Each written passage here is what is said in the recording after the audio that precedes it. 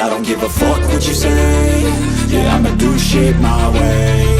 So you can go kick rocks, I'ma stack bricks up, build what I want to make. Yo, I got a lot of shit to say, so I'ma do this every day. I'll be writing things until I'm fucking buried in my grave.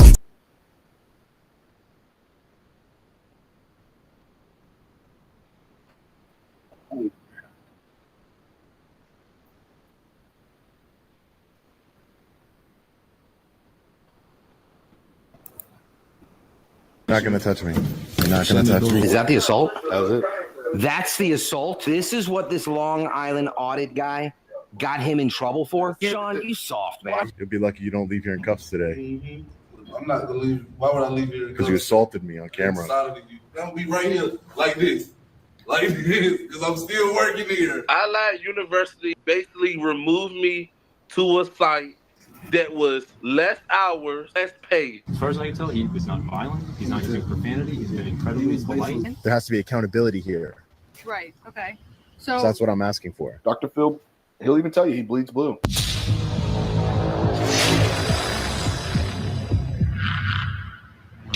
Hey, what's up, guys? Long Island Audit here. Back again with another video. On June 20th, 2024, Allied Universal Security Guard Trey, who assaulted me during one of my First Amendment audits in Virginia, as well as Sergeant Tristan Grunder, both appeared on the Dr. Phil show. Trey blatantly lied about our interaction and pretended to be a victim. He even went so far as to cry on national television, stating that a veteran took his life because of my interaction with said veteran. The problem is I never had any interaction with a veteran during the audit. Before we expose Trey, let's expose Sergeant Tristan Grunder and his partner, Sergeant John Rappa. Both Grunder and Rappa are currently employed by the Gainesville Police Department in Florida. They also work for a company called Advanced Police Concepts. I'll leave a link to the company's Facebook page in the description so you can learn more. Sergeants Grunder and Rappa also host a podcast where they spew pro-police propaganda. On a recent episode, they spoke about Sergeant Grunder's experience on the Dr. Phil show. Dr. Phil, on to his credit, because I always appreciate anybody who is a diehard law enforcement fan. Dr. Phil, he'll even tell you he bleeds blue. You should probably get that checked out. Full transparency, I was invited to go on the Dr. Phil show, but I politely declined. I didn't know who was going to be on the show at the time. I just thought it would be a complete waste of my time, and I was right. However, Josh from Accountability for All did appear on the show, and this is what Sergeant Grunder said about him. I informed the Dr. Phil show that it would be their best decision to keep us apart. Period. Because Be honest, bro. I don't want to punch you in the fucking mouth, because I was literally I watched a couple of your things and I was like, man, fuck this dude. I'm like, listen. You don't sugarcoat it, bro. Yeah, I think if you'd have put him in the green room prior to the interaction, I think things could have got very. It would have been bad. Yeah. You know, because of roid rage. Don't sugarcoat it, bro. Be honest. Let the world know you wanted to viciously assault the man because you don't like the way he exercises his rights. We're law enforcement. Everyone knows that's our MO. Now let's hear their thoughts on yours truly. There are levels of auditors. You got that Long Island auditor guy, Sean. He's a smug asshole. Remember, everyone, the chief of the Gainesville Police Department, Nelson Moya, approves of these officers spewing their hateful rhetoric to the world. We had to get permission from the chief. Obviously got permission from the chief. Absolutely. Thank you. Now let's take a look at my interaction with Allied Universal Security Guard Trey to expose his lies. We will come back to these officers a little later. We aren't done with them just yet. You gotta go. What'd you say? I said you gotta go. Who are you? You gotta go. The boss said you have to go. Come on. Who are you? Allied Universal? Yes. And your name? Come on. Come on, what? So you one of them.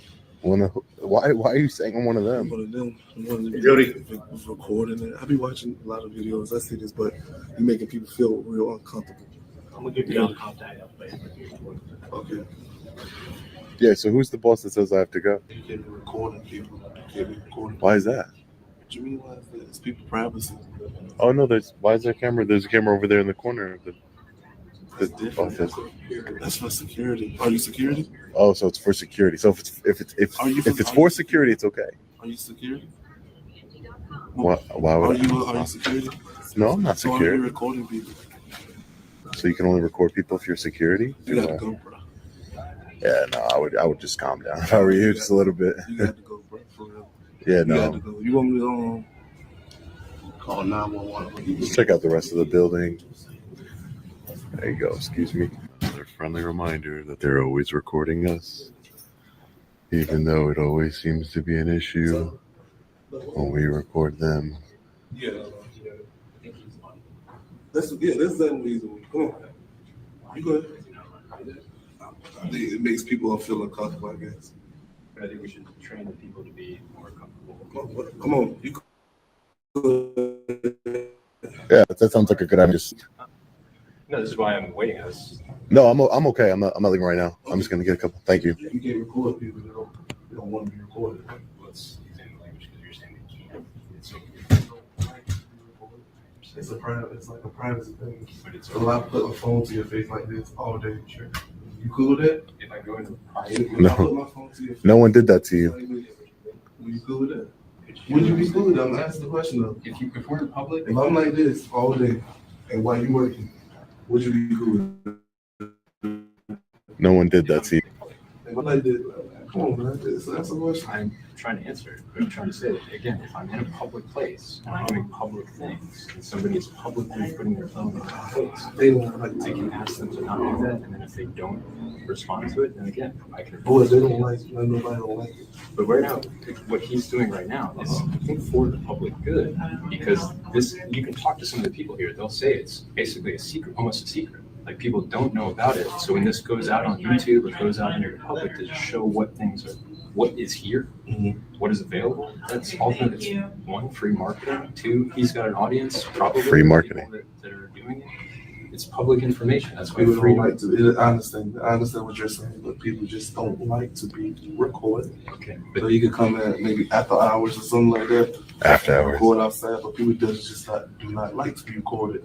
If I'm just sitting here with my kids and everything, and he comes in with a phone doing all of this. Why would I want him to record? I got my kids, I got my everything. this is the issue, because now if you're bringing it into, if you don't like it, it's still his right to do it.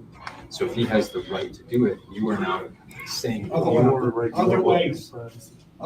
This is public though, is it not? Like, I don't have to sign anything, there's no membership to come in. Susan, can you go somewhere? Can you go somewhere? I appreciate it. Is there a Yeah, supervisor? that's cool. Did you talk to his No, I just, Have you talked to him? He just yeah, I told him what I was doing here, and he just doesn't. No one put the camera in your face like that. So Well, don't. that's not you're recording people. Everybody upstairs basically holding the like a recording. But why? Because I see a cross on you, like everything's already recorded. So that's why. No, I explained that to them, sir, and they you know what they said. I explained that to him, and he says, "Oh, but that's because we're security. We're allowed to." That was his, and I think that sends the wrong message to the people. Well, I realize. Are you speaking about like security? Yeah, security cameras. Yeah. No. Heaven's recording everything anyway. So anybody that's doing anything that is not right, they're not going to like being brought out into the light. I agree with that as well. This is a public accessible facility, and if they're doing things that are, Take it outside. well, he has, why? I asked you nicely. Who are you, sir? Hi. How are you? Who are you? We're ready, the police has already been called. Okay, thank But you. do you see? I asked you nicely. To step back. Yeah. Customers coming in. I understand. Customers, they're the public, they're citizens. Customers are coming up to the counter. I need you to step to the side. Sir, who I don't even know who you are. Who are you? I'm one of them. Okay. You're a supervisor? Right. Okay. I And asked you your name, nicely sir? to step outside, please. Just so I can hold you accountable, sir. Can I get your name? I asked you nicely to step outside. Okay. And nicely, I'm going to tell you that I'm just going to continue to exercise my rights, sir. Okay, that's fine. But sir, just so you're aware, if you're asking him, he still has the freedom. I asked you nicely. Wow. Insane. Ladies and gentlemen, this man is a true patriot. This man right here is a true patriot. Ma'am, you can cover your face, but I just want to say really quick, ma'am. I just want to say that I did tell people my name is Sean. Hi, nice to meet you, ma'am. My name is Sean, and I'm an independent journalist. I told I told the coordinator upstairs that, and I told Trey, the security guard, that. See, you don't want to listen. You just want to, yeah, because you want to paint the narrative you want to paint. Please don't lock the door. As a citizen, I'm asking, please don't lock the door. Excuse me. Our office is closed at the present They're time. not closed. You have members of the public in there. Don't do this. Don't do this. The office is closed. It's at the not present closed. It's not closed.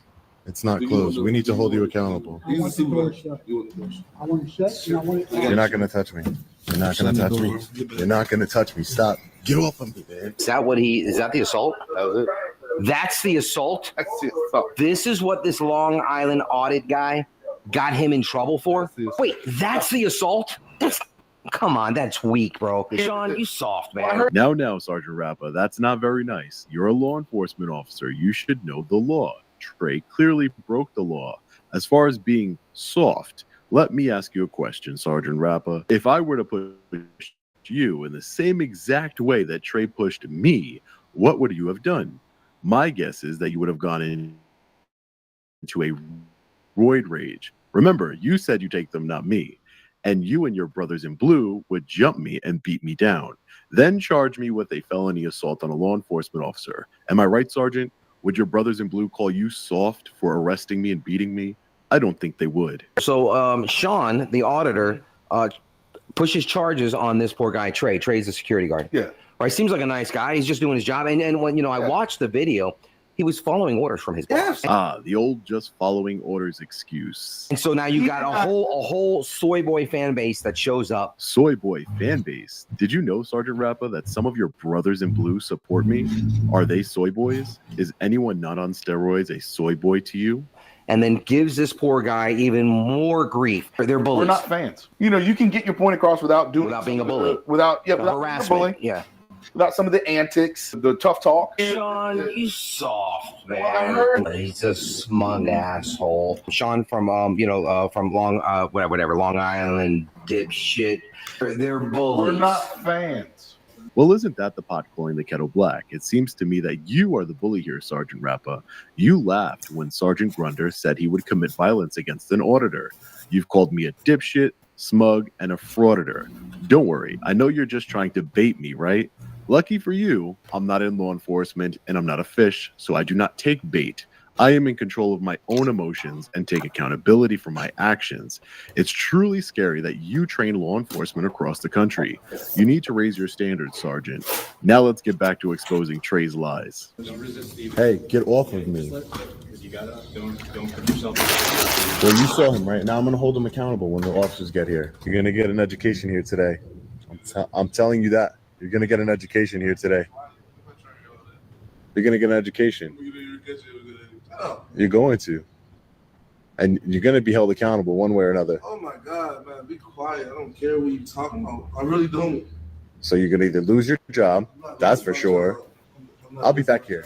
I'm from far away from here, but I'll be back to see if you're still working here. I promise you that. Yeah, that's why I like that. And I'll be right here like this. Because I'm still working here. What are you talking about? You won't be. You won't be. Oh my God. You'll be lucky you don't leave here in cuffs today. Mm-hmm. I'm not going to leave. Why would I leave here in cuffs? Because you assaulted me on camera. You assaulted me on camera. You was by the door. Real smart. You was by the door. Real smart. You was by the door. And not only on camera, in front of a witness. How you doing? Yeah, just go on the side. They'll let you in. Going this way? Right here? Yeah. Okay. No. Other one. Look, this poor woman can't even get inside because of this joker. How you guys doing?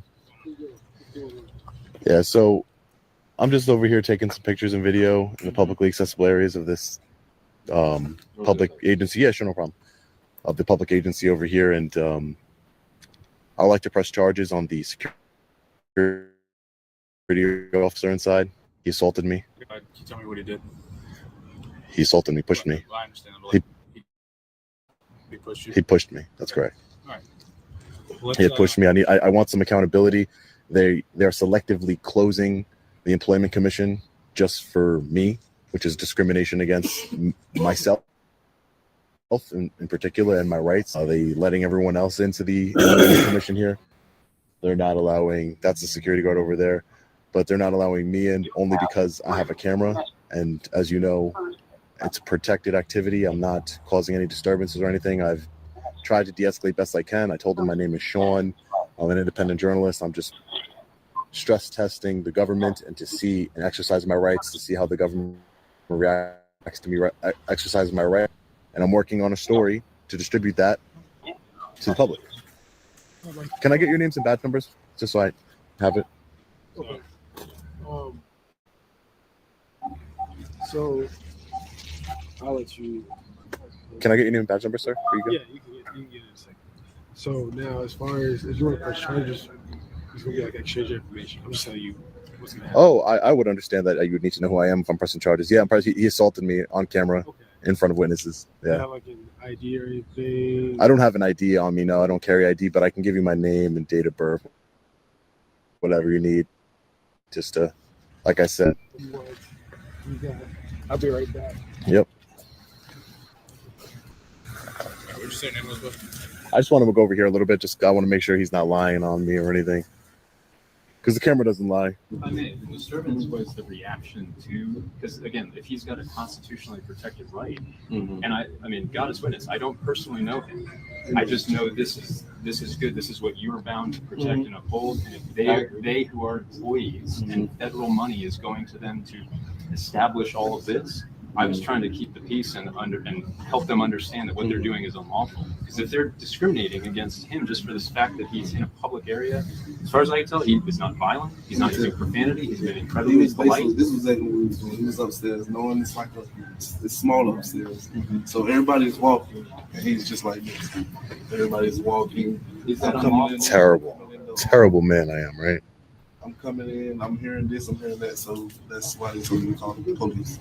Then they told me to lock the doors, which that happens. But I encouraged him to look at what the Constitution is, and even was talking to the supervisor. They did not give me their names. They were even me, like just the fact that I was. I have no idea who this man is. He was just here. They know each other. He came in yesterday asking the same questions a lot. He did it just. They know each other. Okay, that's fine, and that's irrelevant. You're lying. You need to have evidence of what you're saying. Just because I'm asking similar questions, again, I have a knowledge that you do not have. That doesn't make me better than you. But if you're going to accuse me of knowing this person when you have no evidence or facts of that, he's been doing this all. Yeah, would you mind sharing this one? Yeah, I guess. I appreciate you. Okay. But as a citizen, I would encourage you to encourage those who are employees here. Sure. To not Yeah, suppress I'm the the rights senior of director people. of cinema. Yeah, I totally. Hi, ma'am. How are you? Totally am sympathetic to that. At the end of the day, what I would just like to resolve this peacefully. I would like everyone to resolve this peacefully. If you feel that they have violated your civil rights, that is going to be between you and them. As far as For sure, in a court of law, I understand that, but yes, but as far as yeah, our civil rights, my civil rights were definitely were violated today. But I would say there was also a crime committed here today that I need accountability for. That was explained to the other your officer over here. Can I just get your name and badge number? I'm sorry, sure, sir. it's Officer Martinson, 36092. Okay, yeah. So, officer, the security guard has no right to put his hands on me and assault me, and that's what he did. And as a citizen, I am. Were you harmed? Was there? That's not the way the law works. The Code of Virginia doesn't have a separate battery charge. There's not a. It's assault and battery. They're together. Hey, no, he pushed me, but it's on camera. And like I said, assault and battery. I'm very well familiar with the assault and battery charge in the state of Virginia, and it 100% applies here. Even if you don't hit, if you have to put somebody in reasonable apprehension of fear, that's the way the statute's written. So if I just cocked back and I was going to hit you and I didn't do in fear, that's still an assault. So by actually hitting me and putting me in fear and of my life and bodily injury, that is 100% assault. And as a security officer, not even you as a law enforcement officer, no one has the right to do that to anyone, and I want him held accountable. Okay, so what would you like from us at this point? I would like you to charge him with assault and battery. So I can't charge him right now, okay? Because what? Of course you can. But if I did it, you would charge me 100%. That's not what I'm at all. Okay, go ahead. I would, if the roles were reversed, I would give the exact same explanation that I'm about to. Okay. Sure, I'm listening. at the end of the day, I have one party who says that he was assaulted. Can you present me with any physical evidence of an assault? I have it on camera. Okay, but as far as on your person right now, you don't have any cuts, bruises, anything like that. But you asked for Now, physical evidence. as a citizen of Virginia, you have the ability to take out charges, misdemeanor charges, any of that. Okay, we will get the security guard's information for you, and you will have the ability. Since the misdemeanor that didn't happen in my presence, you'll have the ability to take out that charge yourself, going to a magistrate. But if you're seeing it on video, it is. I've dealt with this before, officer. Can I? You know what? Can I please speak to a supervisor? Sure. Thank you. I appreciate it, officer. Thank you. 272. If I just may make the request prior to me leaving, is just to have the information of the managers here. I think we can get that. Because as far as you know, what is the procedure if there is a public employee that is not acting lawfully, or like what's the civil way instead of going the criminal route? What's the civil way to handle a government employee not performing his duties? At the end of the day, it'd kind of be the same process, except Okay. Unfortunately, they're pretty much basic. Officer.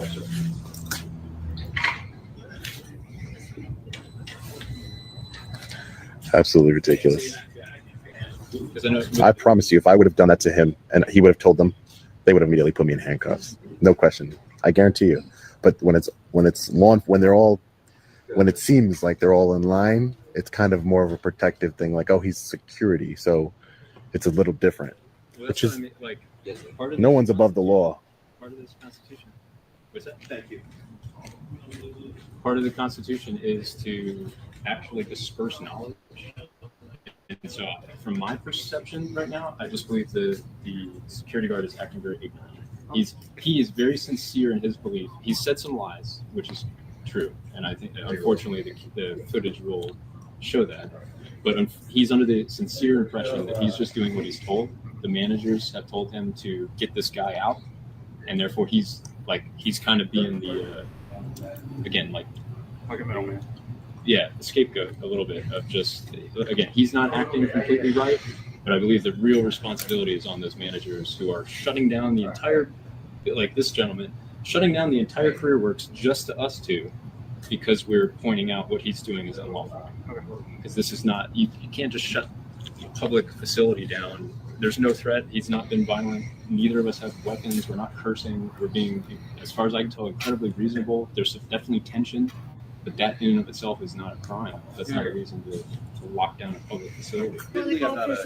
Yes, ma'am. Sure. What's going on? Can I just get your name?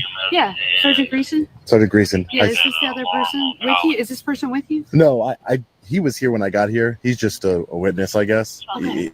He's not with me at all. But yeah, I was just here. Exercise my rights. I'm sure you know that, Constitution protected activity. I won't go too much into that, but I was trying to be cordial with everyone, and they didn't seem to like it, which sometimes that does happen. Some people don't like it. I don't understand, but that is what it is. So my problem is why I called you is that I feel like there's no justice being done here, no accountability.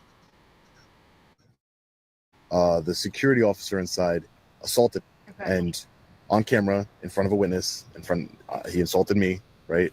All those things. And I'm demanding that he be arrested for that and charged for that. But apparently your officers are saying that I have to just go to court myself as a victim. And I feel like that's really backwards, because if you have video evidence, you have eyewitness evidence, and you have my statement that I'm going to write, what makes that security guard? If I put my hands on somebody, I'm going to jail. I know that. I'm a very peaceful man, and I've gone to jail for less. So, but if I put my hands on people, I'm definitely going to go to jail. And the security guard put his hands on me on camera in front of a witness, and come to here. He's not detained. He's not anything. You have reasonable suspicion to at least detain him, get his information. He gave me his name and date of birth, but again, I shouldn't have to go to court, go swear under oath and all these other things. I shouldn't have to do that when you guys are law enforcement. You guys are here to handle the situation. You guys should be here to handle it. If you want to take my statement, you bring it to court. and get a warrant, I mean, I could show you the video. You can hear the eyewitness testimony over here, my sworn statement. I want accountability. I'm a big believer in accountability. I would never, ever put my hands on someone. Never. I would never do that. Never put my hands on someone. So when someone puts their hand on me, I have two options. I could have either escalated the situation and defended myself, which I chose not to do. I chose to have faith in the system and say, you know what, I'll wait till law enforcement gets here and we'll handle it the right way. Because if I would have, Well, thank you for that. and if I would have handled it myself, we probably both would have gone to jail for a fight or whatever. And I don't want to do that. I don't want to lose my freedom. My freedom is very important to me. But again, I there has to be accountability here, Sergeant. Say again? There has to be accountability here. Right. Okay. So that's what I'm asking for. I'm going to go talk to the security guard. Sure. I'm going to talk to this guy. Yeah. And then I'm going to circle back with you. No problem. Go ahead, So Sergeant. Let me gather all the facts. Yep. Conducting your investigation. No problem. Yes, sir. Yep. So stand by. Yep. No problem, Sergeant. Hello. Hello. How you doing, Sergeant? I'm doing all right.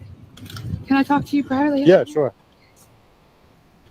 Oh, my goodness. Thanks, This thing won't stop. Hang on one second. Yep. No problem. Hello? Hey. Take care, guys. Chopper. Stay safe out there, all right?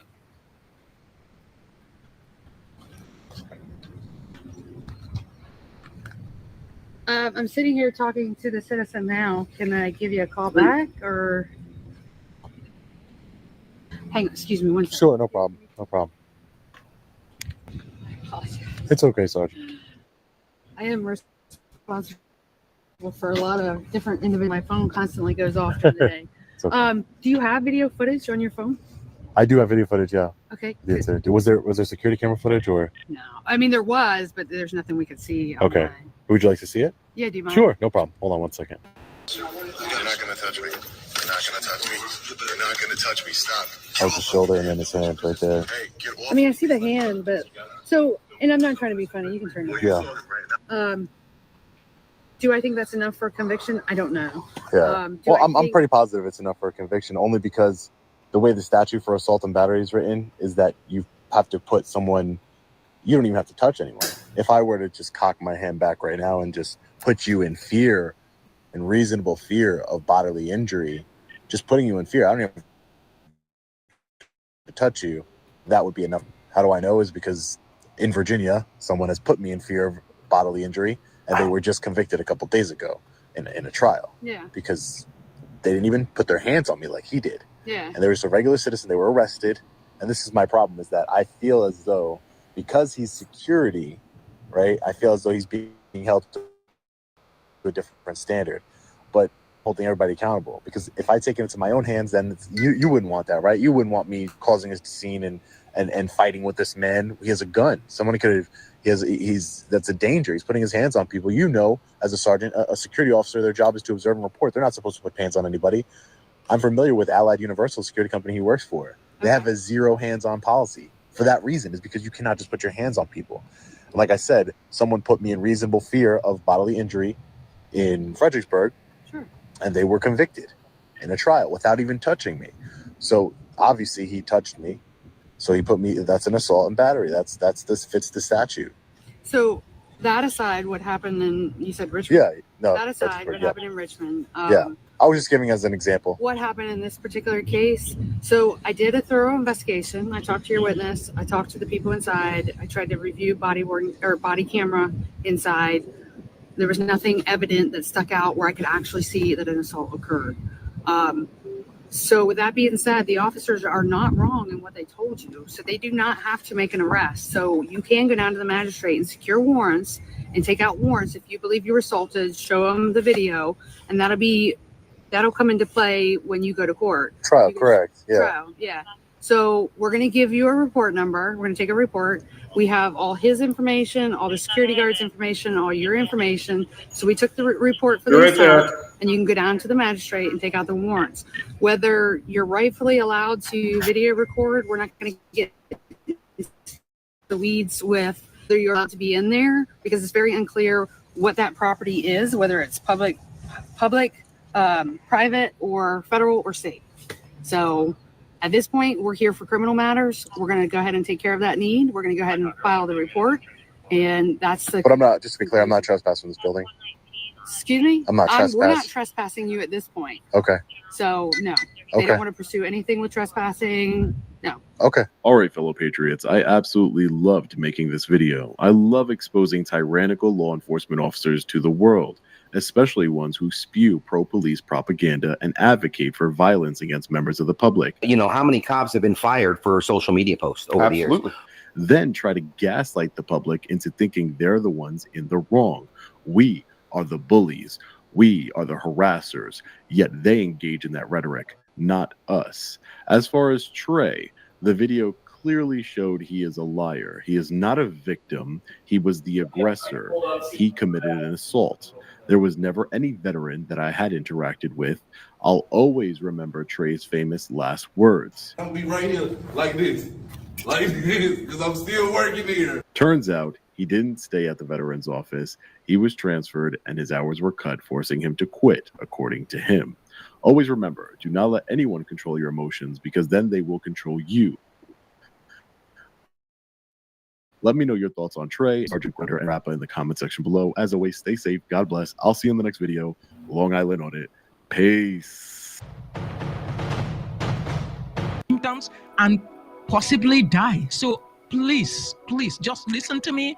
Go on drstellamd.com, do a telemedicine appointment, get hydroxychloroquine and ivermectin in your medicine cabinet. And of course, if you go on our website, if you use promo code Alex, you're going to get a discount. For people right now, for a family, if you want to like build defense for your family, is to get Covivites, to get the pox defense. And if you have children, get the Immunovites for children, because it has zinc, it has elderberry. So this is what we're calling right now the trifecta family pack. So you get the immune defense for your family, you get defense against pox, you get defense against, build your immunity against COVID, against bird flu and dengue and all these other RNA viruses. So my advice, please listen to me. Go on our website, drstellamd.com. And of course, if you go on our website, if you use promo code Alex, you're going to get a discount. We put this together to help you, but I just want you to get it. Get it in your head that we are at a time when they want to destroy humanity. And because they're going to try to destroy humanity, we have to be prepared. Only those that are paranoid, that are prepared, would survive. So that is my pledge, and that is what we do. Your pledge is to make sure that you prepare you and your family. And of course, if you go on our website, if you use promo code Alex, you're going to get a discount.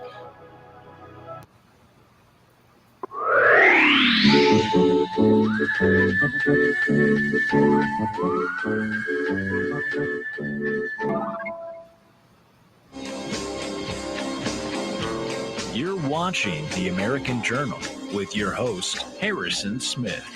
Watch live right now at band.video. Intend to spend the whole show on the Venezuelan takeover of Colorado. A lot of other stuff to talk about. A bombshell interview with RFK that Dr. Phil did that I'd like to go to clips of. There's a lot of election news to get to, but it really feels like what's happening in Colorado is a microcosm for what's happening around the country. And it should be a blaring wake-up call for everybody that thinks that they can just ignore what's going on. Like it doesn't affect them. Like they can just separate themselves from it. It's coming for you. It doesn't matter where you go. It doesn't matter. Coming for you. I mean, the only thing evil needs to thrive is for good people to do nothing.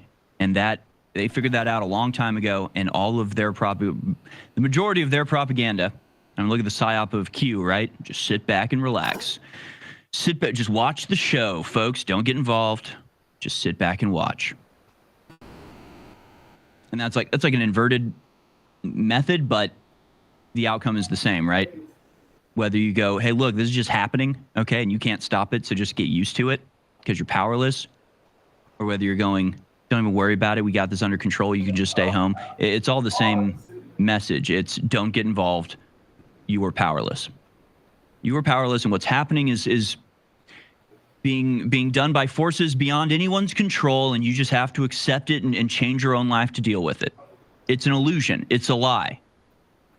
All of this is a choice being made. All of this is happening with your complicity and complacency as a key component to its success. All you have to do is get involved. All you have to do is say no. One good city council person can put a stop to these things. 3 good city council people can reverse the whole process.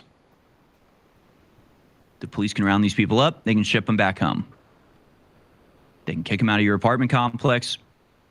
You just have to do it. The will just has to be there. And it wouldn't be that urgent of an issue if it was equal on both sides and the left and the right were both just resigned to letting the people do whatever. That's fine. But no, the left feels like they're in war. The left is activated. The left is aggressively imposing these things on everyone. Where is the spirit to fight back?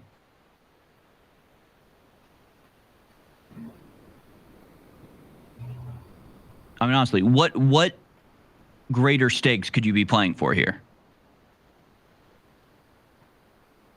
We're talking about the future of your nation, the future of your family. In addition to just your quality of life right now and your safety right now.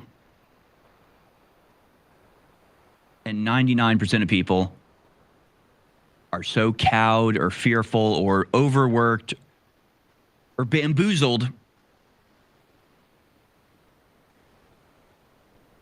that they just let it happen. They're just letting this happen.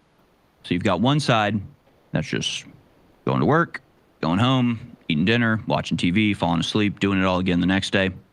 While the other side is just like aggressively buying up apartment buildings, writing bills to funnel infinite amounts of money towards the migrants, taking over, abandoned buildings and refurbishing them with taxpayer dollars to house foreign invaders, defunding the police to pay for their food that they leave rotting on the floor because it's not good enough for them. I mean, one side is manically obsessed with trying to impose these things, and the people that they are attacking openly, blatantly, aggressively are just twiddling their thumbs, rolling their eyes, going, well, it's just the way it is.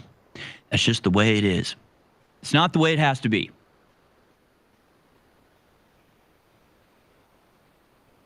Infuriating. So we're gonna keep going on this. We got more callers about this topic and the wider topic of immigration in general. JD from Indiana has called in about the story I brought up earlier. Boar's head, poison meat. Well, not poison, but poisonous, toxic. Go ahead, JD. You're on the air. Good morning, Info Warriors. Let me just say real quick, Harrison. I grew up in the middle of Cincinnati and in Newport and Covington. Let me make it very clear to everyone out there who isn't an Info Warrior and doesn't understand what Harrison's saying. What he's saying is right. Chat whatever you want. I watched this spread from that area down there, Newport, Covington, and Cincinnati, to Florence, Kentucky. You literally can't even go to Florence or out in that area. They call it Little Mexico down there. And it is just the truth. If you keep allowing this to go on, you keep allowing them to take over your cities, it won't stop. It's happening out here in the middle of Newcastle, Indiana. You can look up this little area. It's basically a town in the middle of the cornfield. And they have all kinds of Haitian immigrants that are working here. And my neighbor, actually, his daughter is a manager there at Boar's Head and told me about this incident. Okay, so what's it about? Here's this is from Oldfield Rando on X. Boar's Head is part of the Tent Coalition for Refugees in the U.S., exploring hiring, training, and mentoring opportunities for refugees. Cut to, several months later, inspectors turn up dozens of violations at Boar's Head plant in Virginia, now linked to nationwide recall of deli meats. Mildew, mold, insects, just filth abounds. And they're spending millions of dollars paying for the lawyers and housing for illegal immigrants. Like, we've covered the tent program before. Searching on band.video to find our full report on this. But basically every major corporation in America is in a conspiracy to subvert the laws of the United States and bring in slave labor, essentially super cheap labor, so cheap that they're willing to pay for their housing for a year, pay for childcare for a year, pay for their lawyers for however long necessary to get them through the immigration process, to sponsor them and provide them with a paying job. So they're willing to pay tens of thousands of dollars extra on top of the salary that they'll pay them, because I guess that's just how little they're paying them, because I guess it works out at the end of the day and they're saving some money on the bottom line. They're just, sacrificing your nation in the process. So this is hundreds I think of is in this program actively working to subsidize the subversion of the laws of the United States to get free labor, cheap labor, and to, replacement population contribute to that whole problem. So what do you got for us, JD? Yeah. So you know people there at the Boar's Head plant. What do they say? Absolutely. So my neighbor next door. People there at the Boar's Head plant. What do they say? Absolutely. So my neighbor next door. He's actually kind of elderly and he can't move much. So he asked me one day to come over and put on these big old rubber gloves and throw away all this meat that was in his freezer.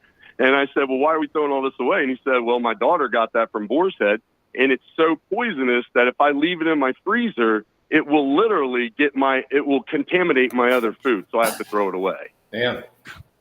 Okay, that's disgusting. It was that bad. Yes, it was that poisonous that it would contaminate, even in freezer temperatures. It would contaminate your other food, and they were told to throw it out.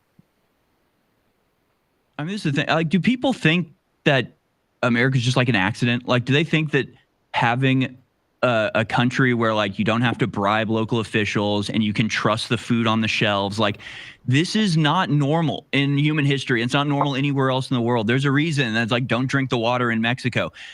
You realize it's not just an accident. It's not just because water south of a particular latitude is poisonous. It's no, quality people, you get quality services. And if you replace all of those people with the people from the countries where everything's broken, everything here is going to be broken. It's really not that hard to figure out, JT. Why are we doing this? What is going on? No, I mean, absolutely. And I try to talk to people here in this town, and I try to tell them, and I try to warn them of what's going on. It's I see it. I go up to the police officers at night. I walk around town and wear a sauna suit, and I'll go and police. And I've even seen immigrants at night around this town looking in people's windows. I've had to chase them down the road. And I've asked the police, I'm like, are you aware of all the Mexican gangs that are actually showing up here? And they're like, no, we haven't had any reports of that. I'm like, are you serious? You guys clearly are not doing your job, or you don't know or you're not being told anything, or something's being kept from you, because they literally will have white buses that will drive them around all around town. Incredible. Powerful call. Thank you, JD. More calls on the other side. It's a takeover, folks. COVID vax causes more heart damage than COVID virus, and brain, blood, immune cancer, reproductive study. I mean, there's so many of these studies. What do you make of that? This finally settled the question, Alex. The COVID vaccine causes myocarditis in young people, not the infection. It's a government false narrative. It's She put her shades back on.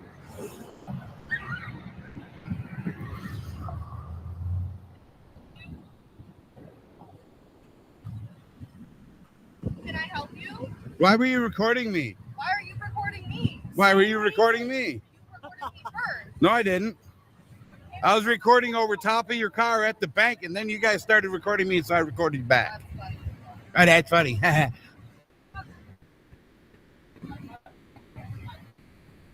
hear a word you're saying. A little bit of advice.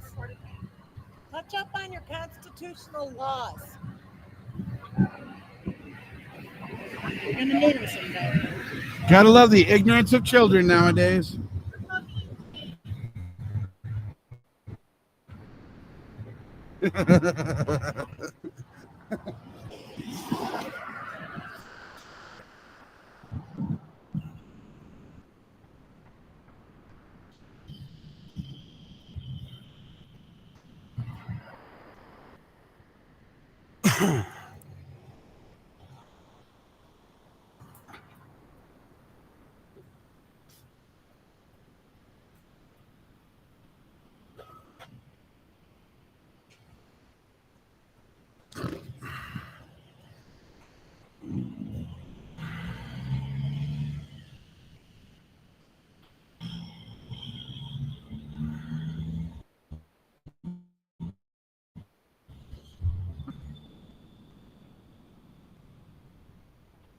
some sick kids.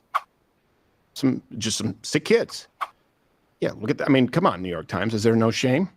Jeez. Or when he declined the presidential salary. That was a big one in the media. There, well, see, there you go. It's just $400,000 for chumps who should just die. I don't believe he said that. It's written, though. They It is wrote written. It is. The people on audio, they're They like, quoted it. I mean, I or agree. when he was an actual hero and saved people's lives. That was one. Then they, okay, all right, you got us on a technicality.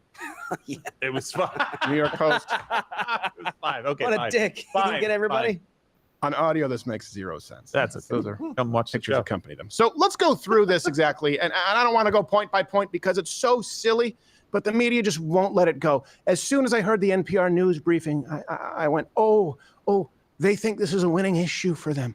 So here's the claim that they were making, okay? Donald Trump was not supposed to be at the Arlington Cemetery, and his aides went out to the members for no reason, and he was completely violating protocol by campaigning and taking pictures, which is against the rules, no decorum. Can you believe it? Donald Trump waltzed in there uninvited. His staff was a good way to people who were just tending to gravestones, and then he was basically the Logan Paul of Arlington Cemetery. He did a cartwheel, I heard. I heard he did a cartwheel. Well, that was after he shit on a grave. Yes. We did it while. So here's Very acrobatic. Here's the truth. Gold Star families were the ones who invited Donald Trump to the ceremony. And then Arlington tried to refuse it, tried to keep Donald Trump from ever entering the cemetery, even though the families really wanted him there. So then the Speaker, Mike Johnson, had to intervene. And the families, of course, were very happy, thanked Donald Trump for being in attendance. No one was assaulted as far as the Arlington staff. And they then requested Donald Trump to take pictures with them. This is an example of people trying to put him in a no-win situation. He's invited. He accepts the invite. You try and start a scuffle when he accepts the invite, then claim that you were assaulted, which didn't happen. Then when he's there with the families, of course, I guarantee you, Mr. President, could we please take a picture? Do they look unhappy? If we can bring that image back up, do those families look unhappy? Do they look like they're being exploited? Do they look like they're being abused? They are the ones who asked for the picture. He was there by invite. He did the right thing while he was there, and he accommodated the families who invited him while he was there. Let me read you a couple of, and all the references are available at lighterwithcredit.com. Actually, from Arlington, confirming the access that was granted to Trump's photographer, because that's the last piece here where they're trying to say, well, maybe he could have been there, he was with the families, maybe he didn't assault anybody, but he didn't have the right to take pictures. Here's the email. Only former President Trump may have an official photographer and or videographer outside of the main media pool. Wait, so the main media is allowed to have cameras? Yeah, and Donald Trump's allowed to have one So at least. the main media is allowed to exploit this. Yes. Yeah. Donald Trump isn't. Okay. I see how it works. It's all about where he was, and they were not supposed to be over there. What the email right there says this? Yes. Come on. This is how they steal a nation from you. Is they get you to believe enough lies cumulatively that you no longer know what is true. And then they gaslight you and tell you about fake news on the right. Look, no one gets everything right. We've made mistakes here. For crying out loud, we have an admonish button. The difference is we make the references publicly available to you, and we actually have shame I have lots of it. when we make a mistake. Yeah, what is he supposed to do? He's in a situation. They invite him. He goes, Mr. Trump, will you take a picture with us? Absolutely not. Like what? Absolutely not. Look, I would, but I'm too busy assaulting the gravekeeper. It's like a WWE match. The gravekeeper. What's he supposed to do? Run away? Look, I think I saw Papa Doc over there. Run. I mean, it's just... Yeah. Papa Doc. What? Well, he is a national hero. He is, yes. I would run too if I see him. Yeah, Yeah. So I guess that's fair. But here's, you want to talk about handling this poorly. Kamala Harris's campaign, they immediately tried to politicize the issue. This is what bothers me most. Do you think that Kamala Harris doesn't know that this is a lie? Just like when Barack Obama came out and said that women made 77 cents on the dollar. Do you believe he didn't have access to Google, to Bing, to every economist who's ever existed saying, well, that's not true. That's an old tired trope. Right. Yeah. No, of course she knows that this isn't true, but that didn't stop her from immediately politicizing it, saying it's pretty sad. It's not surprising coming from the Trump team.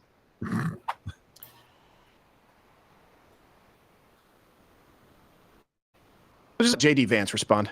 but to have those 13 Americans lose their lives and not fire a single person is disgraceful. Kamala Harris is disgraceful. We're going to talk about a story out of those 13 brave, innocent Americans who lost their lives. It's that Kamala Harris is so asleep at the wheel that she won't even do an investigation into what happened, and she wants to yell at Donald Trump because he showed up.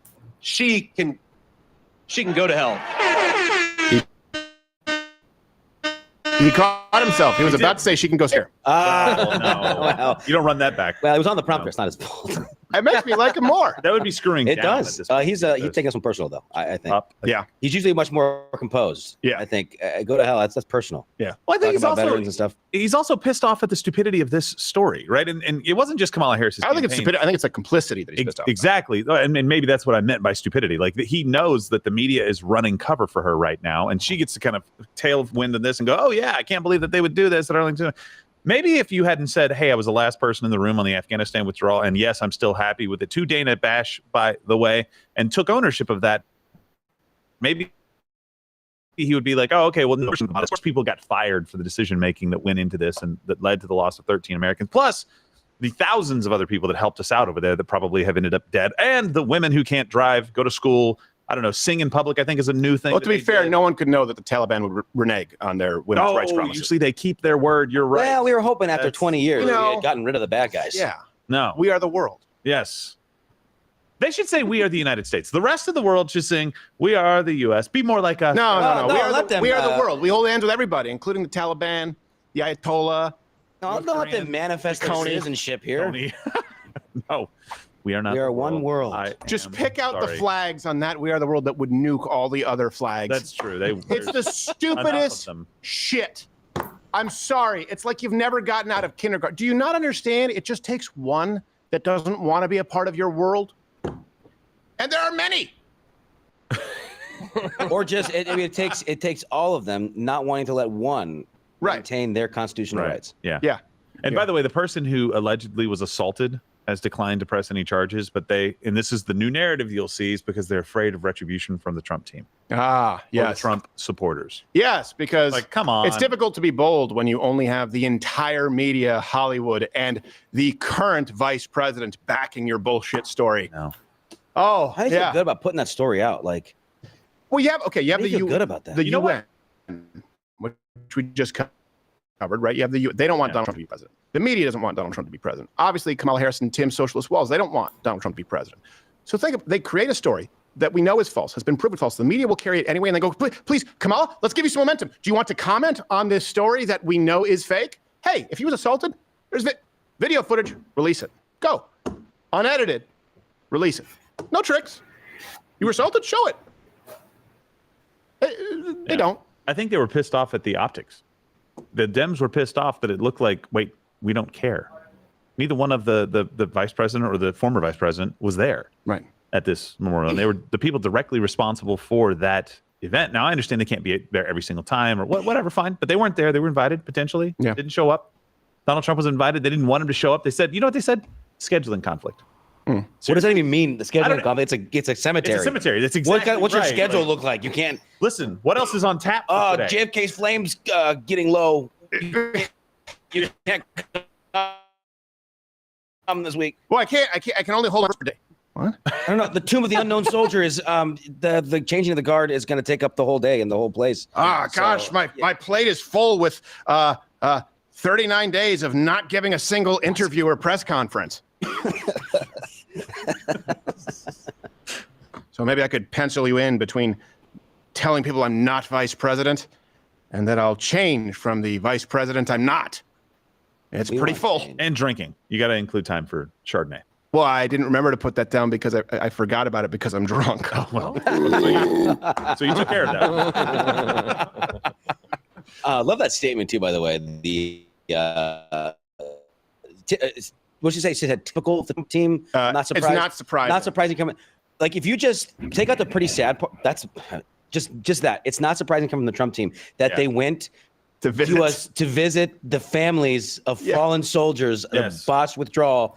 Typical Trump. Yeah. Supporting Gold Star families. What an asshole. Just take away the pretty sad. Yeah, You're right. take away, I mean, it is pretty sad that I didn't think of it first. It's not surprising that he would visit Gold Star families at request. I mean, I wouldn't do it. And some of the families in the pictures have actually already commented. That's said, right like, on par. We wanted to memorialize this occasion as we on. Like, none of this makes any sense to me. I'm sure they would have loved to have. We just forget that Biden exists. I know. I'm sure she would love to have the president of the United States, former vice. Anyway, whatever. They want to have him. They want to have him there. Yes. They want to have the acting president, Kamala Harris. They want her there. Right. Yeah. I don't. But the problem is, if Joe Biden showed up, someone would be like, "Oh no," and show him to his grave. Why would he have an Arlington grave? He's like, "Sir, you're early for your appointment." Some witch doctor waving chicken bones back to sleep. And he would do it too. Be like, "Okay." Well, it does look comfortable. Fold his arms. Is that a Serta? Get my girl in the casket. Needs his glasses. He doesn't wear glasses. By the way, stutter. Stop it. Before we go, you can go see Josh September 19th at the Big Laugh Comedy Club in Fort Worth, Texas. Yeah. jfirestein.com. It's a storytelling show. It'll be fun. Yeah, I think people are gonna have a good time there. But better time than cemeteries. They're not that fun. No. I mean, in October. Sometimes in horror film. In October, they're fun. Yeah, they're scary. spooky. Yeah, they're spooky. spooky. They do get I used to live behind one, or I guess behind one. Was it cheap real estate? No. I mean, no, it was reasonably priced, but it was like in a park, and then there was like a hill, went up to the cemetery, and during the wintertime, it would snow, and we'd go down, we called it the slopes. You sled through a cemetery? No, not through the cemetery. Well, it was it's also just to say that it was a cemetery for those in internment camps in World War II. No, they were just there. Here in the United States. A lot of Tanakas. Sure, one body A flew lot out. of Mr. Fuji's in there. Old, There is. This is Tacoma. There is old an old slant graveyard, they call it. There is an old Japanese graveyard. Yeah. From World War II. I'm sure there's one in messed up. Japan. Yeah, and he wore his. You just can't stop yourself from making mistakes. There are no Japanese graveyards in Japan. Right. There's a couple. I'm sure. There's a forest. There at is a least. forest. He wore Attack the Black Shirt from Aspen too. Yeah, come on. So again, we appreciate everyone who's helped make this happen. Today is just the tip of the iceberg. This is the opening salvo as far as the Mug Club Undercover series, Stealing a Nation 2024. And we do ask that you continue to support. None of this happens without you. We still are tracking down some other leads, but every single week between now and election, November 5th, 2024, the election live stream of the century. That night, we're going to have an electoral integrity map where you can see us not only call states and dispute states, but any shenanigans that take place that night on that interactive map, you can click a box. It'll open up into a new tab, and you can actually see boots on the ground. We have people in every major swing state, every major city in every swing state, as well as a volunteer army to assist with them. So there's no reason to tune in anywhere else. We know what's going to be taking place with a certain degree, I should say. There's a degree of certainty. Right. There was enough certainty that we could make what you're about to see these next few weeks leading up to election a reality. Because when you understand how the left operates, everything that is nonsensical all of a sudden makes sense. But we do need your support. We appreciate it. LouderWithCrowder.com/MugClub. Click the button if you're watching on Rumble. And we're going to continue, of course, on Mug Club watching a very, very sad mashup here of Bill Maher and Quentin Tarantino. So they were discussing the Alec Baldwin the Rust shooting. Yeah. And I watched this, and it's the two of them. Like Bill Maher says, who tries to occasionally try and play both sides of the fence. He was like, well, what is the process to making sure a gun is safe? And I thought it was like a joke. They were setting up a bit, and then both of them stumble over each other. I mean, Quentin Tarantino has done films with so many guns. So many guns, dude. And they have no idea how to check and clear a weapon. Like, it goes on for such a long time, in case you wondered if Hollywood really is different. Then armor is 90% responsible for everything that happens when it comes to that gun. But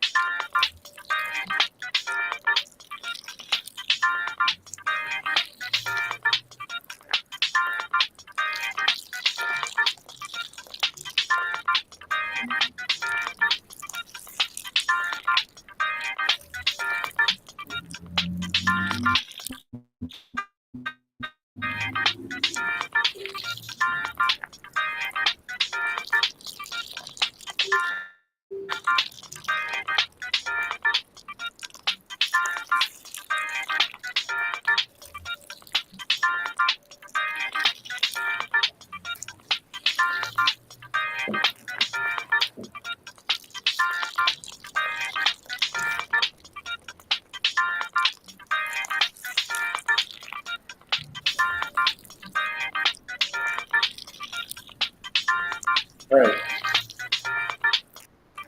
Yeah, cool.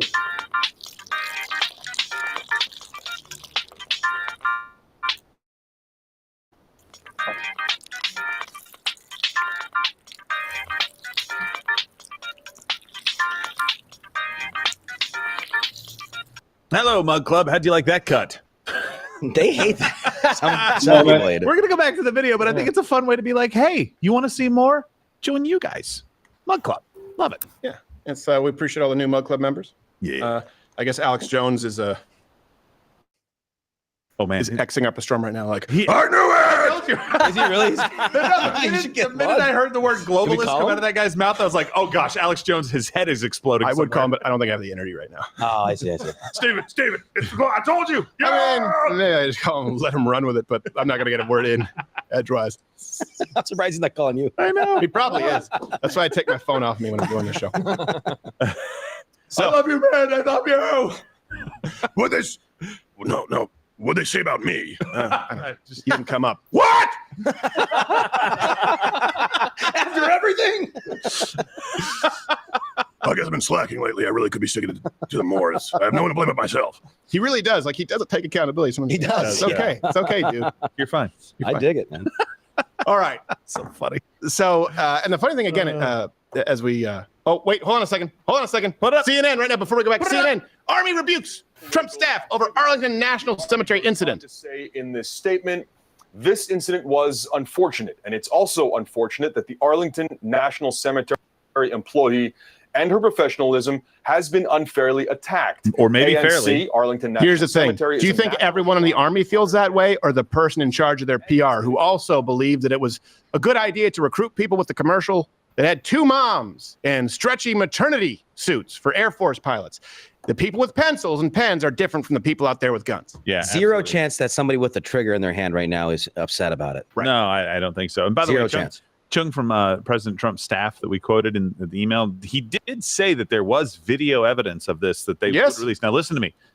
If you said that and you're wrong, that's a big miss on your part, because now people are going to try to use that against you. If you said that and you have it right, counterpunch. Well, they'll just say right about now. Counterpunch. They put this out. There was no incident, guys. Yeah. Like, the incident that they're describing is the way he said it is that somebody came up, one of the staff, after they had permission to do what they were doing from the people in charge there, came up and tried to block them from coming in. And that were sounds basically moved to the side so that they could go through. That sounds realistic. Yes. It sounds if like someone who doesn't like Donald Trump. It does. It sounds like that too, but it also sounds like a miscommunication on potentially the cemetery staff. Yeah, like they said, oh, they're not allowed to. Like, no one's allowed to have cameras, and they go, I don't know if they are allowed to get. I don't think they are allowed to have, no, don't let them have cameras. And then somebody goes out, just some like private or whoever, like, hey, you could can't be, have. or it could be someone who saw Trump was just like, I think both things are very likely. I would bet on the second. I'd bet on Josh, that. put the water down. Devil's advocate. What is it? He's thirsty. Put in your mug. Fucker. Sorry. Guys, Whoa, I get dude. it. I get it. Hey, we have a target on our you hear back. this The UN globalist? stuff. Everyone's a little bit tense now. You hear this globalist over here trying to protect the environment? I know. I'm not putting you on camera until you put the water bottle. Oh. You could have just Well, at least it's close. I think he has something else in his mug. I think he has a. It's weird, dude. Whiskey. It's him. Come to me. They're still talking about it. They're still talking. They're still talking about the. Look at you. I got it. They're still talking about the Army in Arlington National Cemetery. Think about this. They care about those people. Those people are really upset, right? Yeah. Did have an It should be noted invitation. after that picture had taken place, Donald Trump hand delivered each of them an envelope filled with ricin. Look at the narcissism of this guy taking photos with families. Didn't Fauci get footage of him in Arlington for his documentary? Yeah. Remember that shot? I think he like photoshopped in his own gravestone. Oh, he said, "Look, I prevented my own death." Yeah, like he photoshopped his head on Babe Ruth. I mean, that guy was just everything. He did? No. Calling his own Like, shot. came on Apollo 13, and people were like, "It's not even it's the cover. It's the poster for the movie." You don't even have a helmet on. The great Shambino. That's what we call him. Nice. The Sultan of Swindle. What a crackpot. Swindle. All right. I should have repeated it. That's what in the Sandlot they repeat. Yeah, they kept it. Was it Sultan? What's the one kid's name? His name's like Repeat or the two-time. No, the 2 times is from Goodfellas. Goodfellas, yeah. I can't remember what that guy's name is though. There's like the one kid has like a little brother and he repairs. Hold on a everything second, he guys. says. I wasn't convinced on the story, except now CNN has a guy on who has a distinctly pointy head. Oh my! Talking pinky finger. This is an SNL Cedric sketch. Layton. One of the key things here is that this is Dan Aykroyd. It's the Chico. campaign when it comes to honoring the war dead. They did, they were doing the right thing, certainly in the public areas, as you and Doran were talking about, where photography is permitted. But when it comes to the specific area of Section 60, where photography and campaign type activities are not permitted, that is something that, really flies in the face not only of the rules, but also, frankly, of traditions of. You know what? No one wants to say here. They don't. No one here wants to say of the families who asked for those pictures and invited them exactly what they're saying of Donald Trump. Right. We'll say, they didn't honor. You know why? Because they have family members who died, and they wanted a picture with who they very likely believe to be the true president of the United States. Yeah, and somebody. So does Ben Stiller. Maybe would have done things differently to keep from happening what happened. Or Donald Trump can't prevent every bad thing that happens to our service members. It's not possible. If I was in that situation, and let's say that they had told me you can't take pictures, Oh, which yeah. does not seem to be the case. You can't have a videographer, which does not seem to be the case. But even if I found myself at that impasse, and family members of the fallen from the Afghanistan withdrawal said, "Hey, could we take a picture with you?" I would, in my head, go through. Well, the media's going to say that I'm just. But you know what? Screw 'em. Yes. Yes, you can. I would make that decision. And if you're a decent person, so would you. Chat, let me know if you disagree. I'm sure there'll be one veteran like, actually, protocol. And it's like, okay, look, fine, you can have your opinion. But can you at least see that he was trying to serve the people who invited him there? Do you think that Donald Trump needs that picture for his campaign? Yeah, but that protocol weirdo wore his hat indoors once. So right. Yeah. You can suck it, dude. Yeah. I think, yeah. Puts I think his that's Vietnam totally fine. veteran jacket over his seat every time he gets out of the truck. I know you're talking about something. Yes. Oh, you got a Palmia flag. Prisoner? No. You just, you want people to know. Okay. Well, thank you No, for I mean, everything. it is nice to, you honor those people, but. Well, I think Donald Trump is doing his level best. All right, let's go back to the hilarity of what should be really simple. Mm-hmm. Now, I think the Rust story, there was a lot of misreporting on that, and that's not really the point right now. The point is Quentin Tarantino and Bill Maher, I know he owns 2 guns because he said so on air, which is really dumb. He said, I own 2 guns, one upstairs, one downstairs. Well, thanks for the blueprint. Yes. They were talking about the Rust shooting, and they proved that they know nothing about guns. And Quentin Tarantino was like the gun movie guy. Dude, great movies. But great gun work. You want the illusion of Tarantino? You want to go back and watch every single Tarantino film through a different lens? All right. About to ruin it for you. Let's watch the interview. And armor is 90% responsible for everything that happens when it comes to that gun. But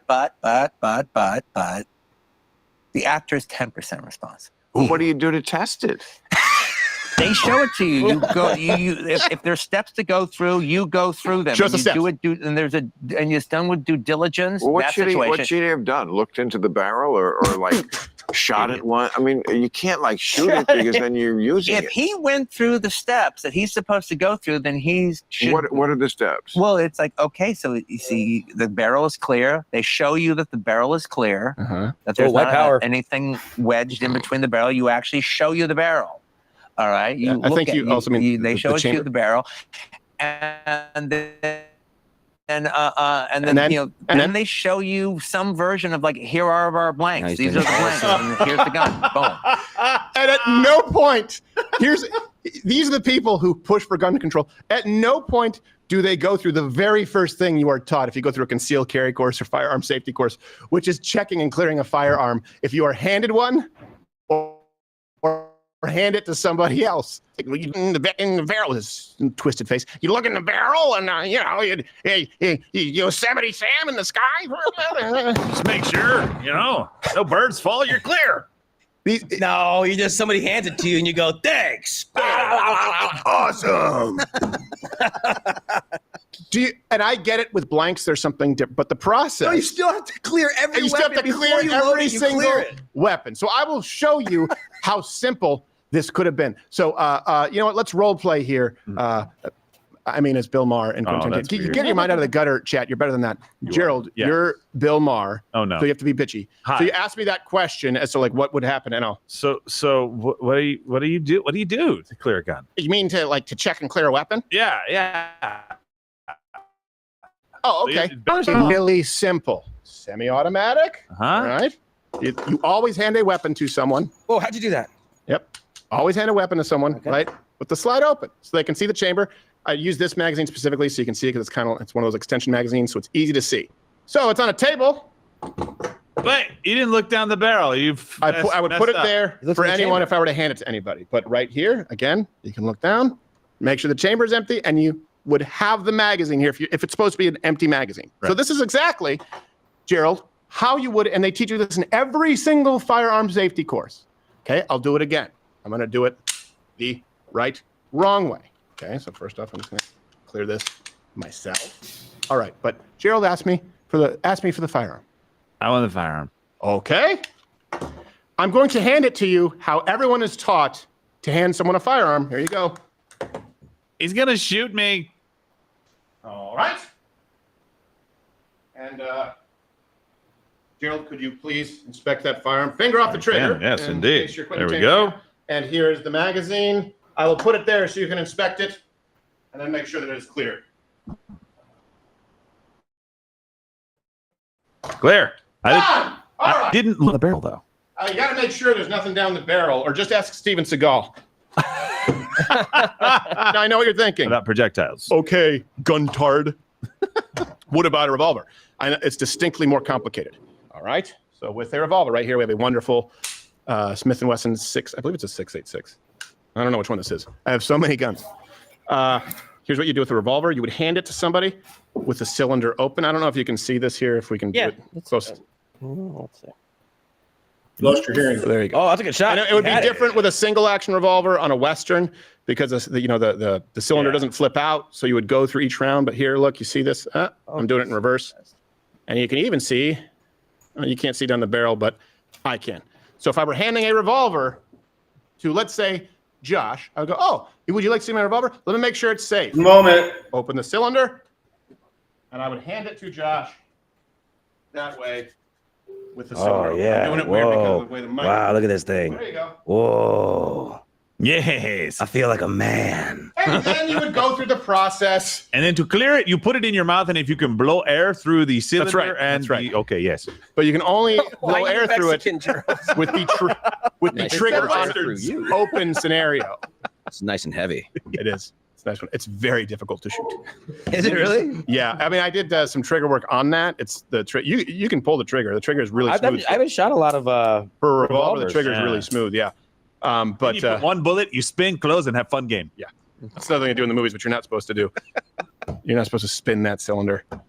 And they always it is the load coolest thing. Yeah, it is. I don't want to. Can I do it? Yeah, you can do it. Yeah. Oh, I just put. Didn't work. That's what I'm saying.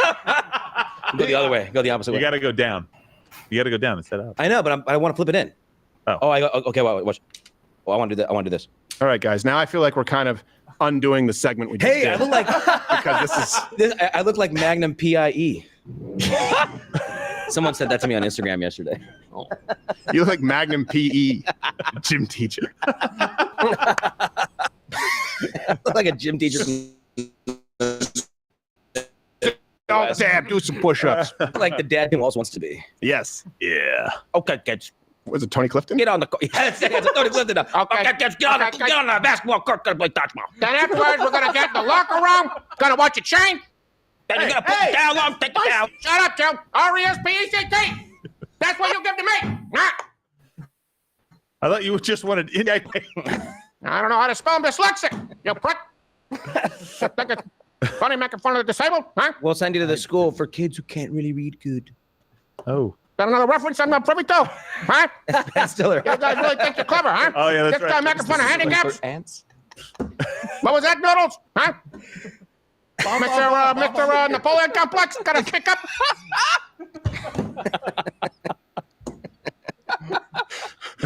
Where's that revolver? One time we did do a Tony Clifton bit, and we had someone who like out and about. No, well, here in the studio. Oh, okay. And we had someone who did not like it, who worked here, who did not work here much long after that, who was very offended. Yeah. I was smoking cigarettes. That wasn't Steven Crowder. That was Tony Clifton. Different. They were like, "Hey, can you stop with the cigarettes in the office?" I went, "What was that?" And I walked right up and went, The mustache flying and blowing in the wind. They're like, "Oh, it's abuse." Oh, like, You goddamn right. It's abuse. Learn to take it. Welcome to the railroad.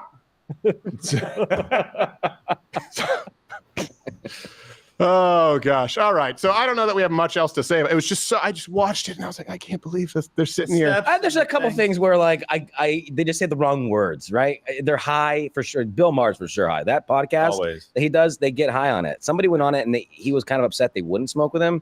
I thought that was lame that he was acting like a teenager, but He invited was me like, to be. He said, "Look, you should." I mean, not the smoking weed one. I said, I'll do your HBO show because it's the one with ratings, right? And then you can come on my show if you want to be on the panel and debate it. Yeah, I said then you can come on my show where people actually watch the actual podcast online and listen, because his thing is entirely beholden to who the guest is. Where he may have one viral clip. If it's just him doing it, no one watches, no one cares. That's the only reason I watch. Same thing with other. I don't want to sound like I'm insulting it, but there's other programs I only watch because the guest they have on. Bill Maher. Yeah, he was like looking down the barrel, but when he said that, he was like making this motion, like he was looking at down the chamber. Yeah. But he said looking down the barrel, so he sounds like an idiot, but he looked like he. But if you're the guy who, and he goes on to talk about how pre-1980s they would always aim the gun at an angle where worst case scenario someone wouldn't get shot, until he saw Hong Kong films where they're shooting people point blank. So he was trying to brag about how he was the first person to incorporate changing the firearm safety protocol. He's like, I saw it. It was so exciting. And so I wanted to have the gun aiming right. So if that's your decision and you're the director, you probably should be able to direct people on set with the basics of firearm safety. That's all. It's just two people who have no idea. Yeah. It's definitely fun to make fun of, but at the same time, no accidents on Quentin Tarantino's set. So that's good. He's delegating. He's delegating well. Yeah. There've been very few accidents, other than there's been two. Just two that we know of. Alec Baldwin and that's why you always clear every weapon. Yeah, is that the only it's the one time you don't check that there's a weird blank in there that's got that gets a projectile in it somehow. I don't know what the exact. Well, it's sometimes blank has like a roll. There's like basically paper, right? So it's kind of like a powder.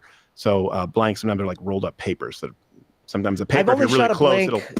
I've only shot a blank in the military, and whenever you shoot blanks in the military, you always have I forget what it's called, but it's like a blank firing adapter or something like that. You put it on the end of your barrel so that nothing comes out when it. I know what you're talking about. When the black powder goes off or gunpowder goes off or whatever. Yeah.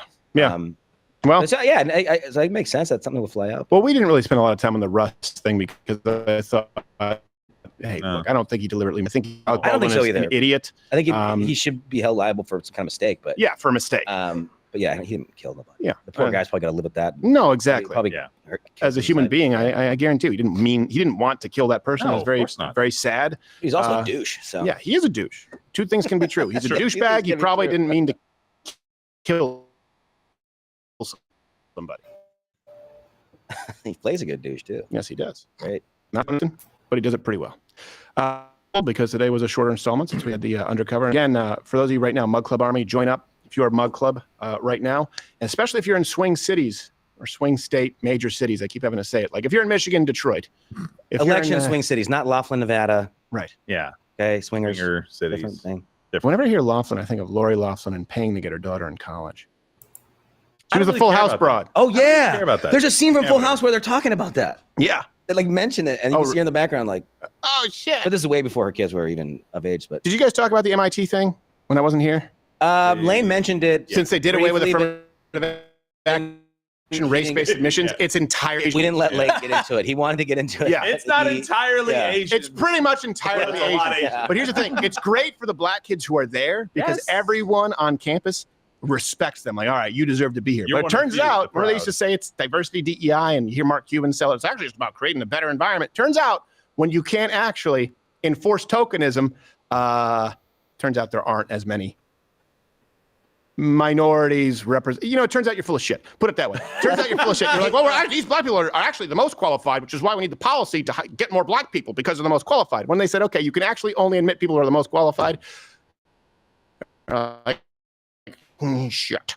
You know what's fun about places like we take away that the diversity, so you end up having a smaller population of white people. Yes, you do. Yes, you do. Now, I would support admissions based on citizenship. Oh, So yeah. I do. If those are Asian Americans, it's very different from Chinese nationals and people who are studying abroad. I definitely would give the right of way to American citizens, not based on race, but I would say, we should certainly accept people from our own country before we allow, because we know that they'll they're- stay here and contribute to the economy. Yeah. Yes, I think that's a good way to look at it. So I don't know how the numbers break down with MIT as far as American. Yeah, they are actually. If you wanted that, let me see. Asian American. So look at the. I can't this is see the it. It's too difference small. here. Up So, 7%. Yeah, Asian up 7%. White was down 1%. Hispanic down 5%. Black African American down 10%. Tokenism is a word. Well, hold on. When you take away tokenism, That's let me just. It's not. It's kind of misleading. Hold on. Bring it up again. It was 15. When I said it, it was kind of misleading. The chart's fine. It wasn't down 10% from 15%, meaning it was down 1.5%, because that would be 10% of 15%, right? Hold on. Beautiful mind here. I just kind of like Patrick Bet David. went from Look, let me break it to you 15 down to that way. 5. Okay, if you have the Asians, they come in, they do good amount because their mother beats them. They're going to be up 7%. Then if you're down 2%, I'm going to invest that. I'm going to short it, and then congratulations, I have blacks. I'm like, or wait, at the school, not doing very good. Oh, okay, gotcha. It went from 15% enrollment to 5%. Oh, okay. In that class, that's what I was trying to make sure was clear. 15% to 5. Yeah, that's almost like you cut 2/3. It wasn't a 1% change. It percentage-wise, it was bad. Yeah, it was bad Real for everybody except the Asians. and still it's white man bad. Yeah, it really still is. We kind of and we stayed have roughly less the people same. there now. Yeah, roughly the same. We went from 38 to 37. But here's the thing, Thomas. That's like a good white American. You're right in there. You're not rocking the boat. You're just kind of there. You're just still there. Yeah. Thomas Sowell talked about this. He said, "Look, it's actually in a lot of cases worse to force those those other 10% of people that didn't make it, that were in the Black American community, into that position because they might not have the skill set necessary." Oh, the dropout rate is astronomical. Exactly. And so, but if you look, let's talk about Harvard, MIT. If you put them at like just a great school, a university that if they hang that diploma on the wall and get those skills and go out into the workforce, they're going to do just fine. Actually, they'll hang it from Great their life. chain. No, stop it. That's the turnover chain from football, which is starting this weekend. So that's where my mind is. But they will do fantastic. They'll actually perform better and be. Why wouldn't you do that? Yeah. As opposed to putting them in a situation. It's not all of them. There's plenty of people that maybe can overachieve, but for the most part, Thomas Sowell, a black guy, so this is a bad idea. Oh yeah, when I listen to the audiobooks, Thomas Sowell, it sounds very racist until you remember that he's a black. He's like, as opposed to the blacks, and he says the blacks. Yeah, I Oh, know. like you can tell he's married to it. He's a black guy. He never says African American. He Yeah. said it doesn't say black men. He says the blacks, and every time you hear it, you go like, "Ugh." I've been trained to think Oh, wait. it's bad. He's a black guy. He can say it. He's super black guy actually. So yes, I don't know if there's super black, yeah, or there just is. black. Yeah, there is.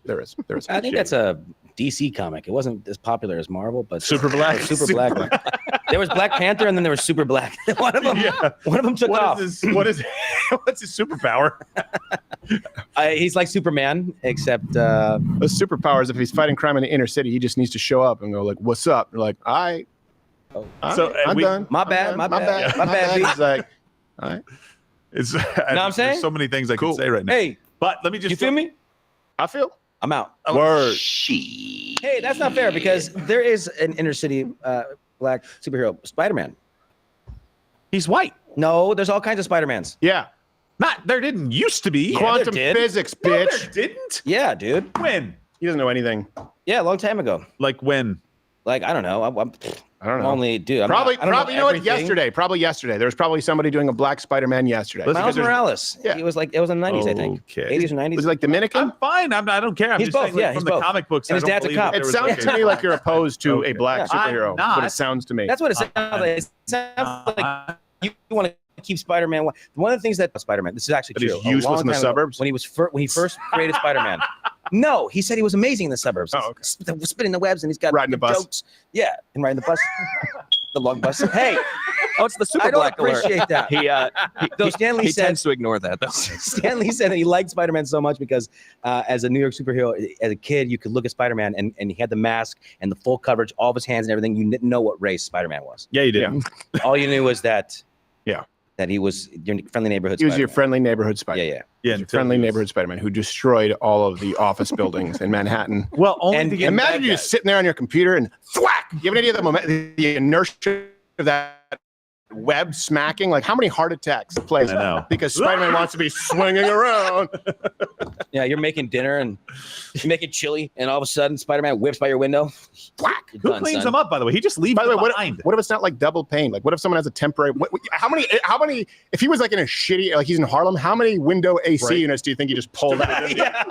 Or fire escapes just collapsed. Window washers fell off the ladder. Kills some kid.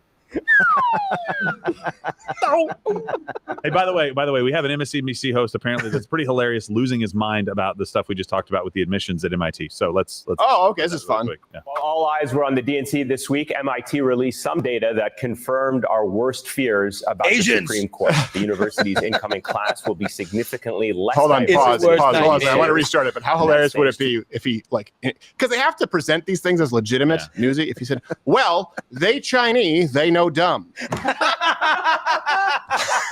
The leading candidate was Bang Ding-ao, and we too low. Sorry, we Before I let's show you watch this it. graph, Let me watch it again. I'm so sorry. Yes, yes. While all eyes were on the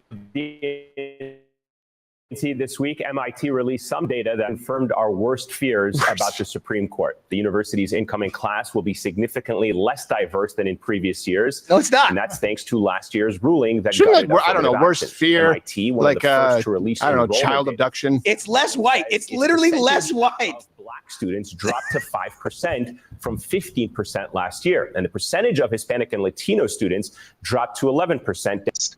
Only 96 freshmen, black freshmen, were admitted to a class of over 4,000 at UCLA. We saw a 44% Should have sported your decline glasses. between 2006 and 2022 at the University of Michigan. And so this was, in fact, the expected outcome. And what's so tragic about Pause. it? Let's just, you know what, stop it. Hold on. If you say expected outcome, what does that mean? What does that mean? We expected when they did away with race-based admissions that there would be fewer blacks. It's our worst fear, you know. So is it, hold on a second. You're saying that it's racist for people to say, well, if they're not there on merit, then they shouldn't be there. But you knew that was coming because you knew that a certain percentage of those students were not there based on merit. I think he said 97 freshmen. Guess what? Those 97 freshmen, it helps them, those 97 black freshmen, because they know they deserve to. I had a girl, we were doing a Change My Mind on affirmative action at UT in Austin, and she was I don't remember if she was Ethiopian or she was actually, I believe, African American. And she said, "Well, I don't know. I don't know if I would be here, if not for affirmative action." I said, "Really? Well, what were your test scores? I said, what were your extracurriculars? What was your grade point average when you left?" And she kind of went through it, as I remember. I said, "I think it's so sad that you actually do deserve to be here, but you think that you're only here because of the color of your skin." Is that what you were going to carry with you for the rest of your life, that you didn't know if you deserved it? I mean, it's like when you give kids, you give them a free goal in soccer because the opposing team is running up the score, right? You know it's not real. You get a participation trophy. It's like rubbing salt in the wound. It doesn't matter. I know I wasn't at Notre Dame because of academics. I don't have to carry that weight around my neck the rest of my life. You do not. By the way, there's a little bit more to that clip that is, I don't know, but it's supposed to be funny. Okay, So let me watch. So tragic about it. There are those folk who are reading this outcome as an example of what happens when merit is taken as the principal deciding factor, when in fact this is actually proving the opposite. Aim. Wait. It's proving the opposite. Saying that this is merit based because we took out all of the things that were not merit based. And you think it's the opposite of merit-based? This is absolutely the only merit-based thing. The only way that argument would hold water is if those black students, right, they went down to 5%. If that 10% who were kicked out had higher test scores and better grades and were more qualified, and there was a racist at MIT in the admissions department who has yet to be discovered, who was like, get out of here, colored folk. By the way, a Vietnamese racist. Yeah. Yes. He just wrote little Klan hoods on there, not accepted. Not a white guy racist. They're rejected. Someone just opens the mailbox like, oh, I think it's your acceptance letter from Stanford. They pull out a burning cross. I don't think it's going well. Yeah. Oh, not a black one. Not in here. Yeah. I don't know why they keep trying. UC Santa Barbara for you. It's so funny. It's so funny. They're never going to get in. Rook, they spelled Christina wrong. That's spelled with a K. Look, this one he's going to get into finance. Spell the name, first name Mo, last name Money. Mo Money. Rejected.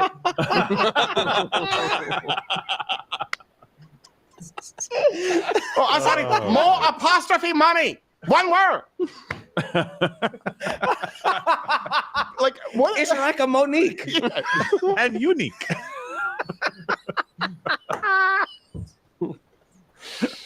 I'm sorry, Chad, if you don't think this is as funny as me. This is pretty funny.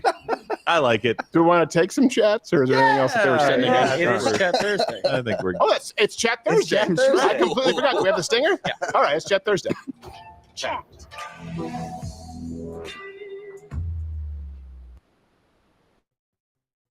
I swear to you, I thought it was Monday. It feels like Monday to you because we're traveling. Yeah, I got in at 2:30 in the morning, and the team was like, "Take a social video so people know that like you're working." I'm like, if they think I'm not working, then whatever. I don't care. I do love them. There's nothing worse than having to be like traveling and be like, let me take a picture. Yeah, so you know my whereabouts. I've been working and traveling all day. I look my best. Yes, exactly. I don't know what it is about an airplane, but you fly private, you fly commercial, you fly Cessna. No matter what, you get out, you look like shit. I know. It's like your skin gets more oily. It gets dry. I don't know what it is. The altitude is bad for your looks. It's the recycled air, I think, and the decompression. It's the poop in the back circling. It's because I'm around all those other people in coach. Yeah. Ew. Well, in spirit, you're breathing in everyone's Bojangles farts. Well, it depends on where you are, plane, bro. You're I said because it sprung to mind because when I go to the Charlotte airport, I go to Bojangles. Bojangles? It's pretty good. Oh, okay. It's fried chicken. Is it good? Real good? It's all right. I mean, it's for airport. Okay. Best fried chicken I've ever had in my life was at a Vietnamese owned gas station. What? The best fried catfish I ever had. I don't know what their race was, but they were Asian. Shell station in Seattle. Oh, really? Wow. Sometimes gas stations, they do it right. Like fried chicken. I couldn't believe it. Catfish in Seattle. I was like, this is crazy. Yep. I would not do sushi from the gas station. Call me the next day. It's just food has gotten. I've done deviled eggs from a gas station. Oh, what? No. In the middle of nowhere, Oregon. They were delicious. On the way back from the gig, I had to stop again. Really? Of course. Yeah, they were so good. Well, I think you're a ghost because that would kill you. It might have. Is this just a cloud? I've been done for 6 years. Yeah. Food has gotten so much better now. That's the thing that people don't realize. I mean, I just, I'm looking up recipes and how to smoke, how to cook something on a grill. And you're like, oh my gosh, there's a million different recipes with someone giving you instructions. It's not like it used to. Step. Yeah. You can't really screw it unless you're me. You can screw it up. Yeah. I mean, I can screw it up a little bit. Well, you don't grill. It's not because Gerald never owned a grill. Whoa! I lived in an apartment. You can't have a grill. Sure you can. Sure you can. There are workarounds. You have a grill. Laws. Yeah. You ever heard of a man named George Foreman? Yeah. I had a foreman. I didn't count that as a grill because I'm a man. Sorry. Well, you don't have a grill, so. Yeah, exactly. Because there's nothing manly about George Foreman. I cook my steak in a toaster. Yeah. I want to stand outside during the Texas summer. I actually did not buy a grill when we moved down here because it was so freaking hot. Yeah, I'm like, we don't have a covering outside. Yeah. I think I'm not gonna get doing one this. now. I think we've kind of got the setup to where I can. Really? A smoker's where it's at. Will it go well with your sous vide? Actually, that's really good. I put it in a little baggie and then I put it in a thermometer. It heats up. I like how you make fun of a good cooking a steak. It's fine if you sear it. Sear it afterwards. You have to sear it afterwards. Yeah. I don't know, too. Chat can let me know. People now, they're like, oh, the reverse here. And I've done it. I do not discern a difference. What do you mean, like searing it at first and then? Yeah, searing it and then finishing it on a grill on a top rack. So you cook it to the internal temperature. They say, no, do it this way first, where you cook it to an internal temperature. Then you have to take it off and sear. But if you have one grill, you have to take it off because you're heating it up and it's just harder to time. I don't really know that it makes a difference. I don't know that it does. I've done it both ways, and I don't know that it does either. Yeah. I don't do that anymore. I used to. The reverse sear? Yeah. I did cook the worst steak ever. I'm admitting it now before you get a chance to. I never said it. No, because I tasted it and I was like, this tastes like this meat is bad. I didn't think I just messed up cooking. I'm like, I've cooked 1 million steaks and none have ever. And then you argued with me over the physics where I was like, well, clearly you didn't have your pan hot enough. Like, yes, I did. I'm like, it would sear if the pan was hot enough. You're like, no, it's a magic pan. No. What I was saying is it wasn't a problem with the sear. The sear wasn't the issue. The taste of that steak. But there was no sear. I agree. Okay, I get that. But what I'm saying is that didn't make sear's closed, man. Dude, that affects the taste. The whole Maillard reaction, it caramelizes. All of the steaks that I've had have been like that finish and have been much better is what I'm saying. So maybe it's better to have a sear. I agree. But in that case, I was like, something is like so much so that I ate 2 bites and I stopped and I thought you were going to get sick. You know what it probably, I know you did. You told me, you said, maybe don't eat that. I was like, no, it's good. And then he sent me a text. So I was on the way home. He's like, I'm sorry, the worst steak I've ever had in my life. I was like, it's all right. It's all right. You told Tim about it. I did tell Tim. You jerk! Well, Gerald just said he made 1 million steaks. I highly doubt it. Yes, I highly doubt it too. Or he made 1 million shitty steaks. Which that would be enough steaks to get them right. Yeah, what kind of steaks were these? What kind of steaks were these? Salisbury? Actually, I gotta tell you, sometimes I prefer to steak. I just do burger steaks where I put the cheese over There's it. nothing wrong with that. I love a Salisbury. I love a Salisbury steak. The frozen ones, oh man, you know the gross ones? Yeah. I get the frozen patties, love it, dude. either from Good Ranchers, or if not, if I don't have any, I'll get some from Costco. They have whatever, it's 80% sirloin. Yeah. You do that. You put a piece of cheese over it. I just put ketchup and mayo next to it. You kind of dip it, some pickles, whatever side you want. My friend, that's a burger with no bun. I know. I like it. It's a high quality burger. Yeah, but you eat it. It's different because you eat it with a knife and fork. It's true. Right. It's sophisticated. Feel better. And sometimes I feel very white trash because I prefer that to a steak. Yes, it's on a plate. Well, that as well, styrofoam, because I want to choke a turtle. And you want to stab through the plate with your knife as you're cutting the steak. I got some Prime 1 strips at home. I've been waiting to cook. I'm going to cook them tonight. We can just do them. The truth is, you can always do them on a cast iron skillet. That's what I use. Or stainless steel skillet or carbon Honey, steel. it takes longer because I got to cook for the family. I actually just got a griddle outside, an outdoor griddle. Someone gave it to me because they knew that I had my problems with my grill. We don't need to get into it, Tim. So a friend of mine, we don't need to get into it, gave me a griddle, a Pit Boss griddle, and it was a little bit warped, I think, from travel. And Pit Boss is sending me a new griddle plate. Oh, that's so good. I know some people say griddle you never go back, but it's never as easy to clean as a grill. It's not as easy, but I've used a griddle a couple of times. I actually like it. I prefer a griddle because I worked in a kitchen, like a restaurant kitchen. Yeah. And I know how to clean a flat top way faster than I can clean a grill. Really? Yeah. A grill, you just heat it up and then you just brush it off, really. And the next time you heat it, if you're doing a sear. If you got stuff in sauce or whatever, you like chicken on there and you got barbecue sauce all stuck to it or mustard or whatever. If you get a good grill, if you get it hot enough, it just vaporizes. Well, I'm not buying a good grill. You're crazy. Yeah. I'm not Steven Crowder. You know? No, you can get, you know what? If you're not going to go super expensive, get a smaller grill surface because it's easier for the heat. I did see there's a portable grill. I don't know if that's what you were talking about. No, I just mean instead of getting the ultra wide grill, because often if you're not spending a ton of money, you're just not going to have the concentration of heat per burner. So get a smaller. Get the grill as big as you need for your family because it's easier to heat faster. I don't need a big one. They have these tabletop ones that they sell at like Home Depot or whatever. Yeah. And it just takes like a small propane tank. Yeah. And you just put it on. You can do it inside if you wanted to. That's a camping grill, Josh. You can. You have a good fan. Yes, you can. Put the Well, now they have those infrared, like they're almost like an oven, but it's just for steak, where it's almost like a supercharged broiler, like 1500 degrees. It's a crazy amount of BTUs. Yeah, I don't know. Someone out there may know. So it's like you can do the steak really quickly. But how do we get on this chat? I don't know. Let's grab some chat. I do it in the bathroom. Cocaine? We played the stinger and then just off the griddle. Yes. I turn on the griddle. I lay down a line because I like to live dangerously, man. On a hot top. You go, That's what happened to my beard. I burned it off. I seared it right off. hot. Ever have a grill that's way too hot and you don't like burp it, so you open it too fast and you're just like, yeah. Oh yeah. I like that too. It's like when Skynet falls. My uncle bought one and bought these massive amount of ribs. He went out there and literally he had charred them completely to ash. Yes. Like, and I was like, oh, that's a fantastic $1,000 grill you've been bragging about. Well, it's a grill. It's not a smoker. With ribs, you have to do it low. Oh, and he slow. killed it. It was all. We literally had no food that night. It was just complete. I'm not kidding. Like there were no ribs left really. It looked like the elephant boneyard in the Lion King. All falling through. We're like, what the hell happened here? You got to put it in an urn. Yeah, pretty much. Serve it like Paul Bear. Into some I ruined the ribs. Yeah. I gotta like order pizza or something. Everybody go home. Family get together. Looks like family dinner night will be game night now. Let's grab some chats. We were chatting amongst ourselves. All right, first chat from Ibrahim Asmodeus. It appears that the true intent of the United Nations is one of globalism, not to mention their criticisms of Israel and failing to condemn the crimes of rape against women and children on October 7th. How do we navigate relationships with our allies without compromising our country's principles or our constitution? Well, first off, must be nice up there in your ivory tower, Mr. right. Condemning rape. I think it's really simple. If they do not serve the best interests of the United States, it's like a hey, how are you? And if they do, we're allies. It's that simple. I don't know why we should be funding anything globally that doesn't directly benefit the United States. No nation has ever done that.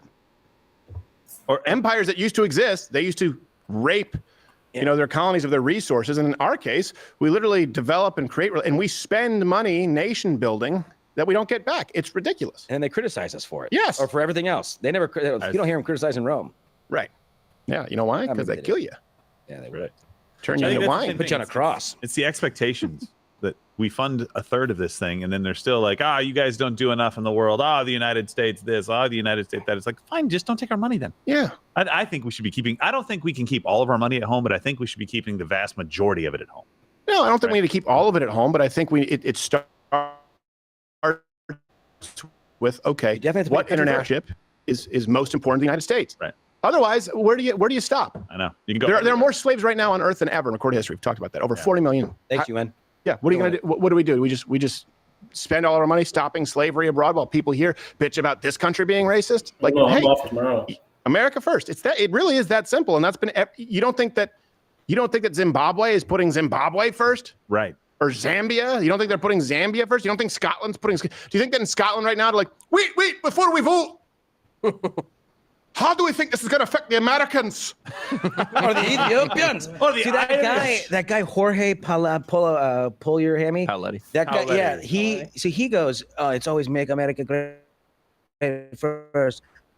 America first. America. Now, if you're Spanish and you're listening to this guy talk, you got to be outraged. Right. You got to be so mad because you're like, this guy, how do you feel about Spain? Spain last? Yeah. That's how you think every country should be my country last. No, I mean, I think America should put Spain first, and Spain should put Spain first. Oh, and that's then, what he meant. And then everybody else should, but America should put he's got themselves that last. EU mentality where it's like we don't have nations anymore. Right. We're a union. Like they think that they're going to become the United. Like they think they're the Right. same kind of. No, it never works. So that's what I think. Yep, America first. It is that simple, and I think that most Americans agree with that.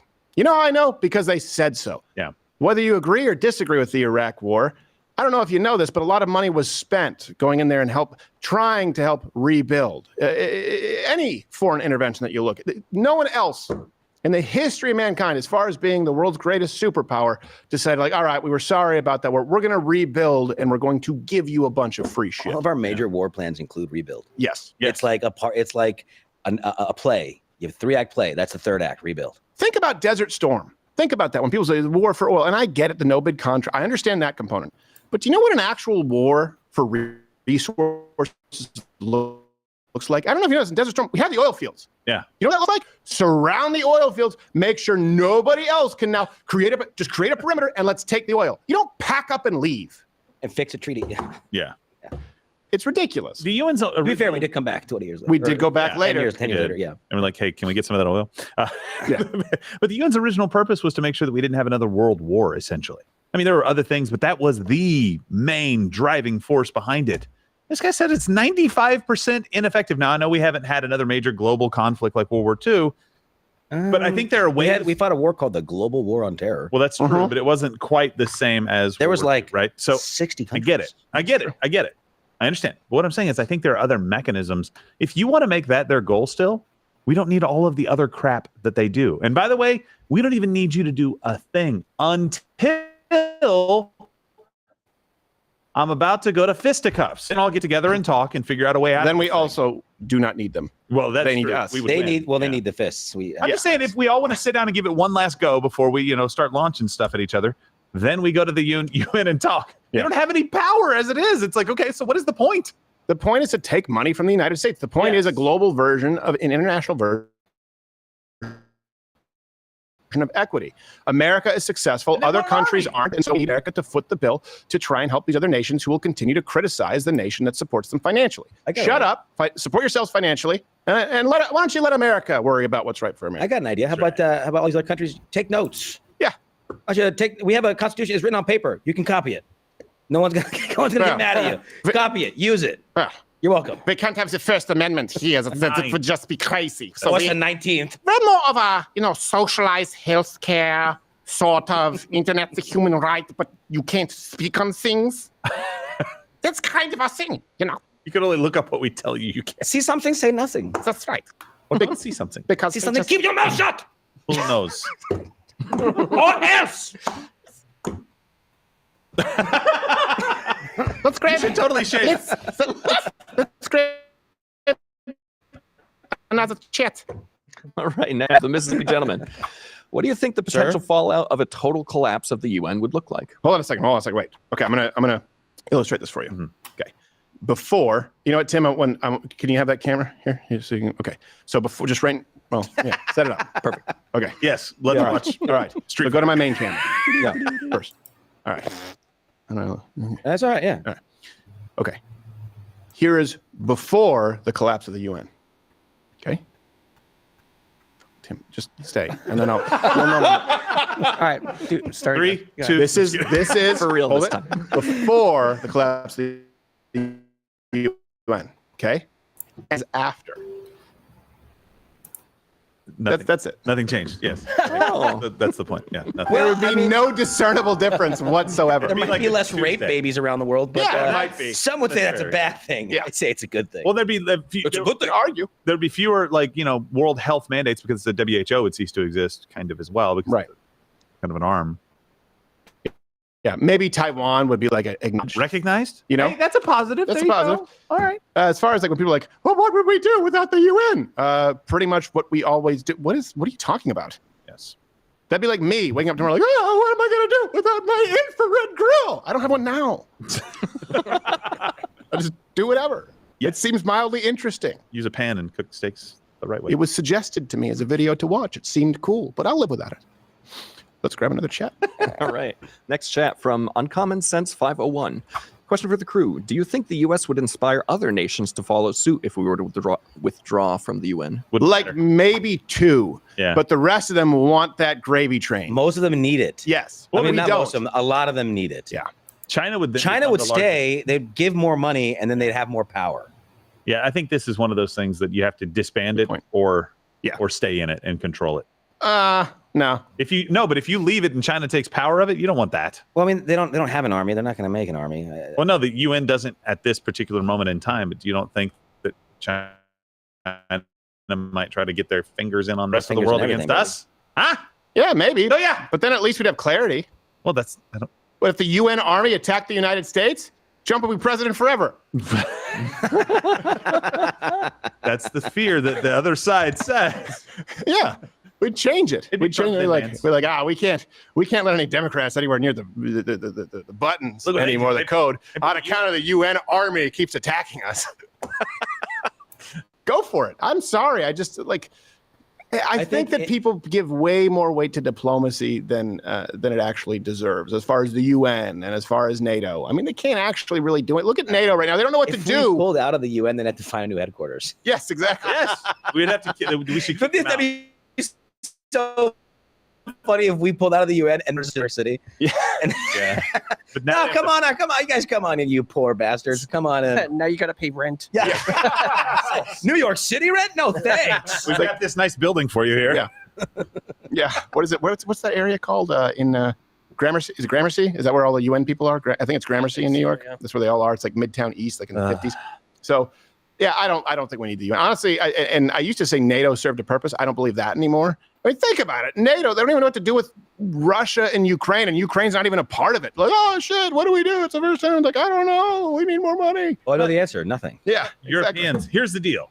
You guys, unless it directly affects our interests, we're going to stay over here. Mm-hmm. You guys handle your backyard. You are more than capable. This isn't like us saying, hey, Poland, defend against the rest of Europe, though they could probably put up a pretty good fight at this point, but they'd still get overtaken. It's the entire rest of Europe to take care of their backyard. You should be fine. Yeah. I mean, don't depend on the French. They surrender. No, their Olympics is gunfire, a but good enough reason for me to draw. Withdraw from the UN. I think, well, actually, if you want to screw with their mind, you withdraw, except right before you're like, I'm done, and then you just go, wait a second. Poland, you're coming with. And they're like, wait, what? Why are they keeping Poland? And Poland would be like, yes. First pick. Yeah, just screw it. Just keep one, but don't tell them why you're keeping one. Just one. Or you can do the I forget the guy's name, but Leonardo DiCaprio's character in Wolf of Wall Street. Yeah, I forgot the name. I forget his name, but Who's going with me? Yeah, the scene. No, not that scene, but the scene where he's like, they want me to leave. They want me to quit. Well, I'm not fucking leaving. That'd be great. Trump goes, I'm not fucking leaving. You're paying your share, and you're paying your share. And throws like a Velcro midget. Yes. Yeah. Works always in any scene. Well, don't worry. They cut that scene from Snow White. Let's go to Holland's another like, chat. come in here. We have a show for you. Come on. We have wooden shoes, yeah? Yeah. What? And a ping Why? ball. You're better off walking barefoot in the dirt. Oh, you have a point. Yeah, but these ones make funny noises. They make funny noises, but it's right. It's almost like these are in no way. We are a nation of bunions. I love a shoe that its name is how it sounds. Yes. Clogs. Clog. I think they just really liked tap dancing. Let's grab another chat. All right, next chat from Petrux303. As a conservative woman in the military, I find it increasingly hard to fit in with other military women. There's a women's empowerment panel today covering topics like breaking the glass ceiling, overcoming gender biases, and creating inclusive environments. Should I go just to see how awful it is? It's not mandatory? It's not mandatory, Congratulations. yeah. But yes, you should go to troll it. Have fun. Yeah. I mean, look, yeah, I don't know what you do in the military. I obviously believe that there's a role for women in the military. I just don't believe that we should be lowering, the requirements at all as it relates to a physical role. Or as it relates to, for example, a role that requires incredible reflexes, because we know for some reason, I don't know why, I can guess that men also have faster reflexes, reaction time in scenarios under pressure. So, see what it is that they're saying. My guess is, no more pull-ups. Just a dead hang. That's probably more stuff like knee push-ups, promotions, and what you need to do to keep up. Maybe I'm talking out of my ass. I don't know. I have no idea. I couldn't guess. I didn't pay attention. If it makes me a sexist every time I see a female cop trying to subdue him, I'm like, this woman shouldn't be doing this job. It's the same thing in war. I'm like, ugh. Well, there's lots of jobs in the military that don't require you to be strong and just like in the police, detective, dispatch. But if it's a 290-pound, former O lineman on PCP, sorry, Becky. Yeah, you might need backup. Yeah. Or one of those bomb dogs. Yeah. Oh no, not bomb dogs. Bomb robots. They don't have bomb dogs anymore. Dallas shooter. No, I don't want to bomb. I'm talking about like the robot they sent that exploded. I don't want to do that with a dog. That's the wonder. I love that robot. Yeah, that's cool. Yeah, send those in. It's a cool robot. I just thought automation spares nobody. And the German Shepherds are. Yeah, but it has like a little phone. Like, hey, we're sending in a robot to communicate. And it's got a little phone. When you pick it up, bam! It says kablam. That's like something Chip and Dale would do to Donald Duck. Exactly. I love it. Bunny to the duck, Daffy Duck. It's the situation. Oh, you shot a bunch of cops and we're trying to get you out of a parking garage now? Has that ever actually worked? Yes. A robot with a phone? Well, I don't know about the phone part. No, not the phone. That they had an explosive device on one of them. That's how they got the Dallas. Yeah. I thought like it required like they sent like a robot with it's like a remote control car with a speak and spell. And you answer it and it blows up. Yeah. Like an IED. The robot just explode face. So great is if you could send in, because it creeped the hell out of me as a kid, like a walking Teddy Ruxpin, just like yes, and then it knocks. Yeah, who's there? You're my best friend forever. What? Finally, 2. Get ready for a surprise. Now all hostage negotiations very cartoonish. Yeah, they are really. I feel the ball bearings.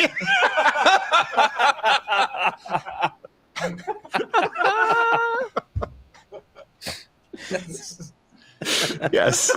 Yes. Anyway, yes, go to the panel. Let's grab another chat. All right, next chat from Ride Felton. I'm born and raised in Arizona. The 2020 Well, then election. you must be very proud of yourself. What's up? Yuma represent, dog. Yuma. The 2020 election was a total sham. With 2024 coming and seeing how Arizona did a swing, I'm fearful of what may happen. My wife and I are talking about leaving Arizona if it goes blue again. However, others are telling time to stay because leaving will just further hurt Arizona. What are your thoughts on this? Stay. I don't think so anymore. I think I say stay. I think at this point depends what happens. I don't think that Arizona is necessarily a swing state. I think it's pretty red. They want to turn it into a swing state really through illegal immigration. There's also a lot of California immigration too. Yeah, people forget about that. Arizona, Nevada keep getting infiltrated by California people who want California policies but can't afford to live under them. Right. Yeah, they want the opportunities. For and now in Texas, a lot of people who do here are actually more red leaving California. I agree with it's that. Not as bad as Arizona or Nevada, where it's just a jump away. I think it starts with doing what's best for your family, man. Like it really does. I understand people saying like, stay and fight in a swing state. I think if we get to that point where you're actually harming the people who matter most to you in your day-to-day life, your family, your friends, your social circle, then at that point it's civil war popping off anyway. Like you're going to stay there to try and swing the state if there aren't the economic opportunities afforded to you 2 states over. Do what's right for your family. Do what's right.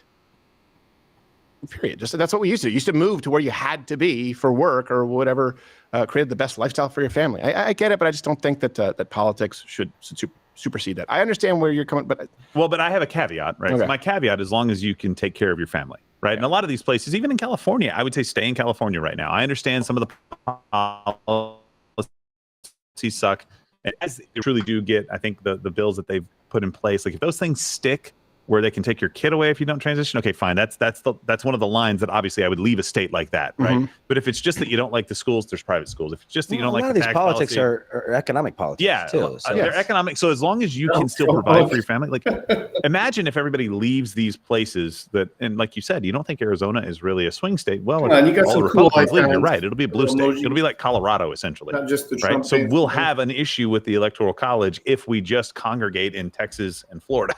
Sure. So I don't want that. It's the same thing with immigration. It's like, look, I get that it sucks where you are, but make it better for future generations. Well, what I would say is don't stop leave doing outdoor malls. It's hot there. Yeah. I don't get the fascination with outdoor malls in Phoenix and Yuma. Tucson. Come home look like a cancer patient. Yeah. Like, what'd you Dang, do? You dude. come back from chemo? No, I went to the promenade. I'm just a little dehydrated. Yeah, everyone looks like they're getting ready for Mr. Olympia. Like, I bought a shirt. Yeah, it's I would say don't leave because the state went blue.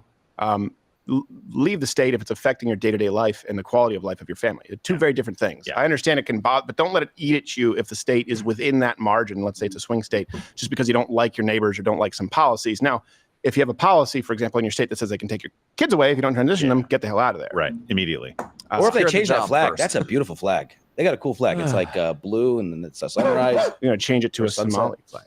Yeah, that'd be Good old sick. Minnesota. A lot of fun. All right, let's grab 2 more chats. All right.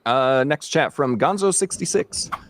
Do you think there may be more prominent politicians to endorse Trump with the endorsements by RFK and Tulsi? And do you think RFK's endorsement will show that Trump is the one trying to work together to accomplish what our country needs to do? So let me see that again. That was more politicians. Like I don't know who else. I mean, I don't know who else. If you don't want Manchin, or or what Cornel West. Yeah. Well, I don't think so. I think they're getting at more like the unification being crossing party lines and that aspect. Well, of it. Tulsi has been, let's be honest, has been seen as a kind of a Republican for a while now. So I don't really know that moves the needle. RFK could. I bet you we're going to get another wave of stories because from what we're hearing, the internal polling at the Harris camp is not great. So I'm curious to see if that moved the needle, and if so, how. You've seen what they're doing in Michigan, right? I have not. Keeping him on the ballot? They're keeping RFK on the ballot while they try to remove Cornel West from the ballot. or they tried to before, but it was unsuccessful. Cornel West from the ballot because they believe that hurt Democrats more. Right. RFK has withdrawn, and Michigan said, no, we're keeping him on the ballot. Yeah. Democracy. At work. Jeez. Think about that. Wow. Yeah. Well, we already printed them up. Yeah. Yeah. Exactly. And so RFK dropped the race completely. Because when I read the article last week, it was like he was pulling out of some states. No, he pulled out and he endorsed Donald Trump. He ended his I saw the endorsement. campaign Yeah, officially. Ended his campaign. Right. Okay. But some states are keeping him on the ballot. Now, they're going to make the argument that it's past the deadline for any changes to the ballot, and so therefore we can't. And it's like, well, no, this just seems like a ploy for you to make sure if there is going to be a split, that it happens. Oh, now you have to follow protocol as it relates to the electoral process, huh? We care. Now don't violate your state constitution. What happens if RFK, hypothetical, RFK Jr. wins Michigan? He can't. What? He'd wake up. He's on the ballot, Gerald. He'd wake up like, holy shit. I won this. Dropped out. Yeah, what happens then? Right, and boys, he goes, back no. on top. Nothing happens. Exactly. Yeah, so why can't they just not count his votes? Well, no, because if he's on the ballot and people can't they vote just for him, go, they have to count those votes. That's their whole plan. They can count it as a zero. Yeah. No, they can't. Yeah, Sure, take those Watch votes this. and blame him Zero on Donald Trump. Zero. Yeah. So, yeah, that's what they're doing. I don't know as far as other people endorsing him. Yeah, is it like Monopoly? Can you I just can't give your think of properties to No. the other candidate? Hey, I'm out of the game. You get all my houses. Pasco, 200. What? The only reason I'm leaving is I don't like that guy. Go beat him. I'm trying to think who else could actually move the needle at this point. As far as a political person, I don't know. I mean, if you're talking about celebrities and stuff, that's very different. But as far as politicians, I can't think of anybody. You have to have Bernie with the PNC. It'd be hilarious if Biden came out and was like, you know what? Screw that bitch. October surprise, baby. Yeah. He just pooped his pants, but that's the last official act. I'm like, you're my man. Yeah. He just like goes to the voting booth. They always do that video. He goes to the voting booth with a red MAGA hat. He's like, that'd be awesome. Try and put a blow dryer in my bathtub. Force me out. Final chat. I can't think of any. The last straw. All right, final chat from Cam Geiger. Thanks for the phonetics. I have many friends and family members who have already accepted the next election is going to be stolen. Is there anything I can say to help change their minds? Thank you, Josh, for being awesome. Oh, that was a nice thank you. Yeah, thanks. We actually have a segment just we were going to do it today, but we'll probably do it tomorrow or Monday. Oh, shit. I forgot to tell everybody that we have a live show tomorrow. Okay, well, because Kamala Harris's first actual interview is tonight. Sort of. Well, some people show up every Friday expecting one anyway. Jump cut. Well, we obviously on Mug Club, but I'm saying we're actually going to have a full show. Like we'll we're get going it to out do one on on social, make YouTube sure. as well, where it's live because we're going to be dissecting the interview. I forgot to tell them. Oh well, you guys know. We forgot to tell you to tell them. Well, it's my fault. Luckily, I have this time stone. Right there. Gay. I rub it and then I spit on it. Oh, jeez. You and the Hawk-Tua girl. Gosh. Yeah. Lick the stick. No! Whoa! I got bigger boobs. What was that from? You. No. Yeah, that's a Gerald Morgan original. What could I have possibly Clip it. been talking about? That is a Gerald Morgan original. Oh, jeez. What were we talking about before this? Swing state. We have a segment on just gun owners who are not registered to vote. And in every single swing state, if the gun owners, now this is just assuming a relatively comfortable margin of victory among gun owners. I know that that's actually an issue where you get a lot of Democrats who are gun owners, but let's assume that it's somewhere between 55 and 70% of the gun owners who are not registered to vote in states like Arizona, states like Michigan, certainly Georgia. Guess what? Donald Trump wins. And I don't know if you know this, but if just these pieces of investigative journalism that and it's why we're doing them between now and November, reach enough people, guess what? That's enough to change Arizona. That's 10,000 votes. That's enough to change Nevada. It's enough to change Michigan. It's enough to change Pennsylvania. You only need a few 100,000 people across different states. So people who say, oh, this election's going to be stolen, if anything, I think what they're trying to do right now, the polls are at best for them a dead heat, okay? They are trying to defeat you morally so that they can get away with a steal. I think if you think the election is going to be stolen and you're certain of it, are you gonna lay down and take it? Yeah. Or are you gonna, metaphorically fight? Right. And mark that ballot. Yeah. Vote. If you're not going to metaphorically, fight. if you're not going to metaphorically fight, right, and vote, and I know that some of you can't. Obviously, if if you were there January 6th, right, you probably lost your right to vote. Or at least get people out to vote metaphorically, right? Make your voice heard this election, right? There's that process. And if you say it's lost and you don't take part in that process, well, then you better be ready to literally fight, because that's what you're saying. You're saying it's all lost. And when you say that, what you're saying is there are no more processes, no more potential solutions that they're outside of violence. And I don't believe that that's the case. Outside of an actual civil war, we're not at that point. This is an election that is very much winnable. And yeah, there have been some corrections in states. Not enough, but there has been oversight. And you can reach a few people who reach a few people who reach a few people. Hey, you can affect a couple hundred votes by just having conversations. We know that we can affect a couple million votes by having these conversations. Certainly, look, we rely on you in the Mug Club Army to amplify these investigative journalism pieces because they do reach newer audiences. There are two in there that are very eye-opening, very eye-opening, that will blow your mind, and I think will give a lot of people ears to hear. We're doing everything we can, and I just hopefully hear more from you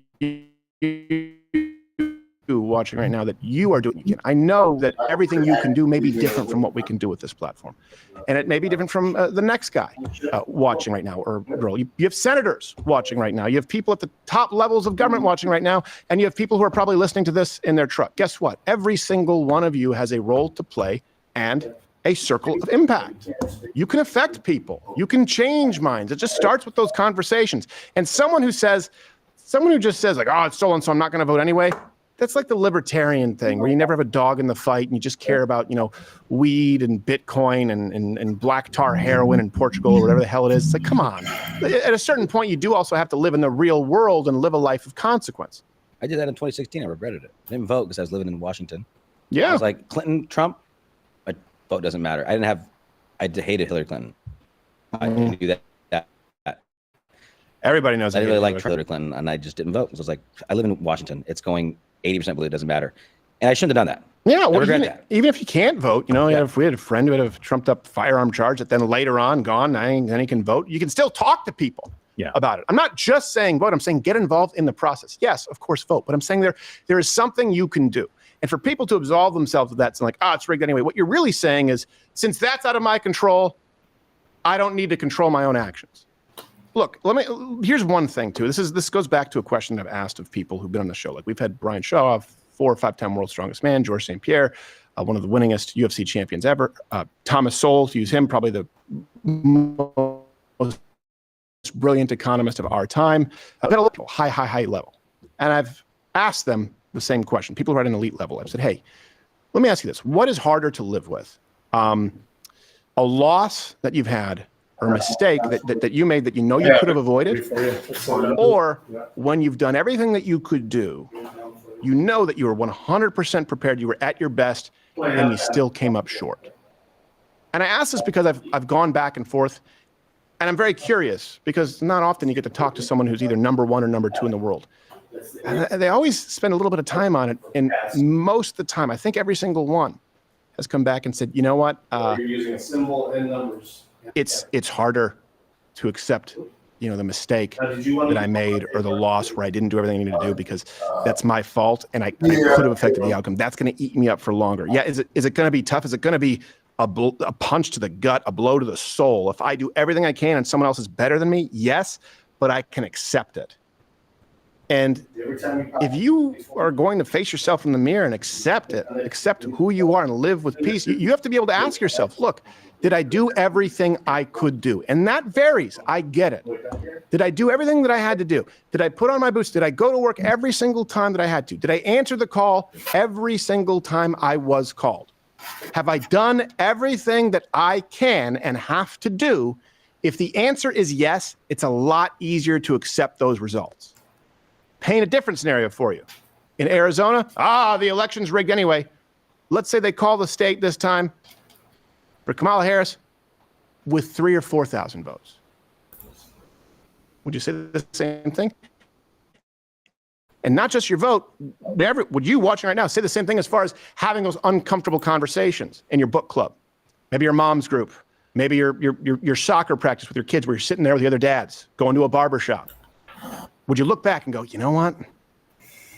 If everyone I knew actually just tried to plant that seed a little bit more, yeah, we could have changed that outcome. It is a lot easier to accept and live with yourself if you do everything within your power on issues of consequence. If you don't, you are gonna kick yourself for it, and you are gonna burn for it for a long time in your own mind. It's going to be hard to live with. Trust me, I've interviewed the best in the world, and they know what they're talking about. So please, between now and November, it is a sprint. We are there with you. We are all overworked, underfed, underrested, and still going to be right there alongside you. Do everything in your power so you can face yourself in the mirror and at least accept the results. We'll see you tomorrow. Live.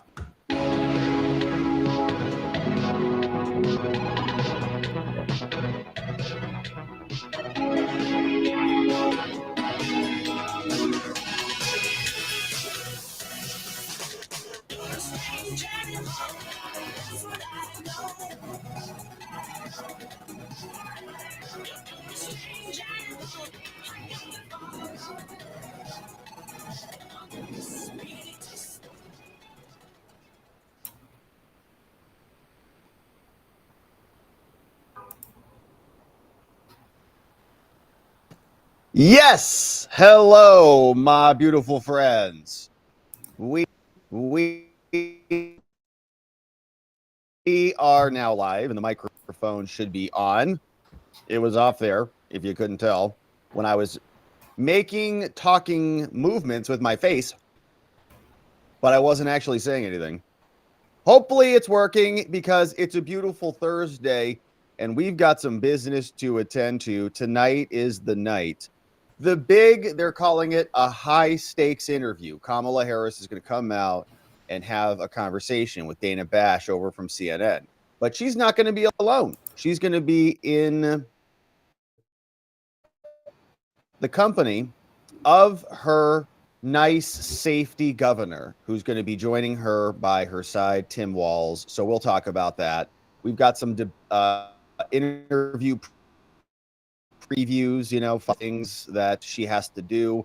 Trump commented about this, said it's kind of a weird situation that's happening. And apparently the team is now pre-butting this. They're actually saying that this is very normal, okay? Presidential candidates have interviews with their VP candidates all the time. They're like, Trump did an interview with Pence that one time. And so we'll talk about it. We'll look at the presidential schedule. Biden has been mostly MIA, but Jake Sullivan apparently met with the president of China, President Xi, which is kind of crazy. The national security advisor is meeting with foreign leaders. Normally that's reserved for the president, but we don't have one. So we'll talk about that. And then I got some RFK clips around, and we'll see what you have to say about all of this, my friends. But it has been a beautiful week so far, and the week is being closed out very nicely. Let's hit this story. An interview. Finally, Kamala Harris and Tim Walz are going to sit down for their first major television interview of their presidential campaign. Wow. It's going to happen tonight. So we'll see what it sounds like.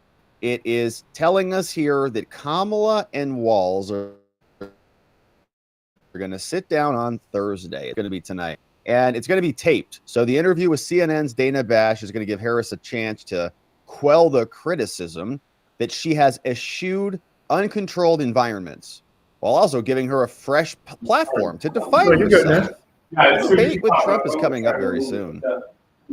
Just about, 12 days from now? But it also carries risk as her team tries to build on the momentum from the DNC, which I got Frank Luntz coming up too. He's saying this honeymoon is over.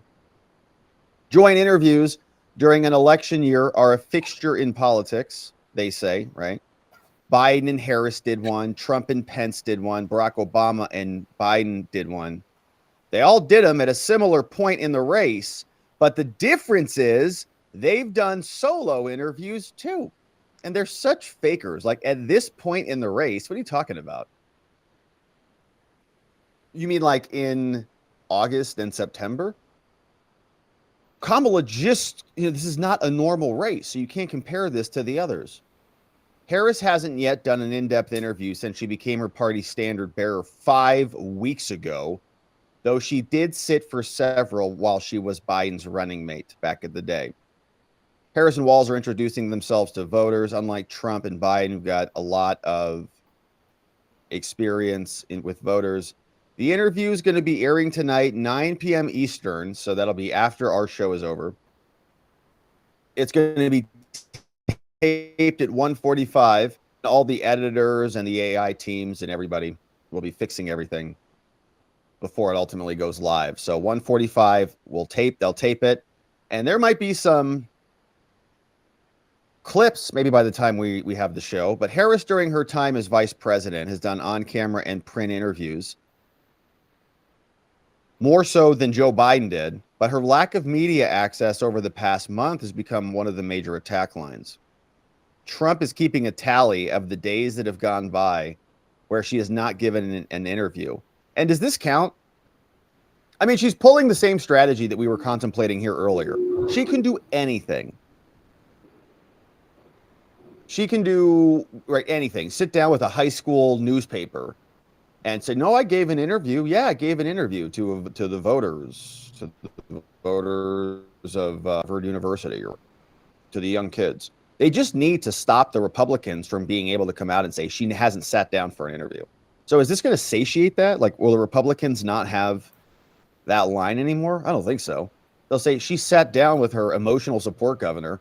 She brought her little Governor Blanky with me. Can I have him?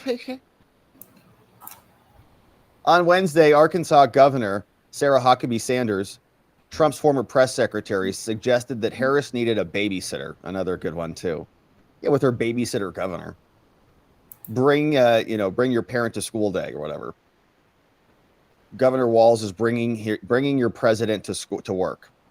So they bring Kamala in. Okay, honey, you can do a great job. Just go talk to the cameras. Huckabee said they know Kamala Harris can't get through an interview all by herself. There is not a lot of confidence in somebody to become the leader of the free world when she can't even sit down for an interview. After the CNN interview, Walz will peel off and Harris will continue the bus tour alone, heading to a rally before going back to Washington on Wednesday. They sent time with a high school marching band to the delight of Sue. Stopped by a Savannah barbecue restaurant. Said the bus tour will be an opportunity to get to places that we don't normally go. The campaign wants the events to motivate voters in GOP-leaning states. Stops are meant as moments where voters can learn not just what they stand for, but who they are as a people. So they got 70 days. 8 in 10 Democrats say they're enthusiastic, right? This is a problem. The Democrats had no enthusiasm. Now they have some enthusiasm because, again, they have a candidate who's touching them now, finally. And it's been a long time for them. But the question is that going to continue? And I had an interesting clip of Kamala actually talking to those high school kids. I know I saved that. Here it is. And this is how she sounds when she's actually speaking to people. Apparently these are high school kids, okay? And let's take a look. You know, do they look like toddlers or not? Look at this young gal, look at this gal. High school looks about right. So here's how Kamala sounds when she talks to them out on these bus tours. Our country is counting on you. All of you. You are leaders. By the very fact that you all are here in this room, doing what you do at this incredible school, doing it as one big team, understanding all of the different parts that fit together to create a team. What the hell did she just say? Is she drunk again? All one big team, everybody. Yeah. Energy. What's crazy? What is she who is she talking to? These aren't like 3 or 4 year olds. If these were 3 or 4 year olds and you're reading them a book, that would be appropriate. It's just bizarre. Strange. Listen. Doing what you do at this incredible school as one big team, understanding all of the different parts that fit together to create a team. Oh man, is it laughing or she? No, I don't know what was going on, or that that individual. Anyways, okay, so that's the Democrats' candidate. They're very excited about her and what she's going to bring to the table. Politico also said, yeah, they're taping 145 with Dana Bash. They're going to be doing it in Savannah, Georgia. Full interview is going to be at 9 p.m. Several Republicans calling him a security blanket, his little, sleepy time blanket. That if you lose that, right, that's a big problem for that child. Harris Walls last night provided a list of other joint interviews. Okay, so they're coping big time today. They're like, shut up! Stop making fun of us! We hate other people do it too. Though a senior campaign official also made the important stipulation. They said, look, every party has done joint interviews. Yeah, maybe not on the first one. Though a senior campaign official made the important stipulation, says, well, obviously she's going to do solo interviews too. We're like, oh, really? What do you mean, obviously? She has done 0. It's been 5 weeks. There's been 0 of them. So don't obvious us, because it's not so obvious. And it's pretty weak. I mean, if she's such a amazing historic candidate who's so transformational for America or whatever, and a new vision for America, even though she's been in the White House for 3.5, 4 years now, why is she bringing on Walls? Like, is it a twofer? Is it a 2-for-1? It's Harris Walls, like they're a pair all the time. Is that because people can't stand Kamala? Right? I mean, is this an actual political decision? They're saying, yeah, people hate you, and they kind of like Walls, so you have to go out together because we can't send you out alone because no one likes you. So Walls, you're going. Okay, that sounds great. He's like, yeah, I'll kick the air while I'm out there. So now we're talking about transition and more from Politico, but that's going to be the debate that's happening tonight. Now, even CNN was saying, isn't this a little weird? Anderson Cooper says, well, this is going to be strange because then she's not going to get asked that many questions. Right, all time it takes for Dana Bash to explain herself. She'll probably do 5-minute questions, big long soliloquies about whatever, and then Kamala will then be able to rant about something that happened on a bus tour or about her parents or something like that, right? Something irrelevant to policy, or all the platitudes about joy and freedom, right? A bunch of platitudes as per usual. Then Walls can come in and talk a little bit, and he can take the other half of the thing. So 1/3 to Dana, 1/3 to Kamala, 1/3 to Walls. And that's the format. And so Kamala will have her involvement minimized. Here's what Cooper said. Now from Democratic strategist Paul Begala, back with us all. Philip and David Erb. So John King is always talking about how important it is for the two campaigns to cut into each other's margins. This is certainly that strategy. It's interesting that the same person who sort of seems to have devised that strategy for Senator Warnock is now doing this for Harris. Yeah, it's really important because, I mean, Warnock, first of all, Democrats were able to win 2 Senate seats in a state that was previously not even really a battleground. And yeah, it's weird how that works, isn't it? It happened in Arizona too. All of a sudden, a pretty red state just flips blue all of a sudden. And it happens to coincide with some pretty corrupt secretaries of state. There is a playbook there, and it's a playbook that involves running a little bit closer to the middle where you can and trying to cut into these margins where Trump is going to run up the score in the rural parts of the state. The fact that Georgia is now back on the agenda, we should just underscore that, because the reality was that even though the Biden campaign kept saying that Georgia was competitive, it really wasn't. Trump had a comfortable lead there for going into his own convention at the RNC.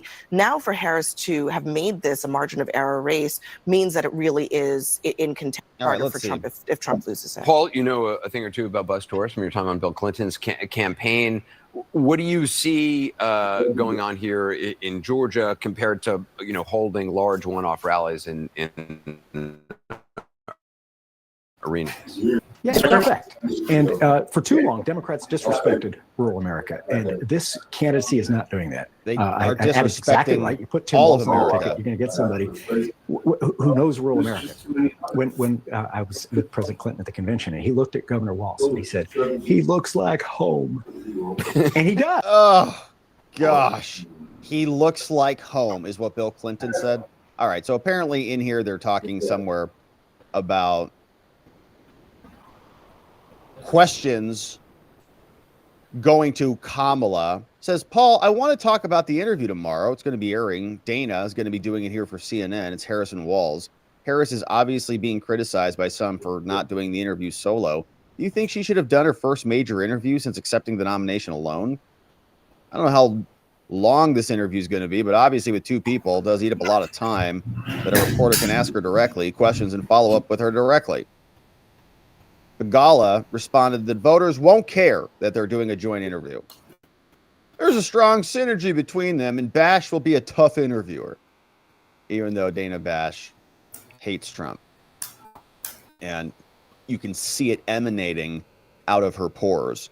Trump also posted this. He says, you know, Dana Bash of CNN has a chance to have greatness today. Don't hold your breath. If she gave a fair but tough interview of Comrade Kamala Harris, she will expose her as being totally inept and ill-suited for the job of the president. Much as I exposed crooked Joe Biden during our now famous debate. How cool would that be for Dana and CNN? Yeah, but then it won't be cool because they won't be invited to the parties because they'll have wrecked the election for the Democrats, who just are insane. They don't care.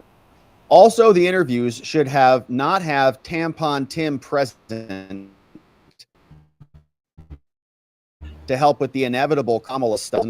Should the transcript be allowed to be changed in any way, shape, or form?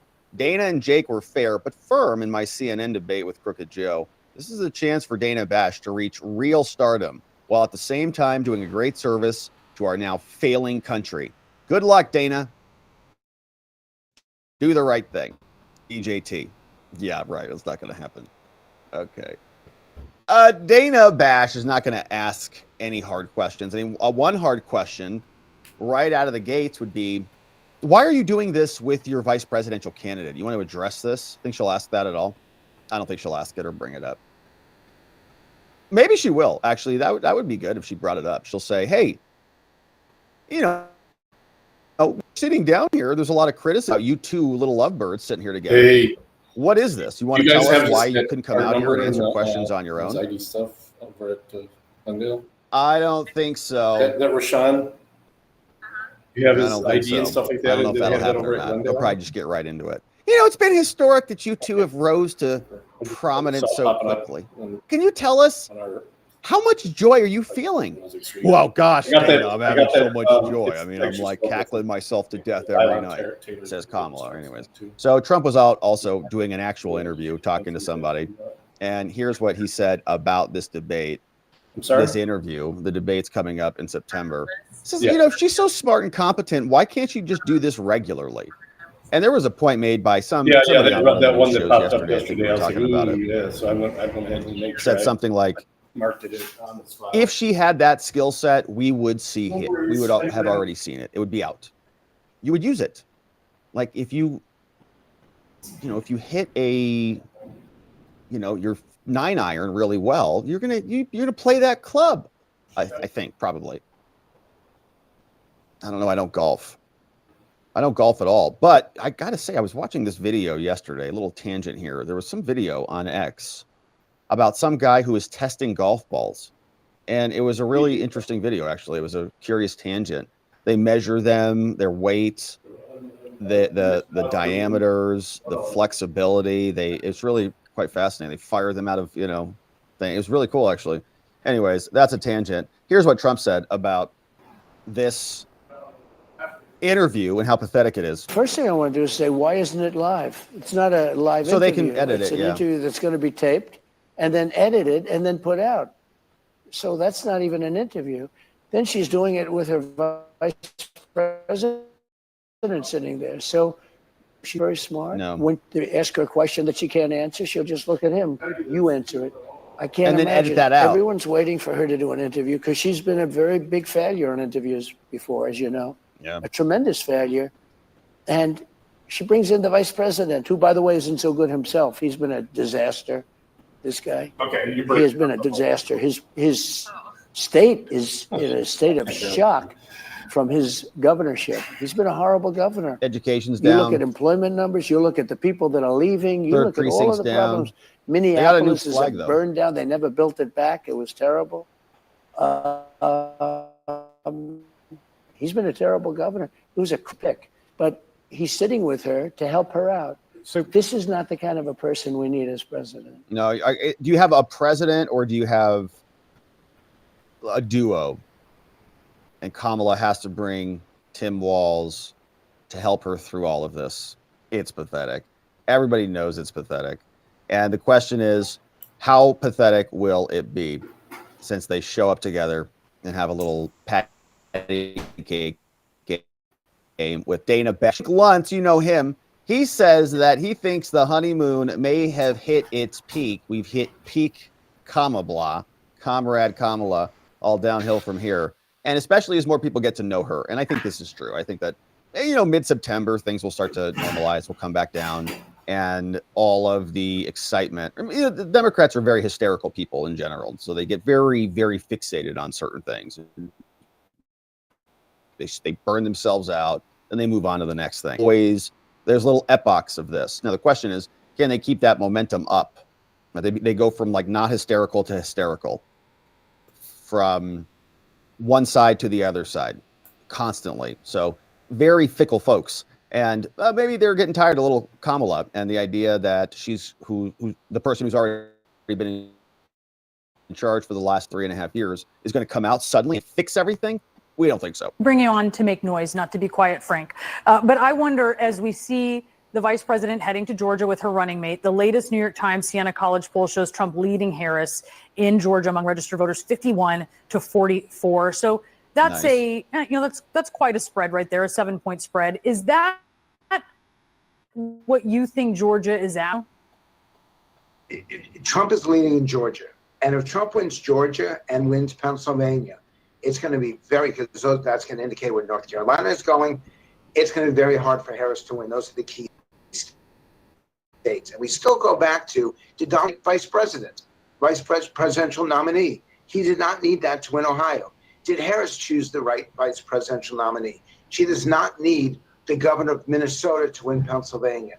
I think that both campaigns are calibrated perfectly. Both candidates are not. And you're going to have this bigger divergence as time goes on between how the candidate performs and how the campaign performs. And mark my word, they both matter. And the fact is that debate on September 10th, when it is side by side, is going to be mind-blowing. Arguably, it's going to be the most important day of this entire campaign, except for the day when Biden and Trump had that same interaction and Joe Biden came up wanting. Yeah, no, very good point. Interesting. So Pennsylvania and Georgia, and there's people like John Fetterman who are from Pennsylvania who say that Trump's going to win Pennsylvania, and he's looking like he's up and ahead in Georgia. So got to keep those numbers up. And the debate will be a nice side-by-side. We'll see if Kamala has any substance. As far as we can tell, she has none because she hasn't proven it to us in terms of her actual performance as the vice president. Everything she's touched has been a total failure. Nothing to show for it over the last 3.5 years. I-Harris hyphenated the same thing. Now she wants to run away from her actual performance. And when she has an opportunity to redefine herself, to come out to the American people and explain who she is, she refuses to do that. She brings out her emotional support governor to help her through it. Now, here is what Sir Michael Singleton had to say about this. Says there's a lot riding on Harris in her first major sit-down. Will she articulate her policy shifts? Can she do this well enough to convince some of the skeptics? Here's what this gentleman says. The mayor said something I thought was interesting about the consistency of Vice President Harris's beliefs in terms of her policy positions. Maybe on some fronts, but I do think voters are worried or maybe concerned about her positions on fracking, being against it, now being for it, some of her immigration stances on law enforcement, stances on the economy. And so there are some, I would argue, very legitimate and viable questions for Republicans to raise against the vice president to say, well, hey, you believed this before. Why have you changed your mind? Going back to my original thought process, this first interview with Dana gives her an opportunity to provide some clarity. Now, whether or not voters will believe it, that's up to her to convey that message.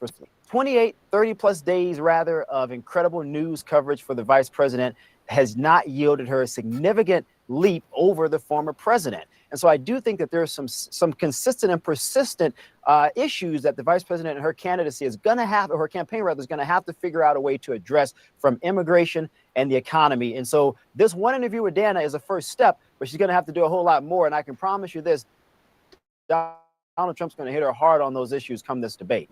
Yeah, I think that's a good point. She's had, I mean, how many billions of dollars of adore and just fawning media coverage have they given to her, to Kamala?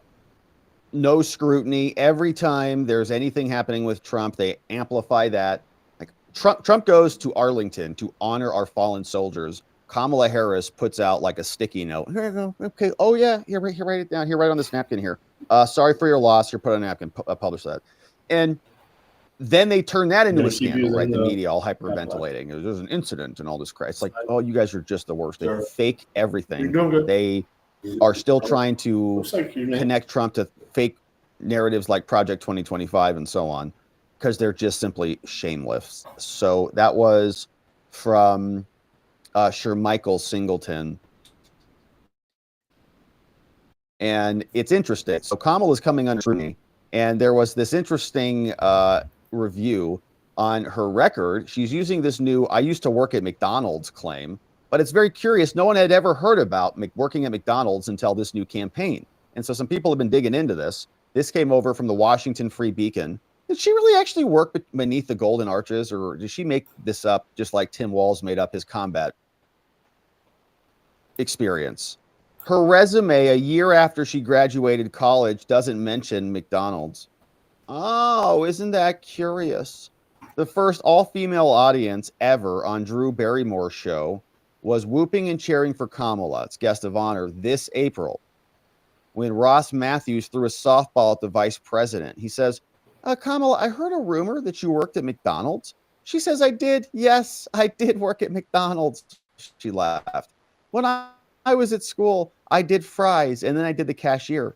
Barrymore gasped, I didn't know that about you. Neither did anyone who followed Harris's long career until she ran for president in 2019 and then began talking about the job.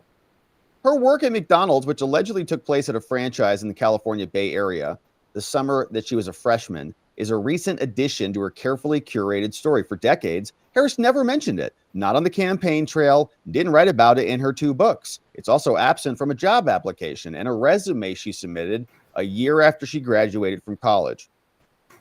Now that I think I can understand. You know, when you're applying for like a big boy job, like I remember this, like a big boy job, you're like, all right, I did a bunch of jobs. These are the 3 or 4 best things that I've done, right? If they're all, you know, in sequence. It's like, for example, when I want to work at a law firm, I talk about my legal jobs. I don't talk about my experience as a pool boy, which I was, or as a caterer, you know, catering person, which I was, or those things. You kind of leave those skill sets off. You just, okay, here's what I did. I worked for this law firm. I worked for this externship program, right? Here's my credentials because I got I'm involved in this. Well, I was involved like criminal law society. Like those are other things you put on the resume. So I can understand that, but let's see where this goes. It's absent from job. The thing that's more curious to me is the fact that it's not in her books and she's never talked about it before. The resume confirms it. Now, third-party biographers did not write about it either. No one's ever talked about it until she just made it up. Not until Harris ran for president in 2019 and spoke to a labor rally in Vegas did she mention it, telling the crowd that she was a student when I was working in a McDonald's. Like for a day or for like a career? Like do you have a badge? What's up? McDonald's boasts that 1 in 8 Americans has worked for them. Harris, whose campaign is light on policy, has been using her fast food job to portray what the Washington Post, in a credulous piece this month, described as her humble background, which is ridiculous. She's the daughter of an eminent cancer researcher whom her campaign calls a working mother, but she was a tenured Stanford economist who split when Harris and her sister were children. So her mom abandoned her? Wow. Okay, that explains a lot. Early this month, Harris's campaign said she used her McDonald's wage. Harris is the daughter of a working mother and worked at McDonald's to put herself through college. Oh, here we go. She did? She paid her own bills with her McDonald's money? Okay. Campaign spokesman said. A pro-Harris super PAC said she worked at her way through school at McDonald's. Former President Bill Clinton at the DNC joked, she'll break my record as president who has spent the most time at McDonald's. First of all, these people, that's stolen valor right there, okay? Everyone knows Trump has the most time at McDonald's, okay? Everyone knows. At the same time, however, Harris and her image makers tweaked the story ever so slightly. According to an August 14th item in Politico, an early cut of the Harris campaign ad said she worked at McDonald's to, quote, pay her way through college. So fake. Aides changed the script to reflect that she really took the summer job just to earn a bit more spending money. Okay, so she was there for like, what, a month? She shows up. She's like, I'll work at McDonald's for a month, pay my way through college, whatever. Her mom probably cut her off. She's like, stop spending all my money. The Political story, which was published just hours after the Washington Free Beacon reached out, didn't say exactly when or where Harris worked at the restaurant. The campaign didn't respond to requests for comments. Possible that she did work there in the early 80s, but the absence of the detail in any records and her campaign's coyness about it leads to questions. It's it's a stupid McDonald's story, but it's a fakeness. It's a fake lie, little kind of a white lie, but unless you're making it a part of your political campaign, then it becomes about who you are as a human, which is what you're selling. So it's a falsity. Moved to Montreal with her mother and younger sister when she was 12, returned to the Bay Area. If some of the details of the job have varied while others are murky, that might be because there's no record of her ever mentioning this before 2019. Job goes unmentioned in both her memoirs. The Truths We Hold talks about many jobs she had in college, no reference to McDonald's. It devotes an entire chapter to the struggles of the working class and assails the service industry's starvation wages. Like, okay, when did you talk about it? 2 biographies also that were written about her don't mention it either. 2021 memoir doesn't mention it. Harris's lifelong friend who grew up with her does not mention it either. And during her nomination speech at the DNC earlier this month, which was framed by multiple news outlets as a reintroduction, she made no reference to McDonald's. And when she was at another rally, she omitted it as well. So here are some of the things. Okay, so yeah, it's basically that same thing that I just explained. So she's Harris, Kamala Devi Harris. She's applying for summer law clerk. Let's see what she put on here. Names of colleges and universities attended: Vanier College, Howard University, Hastings College of Law. Other relevant this. Yeah, so she's putting her legal stuff on here, right? That makes sense. I understand this actually.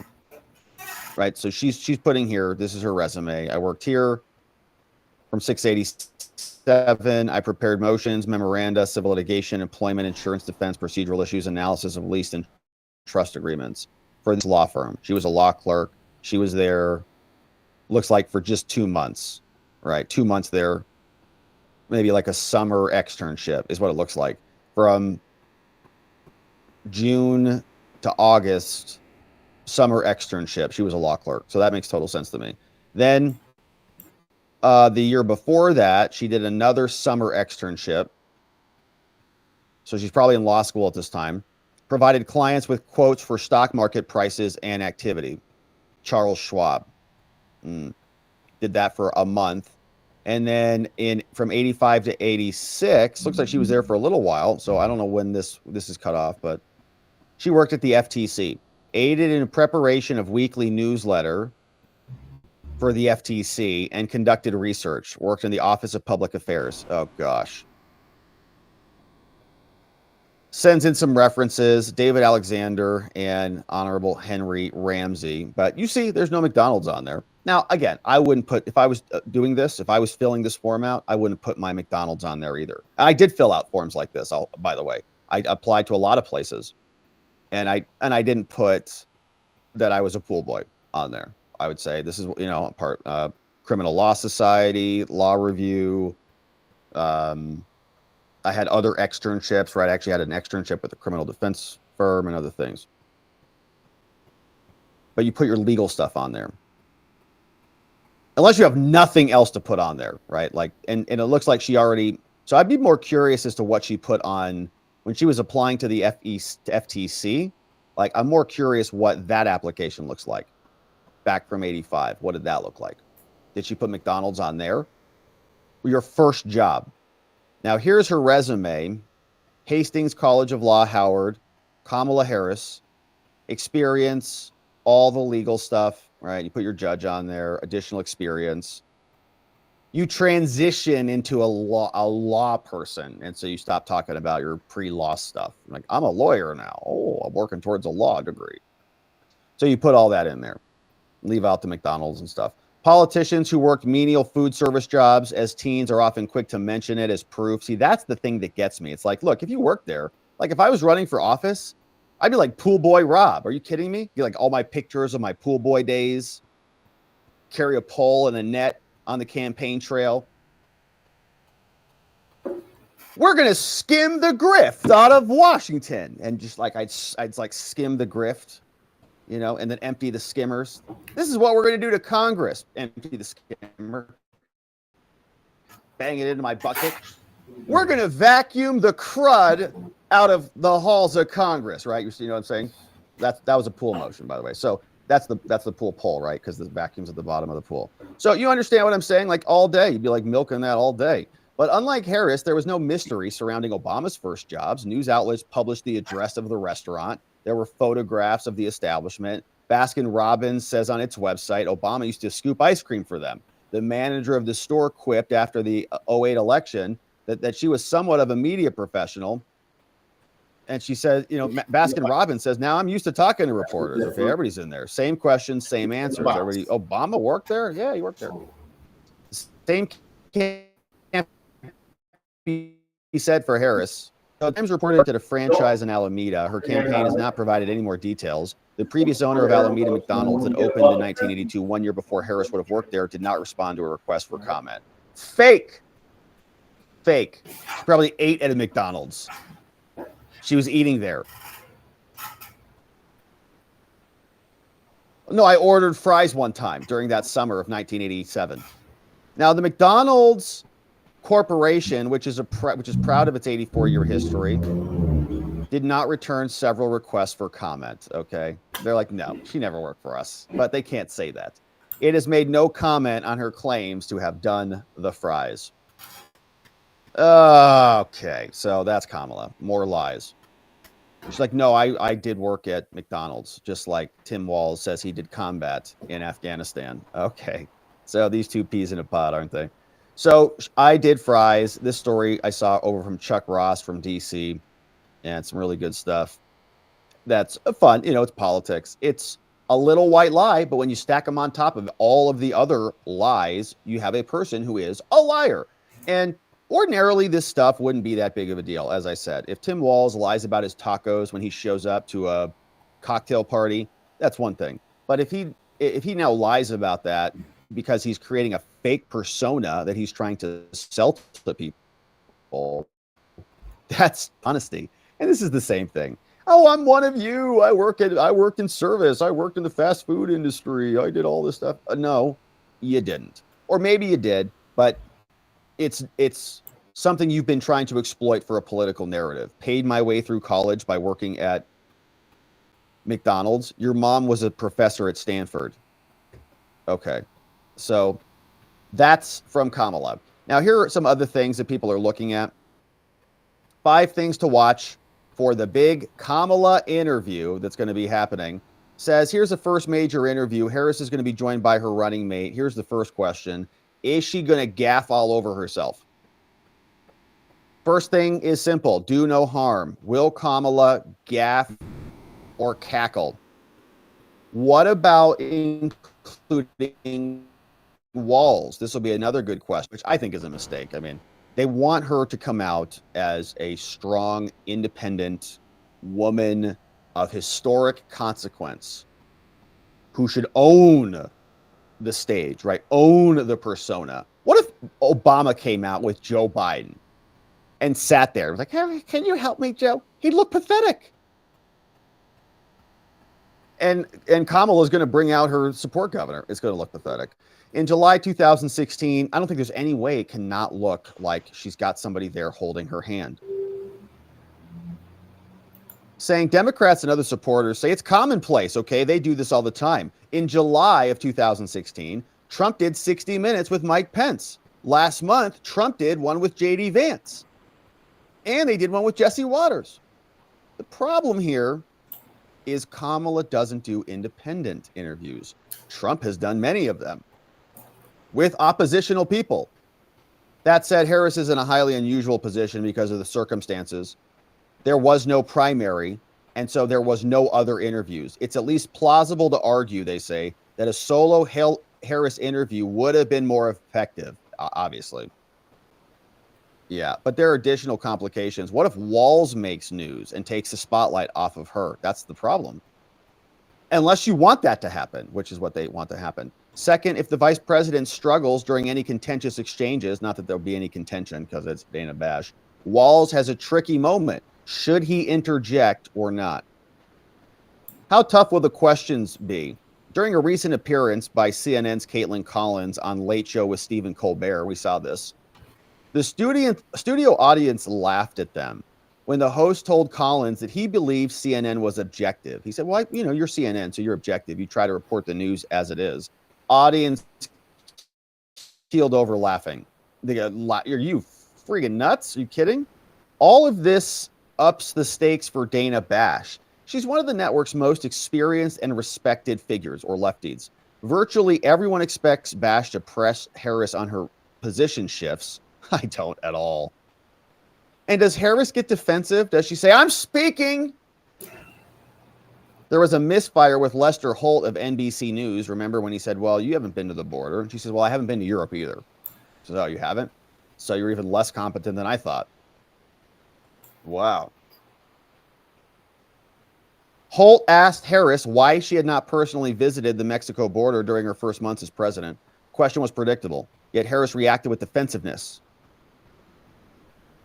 Well, I haven't been to Europe either. I mean, I don't know anything. So what's the point?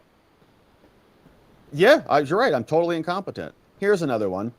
Will Harris signal any differences with Biden? I don't know that matters all that much, right? Biden is gone. He's just gone with the wind. In fact, we have his schedule here today, and he's like literally gone. So apparently he was on vacation, sleeping on the beach earlier, but today, it's Thursday, the 29th, still gone. This entire week, we've got nothing from the president, even into last week. Look at this.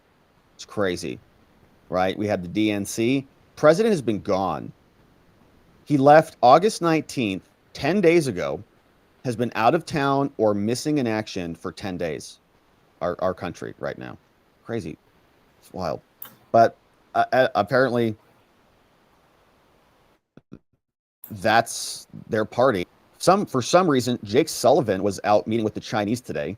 Xi Jinping, literally the president, met with Jake Sullivan on Thursday after the trip was wrapping up. There was a tense moment that came just before that when Sullivan met with one of China's vice chairs, General Zhang Youxia. The top general confronted Sullivan on support for Taiwan. Zhang informed Sullivan, he said, the reunification of Taiwan with the mainland is the mission and responsibility of the Chinese military, and that we are not going to be deterred. Sullivan looked nervous and unsettled throughout the whole encounter. Zhang was confident and beaming. Look at that. There's Zhang. He's like, man, I just told this dude off, and they have no president. What a bunch of suckers. Look at that. He's mocking us. This Chinese general. He's like, hey, take a picture. I just embarrassed this dude. Hey, take a picture. Did you get it? Here, take another one. Great, got it. All right, cool.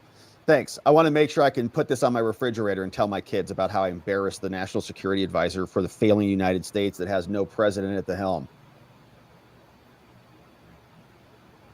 He's like, yeah, that dude went to Oxford too. He's an idiot. Wow. He goes back, tells all his Chinese communist friends. He's even dumber than we thought. Those people at Oxford are idiots. All right, so Anyways, that's what the Biden administration is doing. Let's take a look what's happening today. You can see there's not a lot cooking. I think people are gearing up for the Labor Day weekend, which is right around the corner. But we have, as you can see, not much happening. Trump is going to be out. He'll be there tonight, town hall in La Crosse, Wisconsin. Oh, that's at 4 p.m. Mountain Time. Interesting. So that'll be right after the first hour of our show. Well, that's very curious. Maybe we'll jump in on that, see what that sounds like. We'll see. All right, we also got Harris and Walz are going to be in Georgia, and then Harris is also going to be in Georgia. All right, so yeah, they're going to be in Savannah. They're going to do their little joint interview, and then I think they're going to peel off. Trump is also speaking in Michigan today. Okay, so Trump's making 2 stops. Trump will be in Michigan and Wisconsin. The Walz campaign, almost said tampaign, you know, like a tampon campaign, which is not bad. Tampaign, it's not bad. Senator J.D. Vance speaks at a firefighters union. That was this morning. And so, all right, it's going to be a busy day. A lot of campaigning out there. Congress is still not doing anything. Let's see what you guys say about all this. It's a beautiful and incredible Thursday. Let's see who's joining us. And what's up? I see Zulu. I see voices in the house. Let's get this chat pinned up. Boom. There it is. What's going on, my beautiful friends? It's great to see everybody. Happy Thursday. Let's see. Hey, we got Carrie B and K Bean clipping for us. Got some good clips on the morning. Thank you, friends. Look at this. John Butner. What's up, John? Says kind of like bringing your dad to a job interview, which I think I've heard that Generation Z is doing that now. I saw some news article, some summary that said that the top 10 bad things that Gen Z is doing during interviews. One is like no eye contact. One is like, you know, not dressing appropriately. One is, I think, bringing someone with you to the interview. It's like to help you through it or something. It's weird times. Thank you, John, for that one. 8 months as a membo. 1 month till we have a new baby in the house. Glocky says, whatever Trump just said from Kamala Harris. J.D. Vance had a good quip on this too, Glocky. He said something like, you know, next thing we know, she's going to show up with a navy suit and a red tie. And she's just going to start wearing that outfit. What's up? Voice of the People says, remember my amoeba comment about Kamala? I now think she's worse than a single-celled organism. Where's the asteroid? To take out planet Earth? Yeah, because we've all just had enough of it. Well, if she wins, we might all be wanting an asteroid. That's for sure. Hey, this one came in from Kamala. So if you're playing the video game of American democracy, here's the trade. Right? Video game, you get this person, he pops up. He says, would you like to make a trade? Here's the trade offer. I receive your taxes. About 60% of everything you ever make, let's just say it gets taxed. Because you have to pay income tax and you have to pay all your Social Security tax, all that stuff when that comes in. Then you have to also pay sales tax whenever you buy anything. Then when you pay for your electricity, there's taxes on that. Then when you pay somebody, they have to pay income tax, so they're getting screwed too. So, okay, I receive like everything of your life, like 60%. Let's just round up. Here's what you get. Endless wars, homelessness, censorship, seizing of the production, rules and regulations, illegal invasions, corrupt federal agencies, big tech doing my bidding from the whatever, you know, oppressing you, censoring you, and so on. Tax bailouts for propaganda ministries, price controls, teachers and their unions grooming and thieving your kids, and no state rights, by the way. And we're also going to abolish the First Amendment and the Second Amendment and fascism. And if you don't accept this trade offer, you die, and we put you in prison. Game over. Don't pay your taxes. Oh, well, that's criminal charges. Straight to jail. Or you take my trade offer. Don't make me reconsider the trade offer. Crash says, Rob, this is not a reflection on you. But I ask, why are we wasting our time on Kamala Walz? We already know what we're going to get from the contrived, pre-scripted. I'm going to go get ready. to seriously care for my family during the impending civil upheaval in the coming months. We have real work to do. Well, Crash, I mean, the point of the show is that we talk about topical items. So that's why we talk about it. I mean, to answer the question directly, because it's part of the election, and I think that it's not actually a waste of time. I think it's important to know who we're facing and so on. But I also understand your point that you feel like you know these people and there's nothing more to learn from them. And so maybe there should be better time better spent on, survivalism or something like that. But that's not the point of what we're doing here. That's why we don't do that. But it's a great comment, Crash. I understand what you're saying. We talk politics. We talk about the election, topical stories. So that's why we talk about it. What's up, Lady Ice? Says Stu from the Blaze says this does not count. He is still running the day counter until it is just her. No interview buddies or panels. I agree with that, actually. Like, okay, she did an interview, but can she do one alone? Can she do a solo interview? And she's going to now have to answer that question. So if the idea was that this interview satisfies that criticism, I don't think it does. They'll just say, come on, do a real interview. What's going on? Crash says, she is a walking Venn diagram, a walking contradiction. Yeah, she's a very confusing Venn diagram. Esther, what's up, Esther Shugart? I'm recording you. Taking pictures. Who do you work for? The people. Get off our property right now. No, this is public property. Who are you? This is federal property. Where you can go to the post office. There's a mail there that's being aggressive towards staff. They'd like to remove from the property. Don't touch me. You want to get arrested for assault? So what other business do you have in here? It's none of your business, man. What's your rank? Detective. They set up here really for a camera? You need to keep your distance, though. Shut up. You need to keep your Shut your mouth. Play ring around the rosy. Now we're in a dispute, so I need you to hang up. Listen to me. Shut up. I'm here. Shut up. You all set? Yeah, you? Yeah. Okay. Cool. Don't touch me, dude. Don't touch me. Don't touch me. Nothing. You do a thing. Do you understand that? You're being trespassed. You have no jurisdiction here.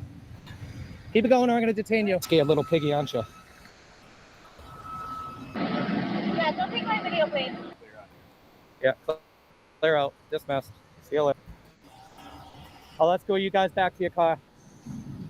What's going on, everyone? This is Press NH Now over here today at the United States Post Office in Stowe, Vermont, to see if they respect our rights to record here in public. Please make sure you go like, share, and subscribe to my channel at Press NH Now. I appreciate all your support. Also, check out my playlist to see some videos you might not have seen in the past. Hit that like button, let all your friends and family know about my activism in and around the New England states. Always check a description. All links will be included. Donations are greatly appreciated. They do help me continue my activism in and around the New England area.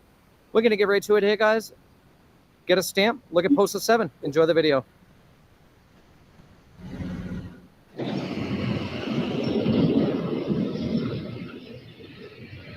Okay.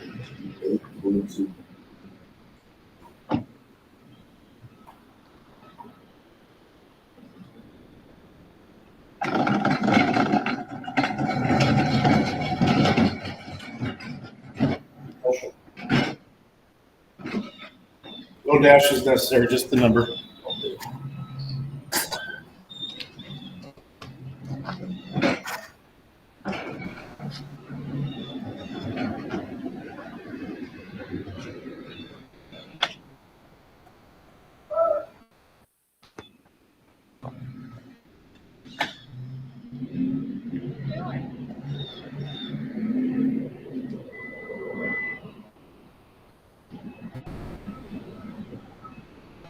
What are you doing? Working? Huh? What do you mean? For myself. I'm recording you. Taking pictures. Who do you work for? The people. The people.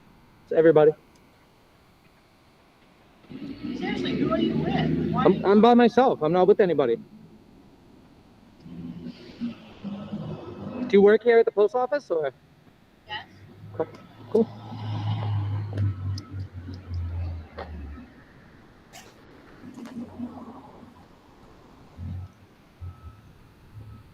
I'm not bothering you. You can continue working. I'm recording. It's digital. I have permission. The Constitution? Right here. From 1776, we've had permission to record,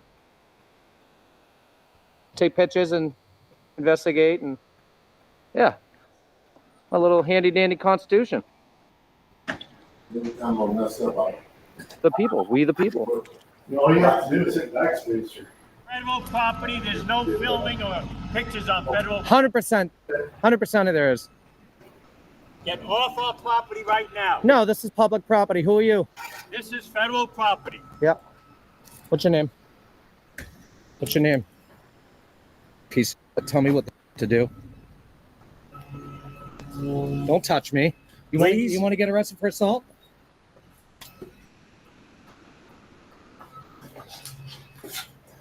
You are not allowed in here right now. Don't touch me. Okay? Don't touch me. I will definitely defend myself against you, old man. You want to dance? Let's dance. Don't cause a scene. You understand? Yeah.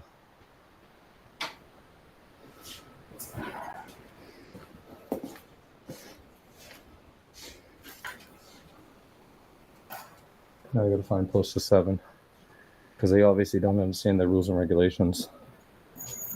A moment. When you guys break and go to the post office, there's a male there that's being aggressive towards staff, and they'd like to remove from the property. There it is. There it is. I'll make a record of it myself. Stowe, Vermont Police Department.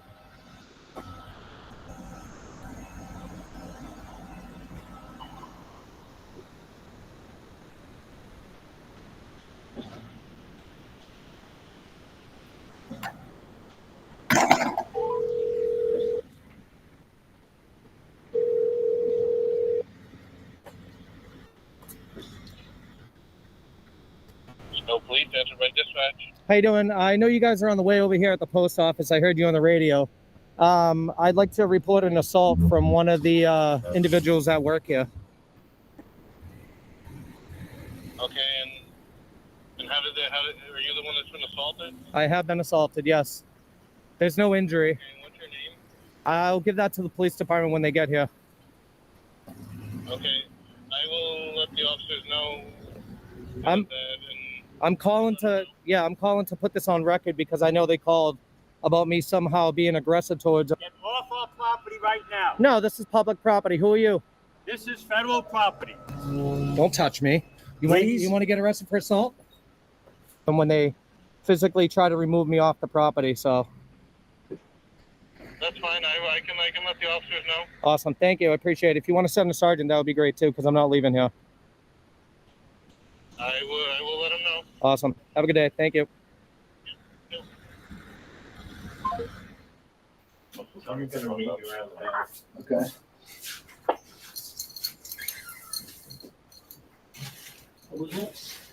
How you doing? Need a penny stamp, please. A penny stamp? Uh-huh.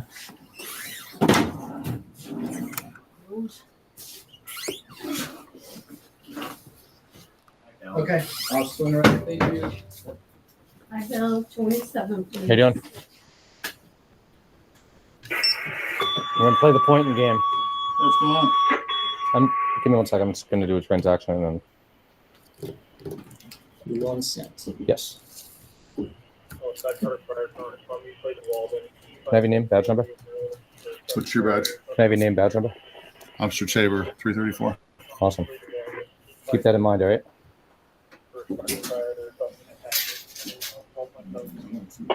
This is 4. You got a sergeant on the way? 27? There's other officers on the way. Can we step outside for a little bit? Blue. I'll stay right here. I'll wait for them. Why don't we go outside and talk? No, I don't think so. I'm busy. I have a report to make. Is there a survey I can do on here? There is bottom. Awesome. Thank you. So what other business do you have in here? It's none of your business, man. I'm just asking you a question. I know, but I called because a gentleman assaulted me. Okay, so How did he assault you from back there? he did. I'll talk to you, Sergeant, because obviously you just want to assume different things. I never said that. I'm trying to find out what's going on. All right, I'll talk to you, Sergeant. Can we go outside and wait for them? No, I'll wait right here. All right. Well, I'll wait with you. Okay, you can do whatever you want. So what happened?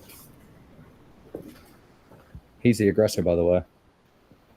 I heard everything on the radio. Our employees that we have someone on our property out in the parking lot filming. She was being filmed and filming our vehicles. Mm-hmm. I went out this door, and from 40 feet away or so, I said, "You're on federal property. You're not allowed to have cameras or do any filming, and I'd like you to get off our property." Yeah, he's misinformed. There's a rules and regulations policy over here. You might want to take a look at. And I'm following all the right approached rules. Me, you started filming me, and I wanted to cover up. Head back towards the building, and I said, "Please stay off our property. There's no filming allowed on federal property. No Yes, there cameras, is. no filming." Yes, there And is. as I was walking towards the door, he got in front of me, and I bumped into him. And then I Don't touch me. You wait. my arms up. It's all went on around camera. him, came in the building. Yeah. As I came in the building, he And I pushed asked me. him to leave again and vacate the property, and there's no filming on our property. There is. But he's filming me right now. I am 100%. It's public property. You need to learn your rules and regulations. Okay. That's what I called. Yeah.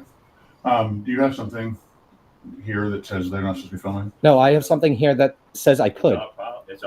It's federal policy. Oh, I understand that, but I'm not real familiar with federal law. So I'm going to show you. That's something that I could look at. We've Yep. all been trained on that. Okay. Yeah. No, they haven't, because it's obviously over here, and he has no idea what you're talking about. Can I show you the rules and regulations? No, sir.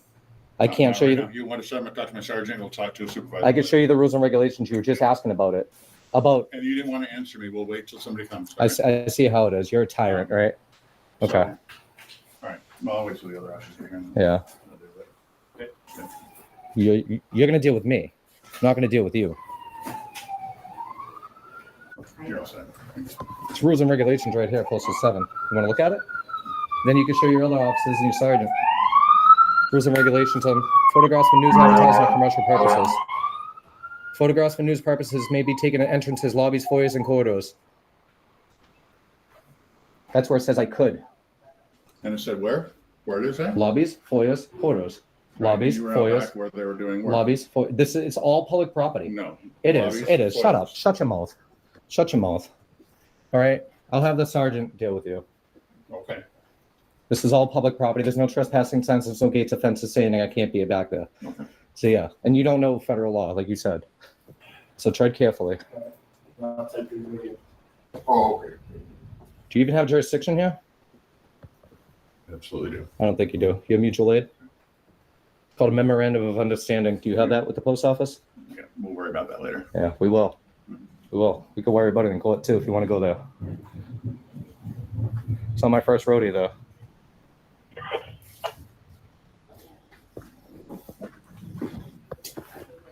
Did your body cam going? Absolutely. Nice. That's good to know.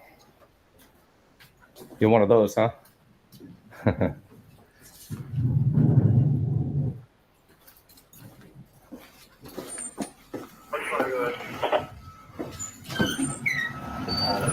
Don't worry, I got you 6, man.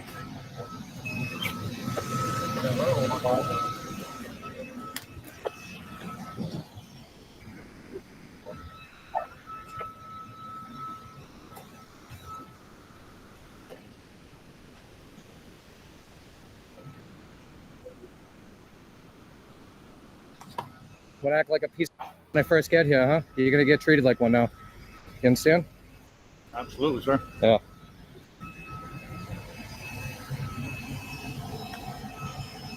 You need to keep your distance, though. Shut up. You need to keep your Shut your mouth. Play Ring Around the Rosy. Let's go. Absolutely. Yeah, let's go. Play Ring Around the Rosy. I like this game. Scared little piggy, aren't you? You don't like it, do you? You don't like to be flanked, do you? You're not to be behind me, sir. Oh, all right. You can do whatever you want. I am. I am. It's called intimidation. You intimidated? Yeah, you are, because you wouldn't be turning around like a scared little pig. You're gonna learn your plates today. You understand that? You're messing with right now. I'm telling you. Yeah.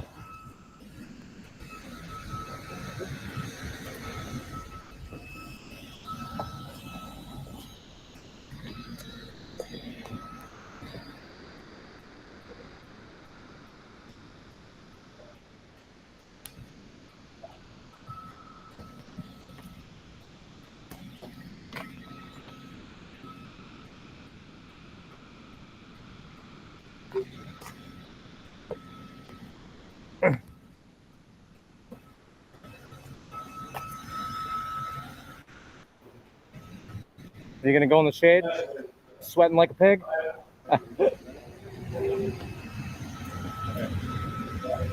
Yeah, come to the parking lot, post office. Are you trying to stay off the radio? No. No? No transparency?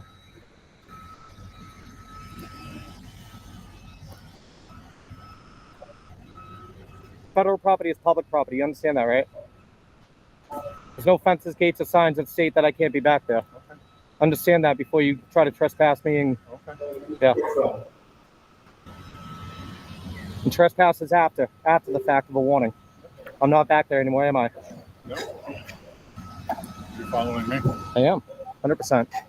You work for me, that's why. I want to know everything you're doing. Mm-hmm. You got a business card? No? How long you been on the force? Long enough? Not long enough to be a sergeant, though, huh? What are you in, like, early 50s? Late 40s? There we go. Hey, at least you guys didn't talk like a...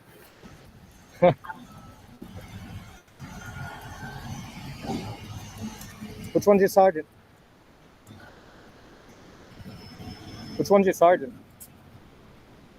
Who's a sergeant here?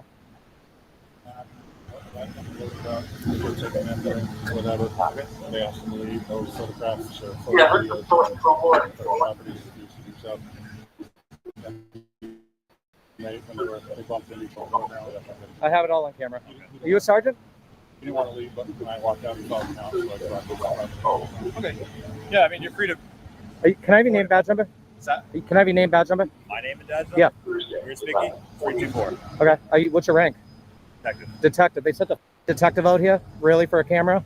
Hilarious, Are dude. you aware of what town you're in? I'm sorry? Are you aware of what town you're in? So, it's a small What, town. do you need medical attention? It's a small town, so we all cover. What's your name and badge number? Officer Kraus, number 326. Awesome. You get body cam going? Yes, it is. You got a body cam? Bill, Bill, one of the desk guys, or something. Bill says, do you want to talk to me? Bill says that you bumped into him and they're trying to get the door. What, did it happen at the front door? I was trying to get his name because he was aggressively, as it came over the radio, I was being the aggressor, okay? As soon as I was out back, he came around the corner, right on the sidewalk, and he screamed at me to get off federal property that I'm not allowed to record. So I tried telling him that I can record out here, it's public property, all right? And then, and as I was telling your officer here, there's no signs, gates, or fences stating otherwise that I can't be back there. Personnel, trespassing, nothing, okay? So I tried informing him, then I tried getting his name as he walked away because he's telling me something I can't actually legally do. All right, he's not aware of the rules and regulations on postal property that state that I could do this. I already showed your officer here, but he neglected to take a look at it. And then the other gentleman in their bill is stating that it's their policy that states that they're not allowed to record on federal property, but it's actually rules and regulations in their policy that says that we could. Okay. Where did this happen in the back? So I tried getting his name, okay, because I'm just telling you, I'm backing up here with the assault. I get you. So we're on the side there, and he tried going inside, all right, and I didn't walk in front of him, but I walked to the side of him to try to get his name badge, okay, and and I wasn't gonna touch him or anything like that. So when I went inside, he pushed me out of the door, okay, telling me I can't go, which I actually have actual business other than what I'm already doing, which is a stamp. And I've already gotten my stamp, but I'm still not done here, and I'm not leaving until you guys do. So that's the deal. I don't accept deals from police officers. So I'm just saying, you guys are always like, oh, here's the deal. This is what's going to go on. There's going to be none of that today. I'm staying here, and you guys are going to leave, and that's it. All right. What do you want from us? Nothing. I mean, I'm not injured, so they just need to understand that I'm legally able to be here.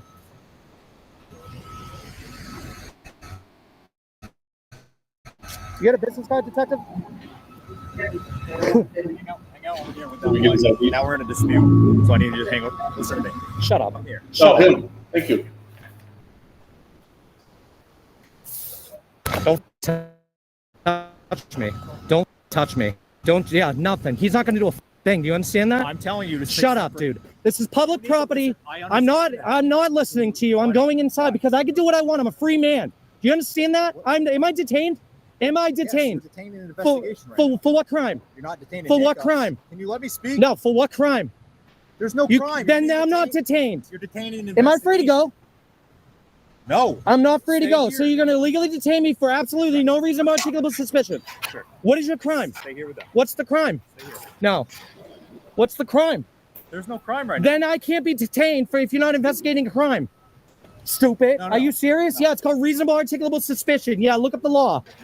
Right. Yeah, Now no, you're not going to tell me where I'm now we're going. investigating assault. Okay. Well, that's my shit. Oh, I can do what I want. I can't do my job here. Then don't do your job. Kick rocks then. Goodbye. Goodbye. No, I'm going in. What's that? Yeah, we'll stay out here. I can't hear you. You'll stay out here. Hold on. But yes, he can hang with us. No, right now you're No, causing disturbance. I'm not detained. No, I'm not causing. Oh my God. Then leave. Then leave. He caused a disturbance. All right, let's He assaulted me. He told me, no, there's nothing to investigate. There's absolutely nothing to investigate. Kick rocks, dude. Get out of here. I don't need you anymore. I don't need to file a report for assault anymore. I'm all done. You don't want to file a No, report? goodbye. Kick rocks. Get out of here. I gotta go grab his name and then. Yeah, it's Bill. That's great, but I gotta grab his name. Okay. Hold on. Just hear me out. Hear me out.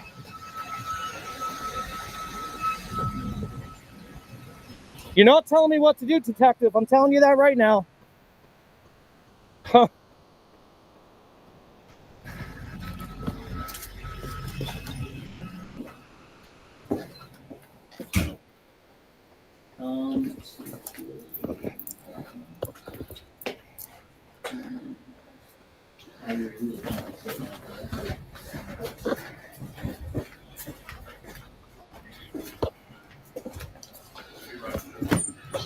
Okay, and you can't be okay, the person who I'm disorderly conduct of. It's got to be another party. Learn the law, dude. Yeah, you're a detective, dude. Was it Sherlock? Stupid. No, so and the rules and regulations that he tried to show me in here and say lobbies and public spaces. Yep. Not back there where they're doing work with Right, mail and everything, yeah. which is private. It's not private. That's all they're discussing. I'm going back there, so That's what his issue was. He was back there, but he was taking. I don't know what back there is. go look. You want to investigate? Go investigate. Where all the mail is being sorted and put in the Are you trash. investigating trespassing, disorderly conduct, or assault? I don't. You don't know because you don't have Why anything. You're so angry with me, but I Because was you're here- trying to tell me what to do. You blocked me from No, I coming was here- inside. Originally, I was here for you. No, you We're weren't. reporting assault. I don't need you anymore. I don't like your demeanor. I'm not injured, so you know what? I don't need you anymore. Sorry. All right, so they had an issue with you being in loading dock. Is that what it was? I wasn't at the loading dock. And then you can't do it in there. You weren't there. I'm not going to block the loading dock from them working, man. I know the rules. I know the laws. I think we're in agreement then. I'm trying Sounds to, like but you're trying to tell me one thing and No. to try to get me for disorderly. No, listen. You need a victim for that. You can't be a victim of disorderly conduct. No, I'm not going to speak if you're not going to listen to me. So. I'm just finishing what But I'm if you're saying. not on the loading dock, then you know where you're allowed to. Go tell them. I don't need to know. All right. They don't even know their They own have an issue- rules. They have an issue with you videotaping from standing outside looking at the loading dock? I don't know what they have an issue with. Just recording in general. Okay. I'm not disturbing anybody here. I've been silent. Okay? I haven't said anything to anybody except for getting a stamp. That's it. All right. When they say something to me, I'll say something to them. That's your right. I mean, that's it. You know your rights, yeah. Yeah, I got it right in my pocket. You want to read it? No, Got it from Pennsylvania. I guess. Yeah, I suggest you go talk to them. You just can't cause a disturbance. I'm not here to cause a disturbance, okay? The only person that's caused a disturbance is them. The last thing I want them to do is stop working. All right. I mean, come on. Like, No, it's not what I'm here for. I'm in agreement. So why don't you go talk to them? Because the rules and regulations are right there on the wall, okay? First of all, you guys are city police, okay? You're not federal police. Where? So I don't even know if you have jurisdiction here, first of all. Well, we do, but. We'll find that out later with mutual their aid. rules and regulations. but Yeah, we do. so you can't, so what I'm saying is the rules and regulations are right on the wall. Okay. If you want to go take a look at them. No, he explained it. It sounds like we're all in agreement here, as long as you're not on the loading dock. I'm not going on the loading dock, man. That's like disorderly conduct and trespassing. I get that. Yeah, I'm in total agreement with you. But why are you trying to block me from coming inside? Why would you do that? I was trying to separate you. It's not a command. No, there's private areas you could do that. This is not a private area to do that. You're not. I'm not limiting. So you literally just detained. I'm not limiting you from coming to the building. You detained me. During an investigation. Am I still detained? No. All of a sudden, I'm not detained. We're done with what? I was never detained in the beginning. You can't detain somebody just for it. Yeah, dude. Yeah. Wait for the phone calls, dude. Wait. You wait. You gonna look at a business card? I don't have one on me. No, I'll get all your information. You watch your email? Do you look at your email? Good. You better get a second or third one. It's gonna be loaded. You will. All right. Take care. You can be here. That's fine. I'll leave when you leave. I'll escort you back to your car. You're actually trespassed from here. You have no jurisdiction. I suggest you just keep it going. Are they talking to someone over there? No, just want to talk to. Can I have your name, badge number? Can I have your name? Aaron Nichols, Stowe Police, 347. Awesome, thank you. Appreciate it. Took you guys long enough to get here, huh? Imagine if somebody actually was injured. Well, we're going to tell Bill that you're allowed to be here. That's all I need. As long as you're not where you know you're not supposed to be, which you already told me you knew. So. Yep, I do. And we're good. But that's what the call was about. The call was about me being aggressive and filming and recording on federal property where I'm allowed to do so. Doesn't mean they're right? That's sweet. You're a detective? You need to go down in rank, dude.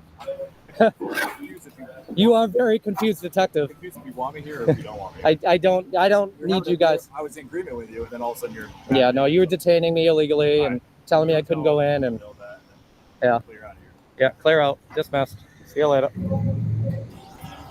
Let's go. You guys back to your car.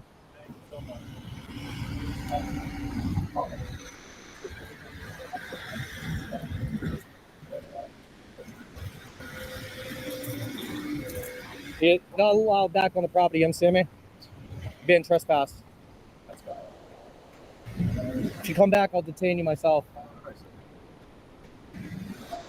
Welcome to Stowe. Yeah. Where the detective doesn't know it's from an elbow. I could only imagine how many crimes are out there that you have not solved yet. Oh man, shut the f up. Piece of shit.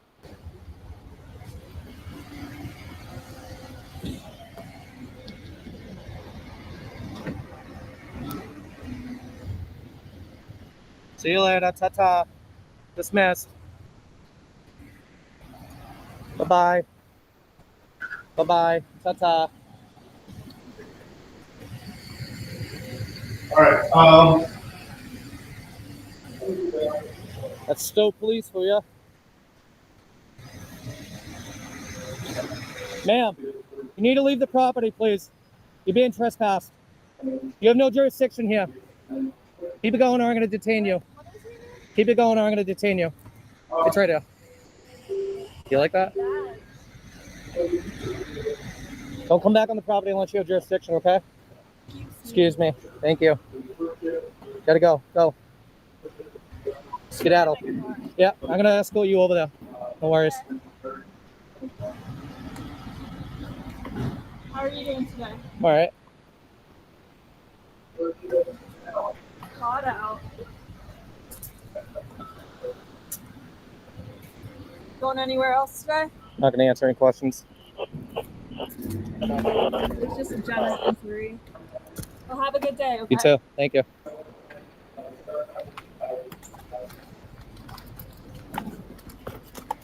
You got a call number for this? I do. I haven't pulled it up on my screen. Can 'cause you- I just got to work. Can you do that and then give it to me, please? So I can get the public records? Yeah, you can call her. Are you going to have me call? That's how it Really? works. That's how it works. No, it doesn't. You have it on your screen. Give it to me. I don't actually. Then call dispatch for me. I have to log in. Can you log Alright, in and give it to me? have a great rest of your day, I don't okay? believe you. Have a good one. I don't believe you. Make sure you put your seatbelt on. Good job. I don't want the taxpayers to have to pay for it. Good reminder.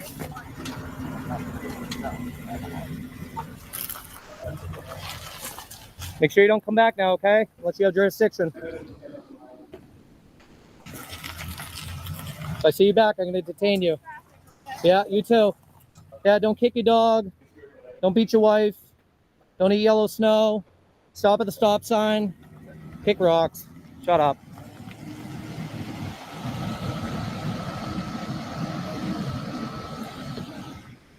Let's go see Bill. Hello.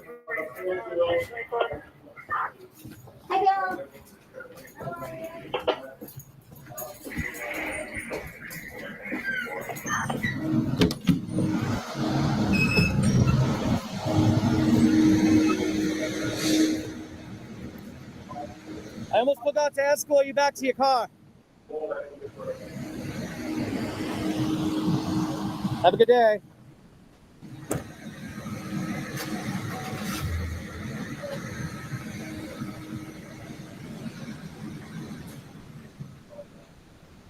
Watch out behind you. Look in your mirrors. Make sure you stop at the stop signs. Make sure you don't shoot anybody in the back. Make sure your body cam's on. Don't beat your wife. See you later. Unbelievable. How you doing, Bill? Billy, learn something new today?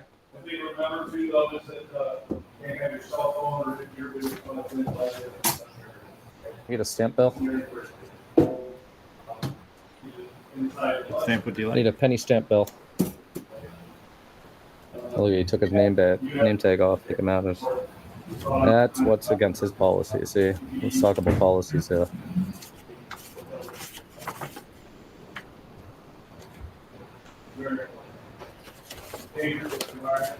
How'd that work out for you? Not so well, did it?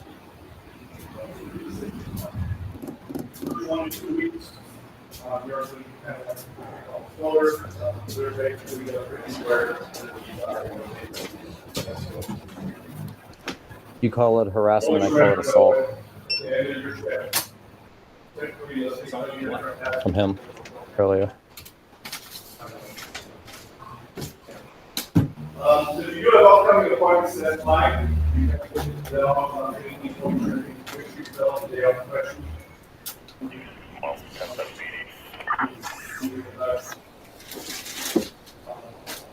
What time do you?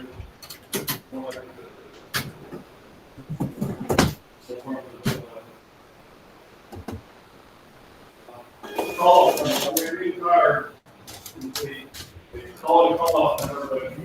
Have a great day. Thank you, Bill. Glad we learned something new today. How are you today?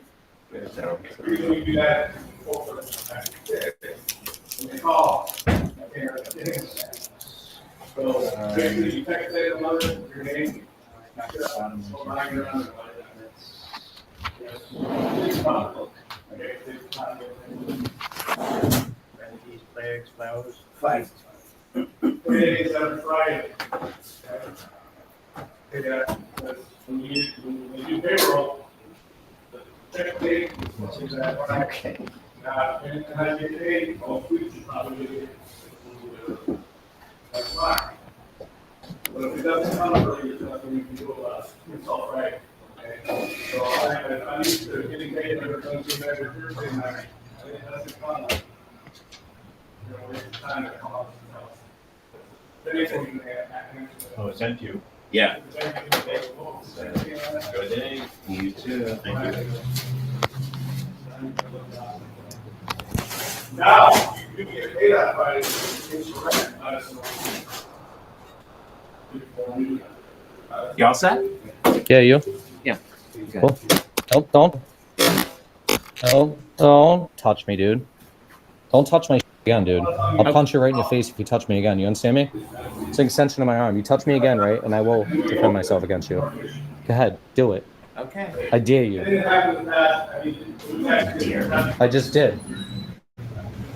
Police were just here. Yeah, I know. And I told them to fuck off like I am you now. So now you can fuck off like they did. Touch my shit again, dude. I'll punch you in your face. You understand me? Stop filming. You. And it's recording. It's digital. Yes. There's not a lot we can do about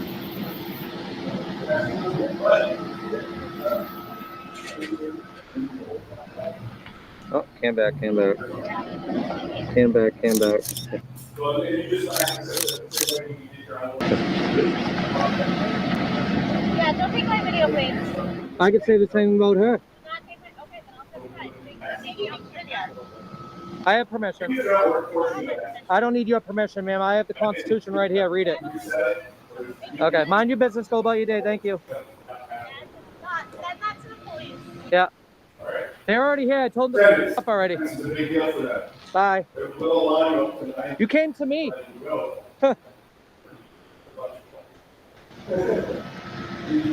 Send it to the police. Right after I get my Starbucks.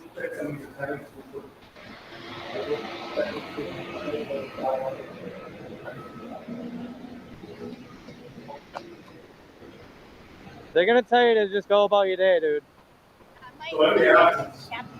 Oh, tell them. How about that? Yeah, it's freedom. Freedom of speech.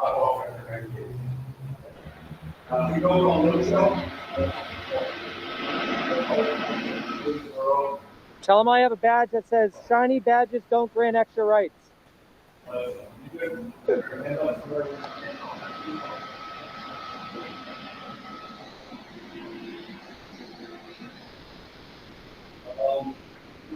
Hey, puppy. Hey, puppy. Most of the time, we do that.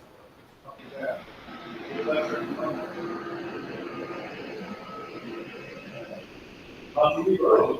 Before your body would have to fly. They remember if you have to line and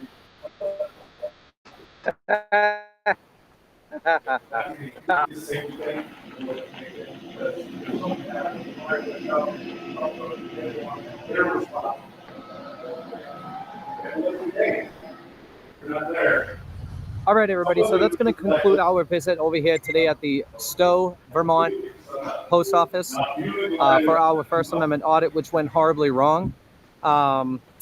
The clerk inside, who was screaming and yelling at me to stop recording on federal property, telling me I have to leave, and then not identifying himself, even though he wants to throw directives at me that are just unlawful. I mean, I don't obviously have to leave federal property as long as I'm not doing anything wrong.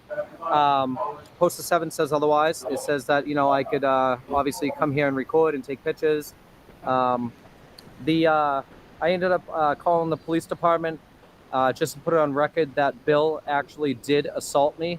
After that, the police department was also dispatched by the post office here themselves, stating that I was aggressive and that I was refusing to leave the property and that they didn't want me here anymore. The 3 officers that arrived, 2 of them were okay. The first one that arrived just didn't want to listen to me.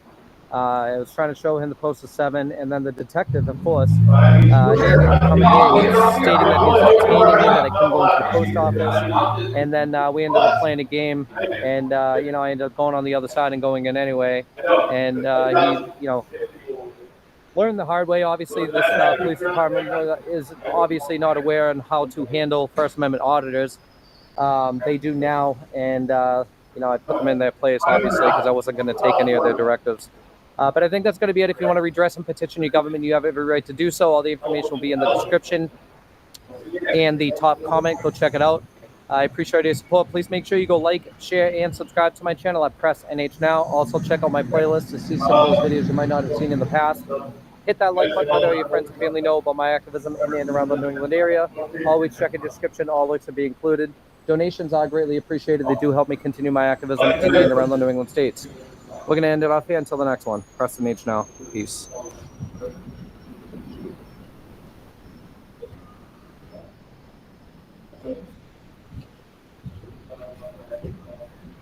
yeah, I mean, let's get it.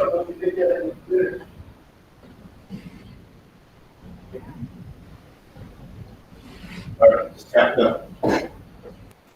So it won't, after I finish, I won't get a starting date yet? Well, no, I mean, what would you put down for your shift preference first? Yeah, you probably don't get called for the next order. Don't get pay card. Oh, you want to get one now? That's fine. Yeah, that's fine.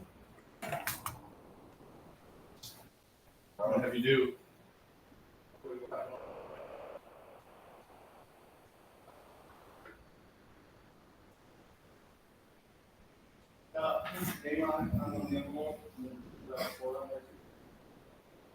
And then I'll just make a copy so you can just take that with you. You can, yeah. Yeah, that's fine. You can use anything too. You can use like Cash App or anything like that. Yeah, that would be good. All right. Get you pulled up. Jaden, right? All set?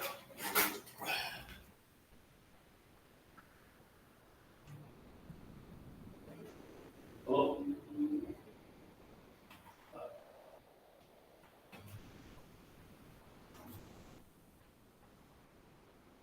Yeah, I got that.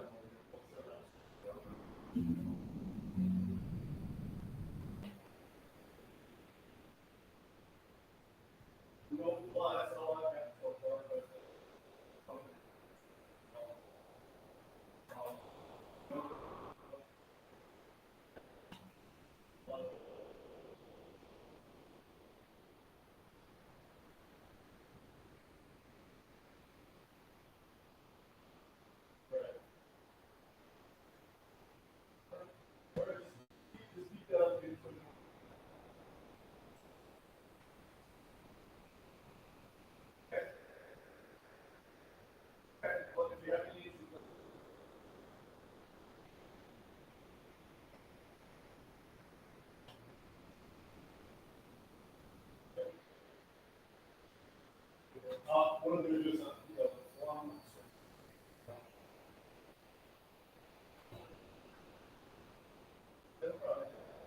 yeah, you too.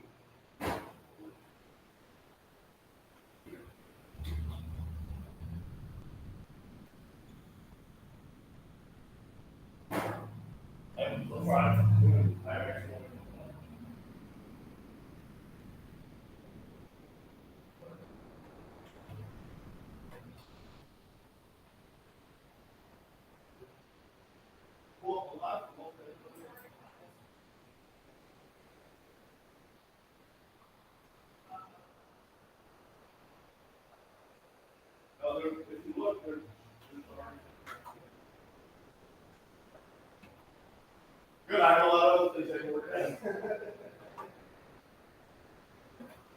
The phone. Okay.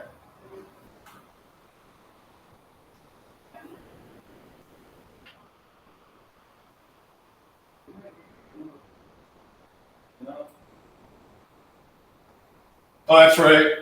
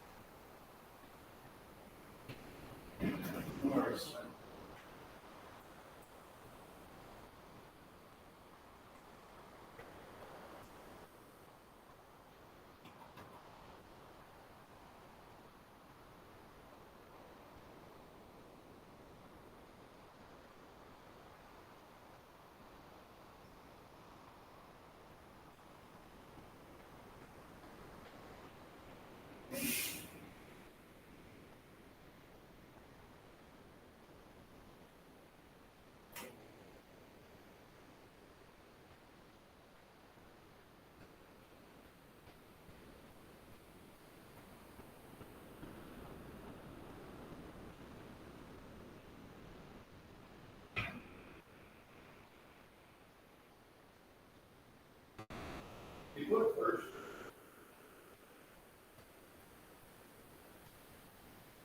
All right, sorry. It's the jihadist flag. So the police gaslight you, the government gaslight you. And then when after 20 or 30 years of total betrayal, they're ignoring us, they don't care what we say, the whole facade of democracy. It's a total facade. We need a cultural revolution. We're not voting our way out of this. We are not voting our way out of this. which is what we were in the process of doing. Why over the last 3 or 4 weeks, after us mobilising influencers together, creating 100,000 people on the streets, is why they've come for me from every angle. That's right. Tommy, I know you got to go, but last question, because I want to get into this. They've arrested the head of Telegram. It's bigger than X worldwide. They want to arrest Elon Musk. After you leave, I'm going to cover this. They've announced that they're preparing to charge Elon Musk with obstruction of justice. They're ordering him to turn his company back on, come to their jurisdiction, so they have legal precedent to do it. That's like an ant asking an eagle to land so it can sting them. I mean, the system's getting really desperate. Final comments on Elon Musk. I mean, because people, oh, he's not perfect. What do you mean? Normally you would be not able to reach 1 million people. You're reaching hundreds of millions a week right now on X. We are too at Real Alex Jones. This is beautiful. Can you speak to the fact that they're coming after Musk next? If I could speak to Elon Musk, Elon, I currently face 2 years in prison for releasing a documentary on your platform. I face 2 years. That's one of the charges, because I put a film on 47 million views on this platform. My legal bill, Alex, this is where they win, is £130,000. So to fight this, it costs £130,000. That is the lawfare. I believe Elon Musk is the most important man for not even Donald Trump, because if Donald Trump gets elected, Elon Musk is given a platform for freedom of speech. That's what he's given. Without freedom of speech, we've already lost. So in America, you've got the Constitution, but they control Facebook, they control YouTube, they control it all. They control the narrative and they control what you think. So I believe Elon Musk will be remembered in history, not for sending things to space, not for the Tesla, not for being a billionaire, but for saving freedom of speech. If we save freedom of speech, we can save the West, we can save our future. I'm incredibly grateful that at least no matter what happens to me, you're going to know, the public are going to hear, it's going to awaken people. I'm obviously worried about his life if I was Elon Musk. They made the attempt on... He's in their way of total control of globalists, total control. Elon Musk is in their way. He's in the way of total control of globalists, total control of the voice, but they're coming for all of us. So please allow our films to continue. Elon, if you could share my documentary, it may be the difference in embarrassing the government. Our films to continue. Elon, if you could share my documentary, it may be the difference in embarrassing the... Eventually, these companies are going to have to be like, all right, we got to make changes if we want to make money. Yeah, I mean, I think... That's how you enter the forum. Call me Tim says, Brooklyn Nine-Nine and Last Man Standing were saved because fans got mad. Those shows were canceled. That's true. I think Last Man Standing was canceled for ideological reasons, though, because it was a conservative comedy. And Brooklyn Nine-Nine, after its renewal, went to garbage anyway. I think Brooklyn Nine-Nine, like the first 3 seasons, were absolutely great. I think Pinto is a hilarious side character. That last season was really bad. Brooklyn Nine-Nine is a great example of a show that tries to be woke, but it isn't over the top. So it's okay. Here's an example. In the very first episode, Andy Samberg's character plays a police officer, and then their chief is a gay black man. Over there, take it up. And he meets his hero, cop author or something like that. And he calls I don't know what he calls him. I think he might call him word, just leave it over there. or he might call him queer or something like that. Yeah. And Andy Samberg punches him in defense of his boss. I didn't think that felt forced. I didn't think, you know what I mean? I thought it was okay. Right. Because, the boss was gay and it was his boss, and it was a big moment in the show because he gets in trouble and he doesn't virtue signal. Right. He just punches him, and then he doesn't even tell his black gay boss, well, I did it because he said something negative about you for being gay. Right. That's how you do it correctly. And then he finds out later and it ends up bonding them. It's a cool thing, a cool moment. But later in the show, they go full BLM crap. Terry's character gets racially profiled, and it's just dumb. Simulant says, I don't have any friends, so I won't be tailgating. Is there a way I can donate to help others to get party supplies? Yes, I'm working on that. You're going to see some of that going on. That's very cool. And Fired Up Gaming upgraded their membership to Beardo Legendo. Oh. Thank you so much. You know, if you join us on YouTube, you get a free super chat every month. Just saying, as you're looking for a reason. Yeah, here's a quick little update, by the way. Site will probably be ready to go tomorrow. Most important thing right now would be to go to tailgatesfortrump.com and join the email list. So when you join the email list, it'll send you an email that you have to confirm. So it'll send, when you put your email in, it'll send you an email asking you to confirm. Make sure you check your spam. But some of the stuff we've got going on here is we've created a resources section. And first of all, we have like talking points. So you can print these off in PDFs and show people just how bad things have been. We're working on that, national security. Section will be expanded. We have party recipes, which I think will be pretty funny. We've got Donald Trump's spicy margarita. I love it. We've got Tim Walz's creamy horse, which is a horseradish sauce. Kamala Harris's tuna meltdown. Booty Judge's booty jiggling XL hot dog and buns. Joe Biden's You Ain't Black pockets with ice cream. And of course, Nancy Pelosi's gin-soaked drizzle cake. You know, we've got many more. AOC's green new dip. Unburdened by what has been casserole. So, like, we've got that coming. We've got more drink recipes coming. Actually, I need to tell them we need to have more, let's see, more drink recipes we need. More drink recipes. I think those will be funny. So, like, these are obviously all real things you'll be able to cook at your barbecue and make at your barbecue. We also are working on different games for your parties. So we created a Trump 2024 playlist. So, you know, you can go here and you can play. It's got the Village People. It's got Many Men, Tom McDonald. So you got a playlist of 41 songs for your party. You've got Kamala's Word Salad game you can play. Feud. We're working on like cornhole faces of like Kamala's face, so you can put her face like over the hole and for bags. You can throw that. So we're expanding all this kind of stuff. We've got stickers. We're going to work with Sticker Mule, and we're going to have stickers. There's a spot where you can donate. People asked about that, but we're going to have stickers here too. I actually don't know if I can show you the sticker here. Let me see if I have a picture of it. Yeah, under the recipes, Kamala's unburdened by what has been done. Oh, wait, I mispronounced that. It's unburdened by what has been done. Oh, that's even better. Yeah. Oh, my goodness. Yeah, it's Kamala Harris is unburdened by what has been. I missed that. That is so funny. Yeah, so we're going to have a lot of fun stuff like that. We don't have a lot of time to sell shit, but we were going to try to sell some shit just to cover the cost so I can pay my guys for doing this. We've got Trump Tower Zinger Burgers coming up next. So we're going to have all sorts of recipes and stuff like that.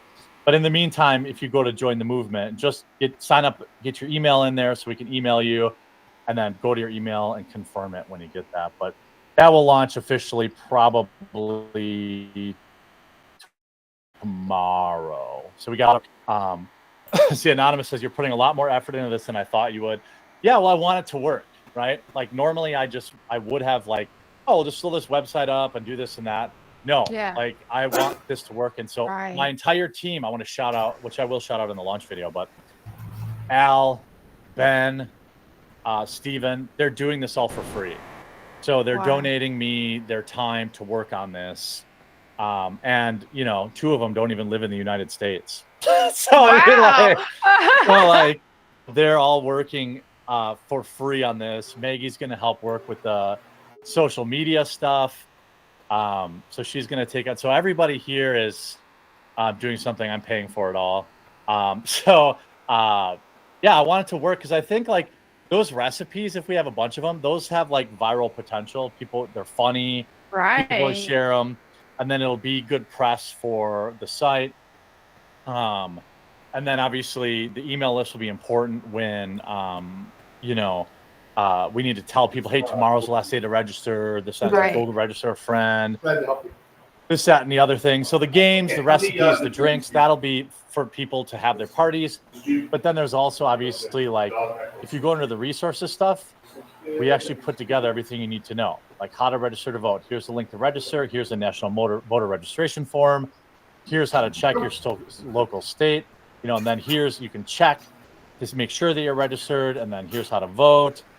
Here's how, you know, everything there here to help people make it real easy and, you know, all that kind of stuff. So I think it's going to be, if we take it further, it's going to be pretty cool. And I'm hoping that we can really officially launch Memorial Day weekend, which obviously, but yeah, get on that email list because that'll be the powerful thing. Like I'm going to use that to get try to get an interview with Trump. I'm going to be like, hey, we have 50,000, 100,000 people on the list that want to help you get elected. Give me 20 minutes on a Mar-a-Lago or something like that. That'd be amazing. You know, yeah. I think that would be awesome. Chicken Sushi says, I graduated from the high school you covered yesterday, 18 years ago, and the flag issue would have never happened when I was there.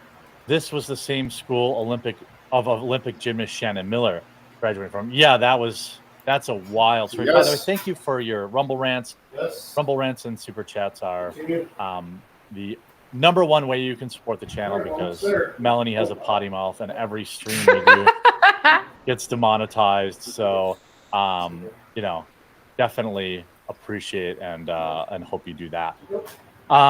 Yeah, so we're gonna have a lot of stuff going up on that website. The team is working basically 24 hours a day to get that going. And I'm pretty proud of it. I'm pretty proud of those guys. They're doing great work. And then what is her name? Maggie will take over the social media stuff and share the recipes and all sorts of stuff. I think that those are funny, like the gin soak this or that. Like people will share those on social media. Right. And that'd be a good way to like promote, you know, tailgatesfortrump.com kind of thing. Yeah, I see Lord of the Ree made a Rumble rant. I think you missed it. Oh, I missed it. A $5 Rumble rant. He says, Mel, can you please educate our resident F-slur retard as to what actually happened to Lot after Sodom and Gomorrah? Him getting graders. Dude has a fixation. I don't know who he's talking about, the resident retard there and what they're saying. I do know it's a very common thing, though, that people like to use that story against the Bible for some reason, as if that was a glorified incident in the Bible, but it's not. It was a very bad incident that is just documented in the Bible. There's a lot of bad incidents that are documented in the Bible. So yeah, Sodom or Lot's daughters wanted to have babies, and but they were like, "Oh, we have no men," so they got their dad drunk and raped him, and yeah, that was a terrible thing. Oh yeah, let me give you the DJ. Nice. Oh yeah, the DJ response. Yeah. Yarn Prepper says, "Hey, Quartercast here in Washington County. All I see is Trump signs." That's right. You know, I live in Washington County, so I see them too. Well, I think I live a little north, but you know, well, I'm in Washington County every single day. And that's all I've seen. But, you know, this area is pretty deep red, and we have to work really, really, really, really, really, really hard to overcome Milwaukee's random 500,000 votes at 1 a.m. for Joe Biden, as is apt to happen for some weird reason. I mean, 81 million scoops of ice cream or whatever it is that Joe Biden gets. Let's see. He tried to pass him off off to the degenerates at Sodom. Nice. Got him drunk. Took the D. Really? It was his daughters? What? Okay, wait. Let's see. Where is that comment? Who took advantage of the guy? Oh, well, okay. Well, Lot's daughters did. Like, they got him drunk and they raped him. And now before Sodom and Gomorrah got burned, there were a bunch of those dudes out there wanting to have relations with an angel because they thought he was hot, and Lot did offer up his daughters, and they didn't want them, which was also wrong. But yeah, that was all a giant mess. And he offered up his daughters, and the angel didn't want them, and then so they hooked up with their own dad. Well, no. Well, they did end up hooking up with their own dad after. That was like a separate. Basically, these guys wanted the hot angel. They're like, oh, we want this. We want to have relations with this man or with this angel. And Lot was wanting to protect the angel from them, and it's like, hey, I have virgin daughters. No, we don't want them. We want the angel, or we want that hot man in your house who's an angel. And so, yeah, then Sodom and Gomorrah got destroyed. Then after Sodom and Gomorrah got destroyed, the daughters were panicking like, oh, we'll never have children. Let's get our dad drunk and have relations. Babies? Yeah, and that's what they did. And that was a terrible, disgusting thing. But I think it just like is a testament to how messed up a lot of people's mindsets were with that, who were a part of Sodom and Gomorrah. So, but yeah. Now, Lot was trying to protect the angels. Oh, okay. Yeah, he's trying to protect the angel, but still, it wasn't right of him to offer his daughters to those savages. No, let's not pretend like that was right. But I mean, that's the thing about the Bible is it tells a lot of bad things that people did, but it doesn't glorify those things. Good. Yeah. So anyway, on that note, I just wanted to point out, remember we were talking about that woke video game, Concord? Which, like, the game itself isn't anywhere near as woke. I watched, like, gameplay of it. It's not like Dustborn, where that game is like over. Yeah. This game just happened to have some, like, flavors or tastes of woke. The characters, the pronouns that are listed up there, and how the character designs. But in terms of actual gameplay, I mean, from what I know, is the gameplay wasn't terrible. But yeah, I mean, that's the thing. Who wants to play is the characters with big fupas and stuff. Yeah. And what I don't know, I have not been able to confirm this. But the number that people are throwing around is 200 million. I already reached out to somebody earlier. Yep. And right now, there's PlayStation is adjusting. They're like increasing the price of PlayStation 5s in Japan to try to offset what they lost on Concord. It's just insane. You don't. I mean, it's bad enough to take a chance on these even if they want to use developers, but a $200 million loss. Whew, that's a heck of a chance. Yeah, and just to even see, you would think those who are overseeing this and Sony would have been like, if they set down through here, these characters look ugly. I wouldn't want to play. I mean, I guess there's just too scared to say it. Everybody's seeing it, and they're too scared to say it. But now they lost a bunch of money. Yeah, that's. I think what it really speaks to is that consumers now, like woke nonsense is a stinky cologne. So like, if it's on something, people are just like, I'm out. They're not even willing to say, oh, it's really not that woke. They're just like, people are saying it's woke.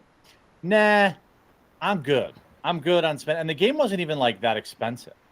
I think it was a $40 game. No, I'm wrong. Dustborn was $40. I think this game was not cheap. Right. And it was regular price. But it was like an with official release too, right? With the hero, yeah, but with the hero shooter, it's like you've got Overwatch that's free to play. I believe Overwatch 2 is free. So why would you spend all that money for Concord when Overwatch looks better and probably is a lot better? There's just a lot of issues with that in general. They really needed people who could have really set the gameplay apart in some way. You need some revolutionaries like Ice Frog, for example, with Deadlock. But in this case, you don't have that. You just have, okay, this is Overwatch, but make it more queer and more fat. And so, yeah. Well, Concord, I've been corrected. Concord was $40, but still, okay. A game of this quality should have been free, first of all, and second of all, I think, even though, like, you know, as I would be apt, you know, as tempting as it is to use the get woke go broke thing, this is also a very forgettable game. In an era with 100 better alternatives. I mean, the hero shooter space already has Overwatch, and it has essentially, would you say that Rainbow Six Siege is kind of a hero shooter?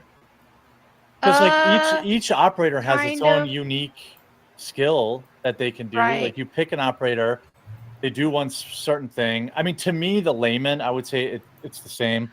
Well, and what is that one? The Apex Legends. Yeah, Apex Legends. Yeah. Also, hero shooters are still difficult to do to be successful. Look at what happened with Lawbreakers, for example.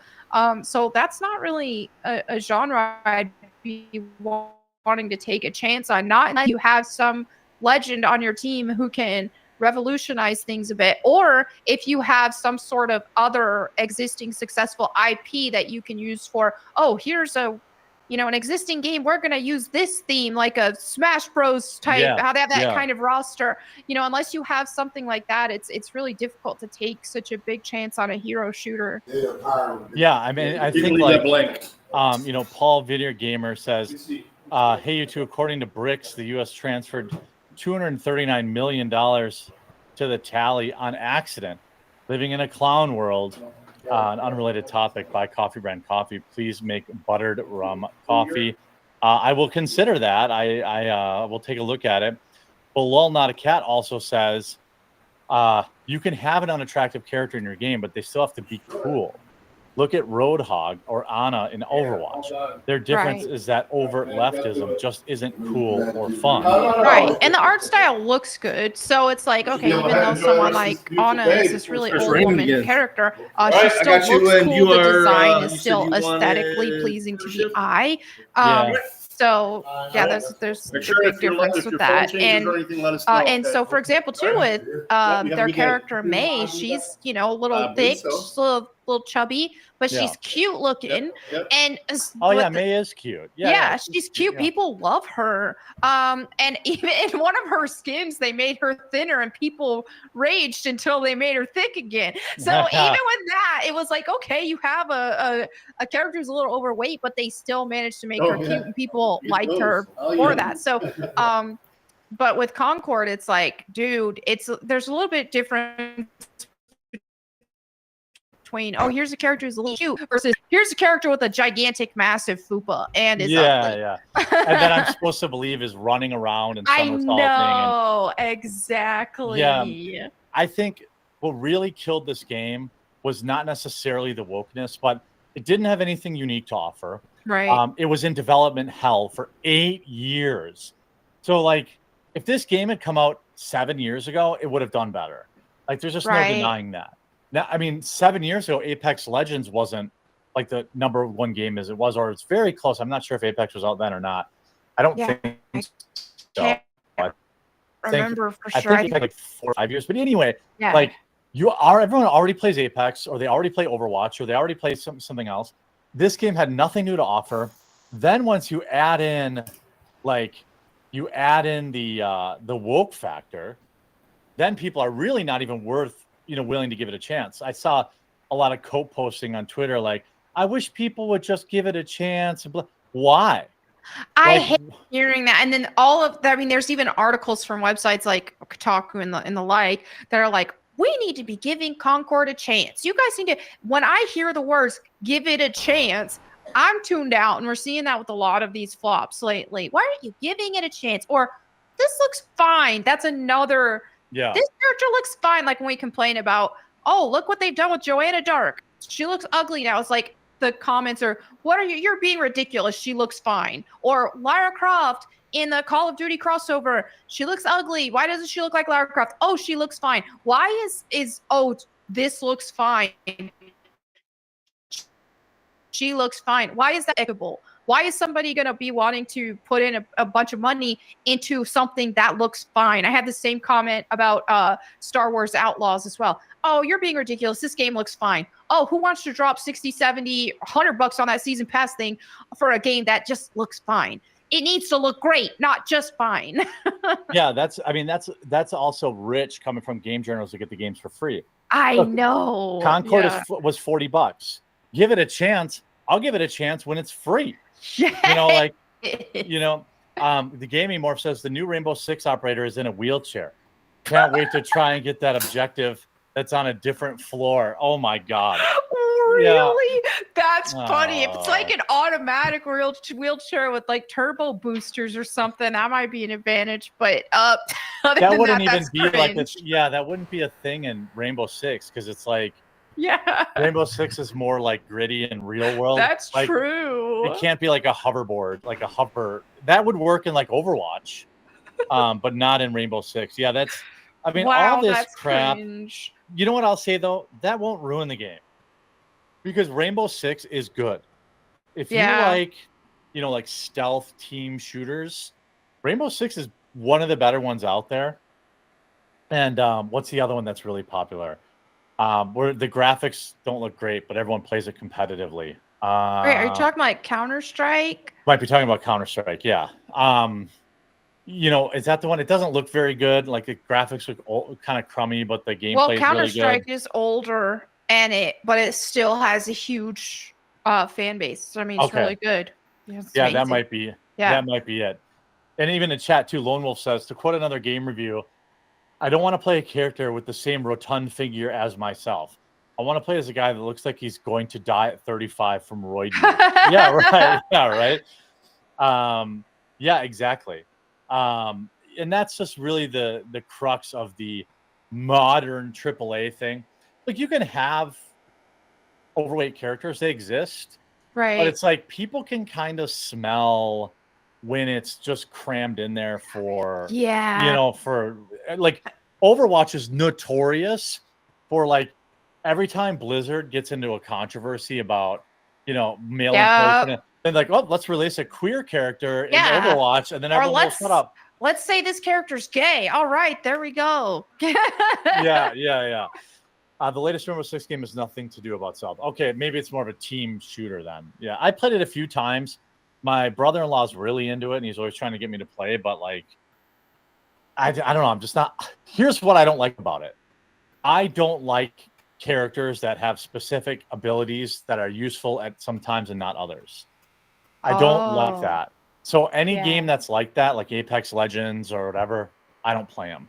I would rather be able to play any kind of character and equip any kind of ability that I want. Gotcha. So you might not like Deadlock too.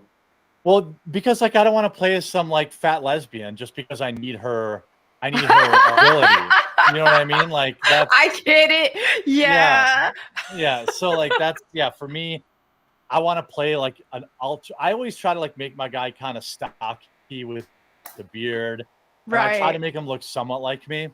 And like I don't want to play as old grandma just because I need her abilities. Like I like identify with the character. So you want to customize your character and why can't I just choose the ability that I need for a particular Now I get it. That's why it's a team shooter, a hero shooter where you need someone who heals in order to win as a team. But I don't want to ever heal. Like that, healing is for fix. Like I don't want to do that. And like, so even Call of Duty is kind of leaning into that more nowadays, where you kind of like,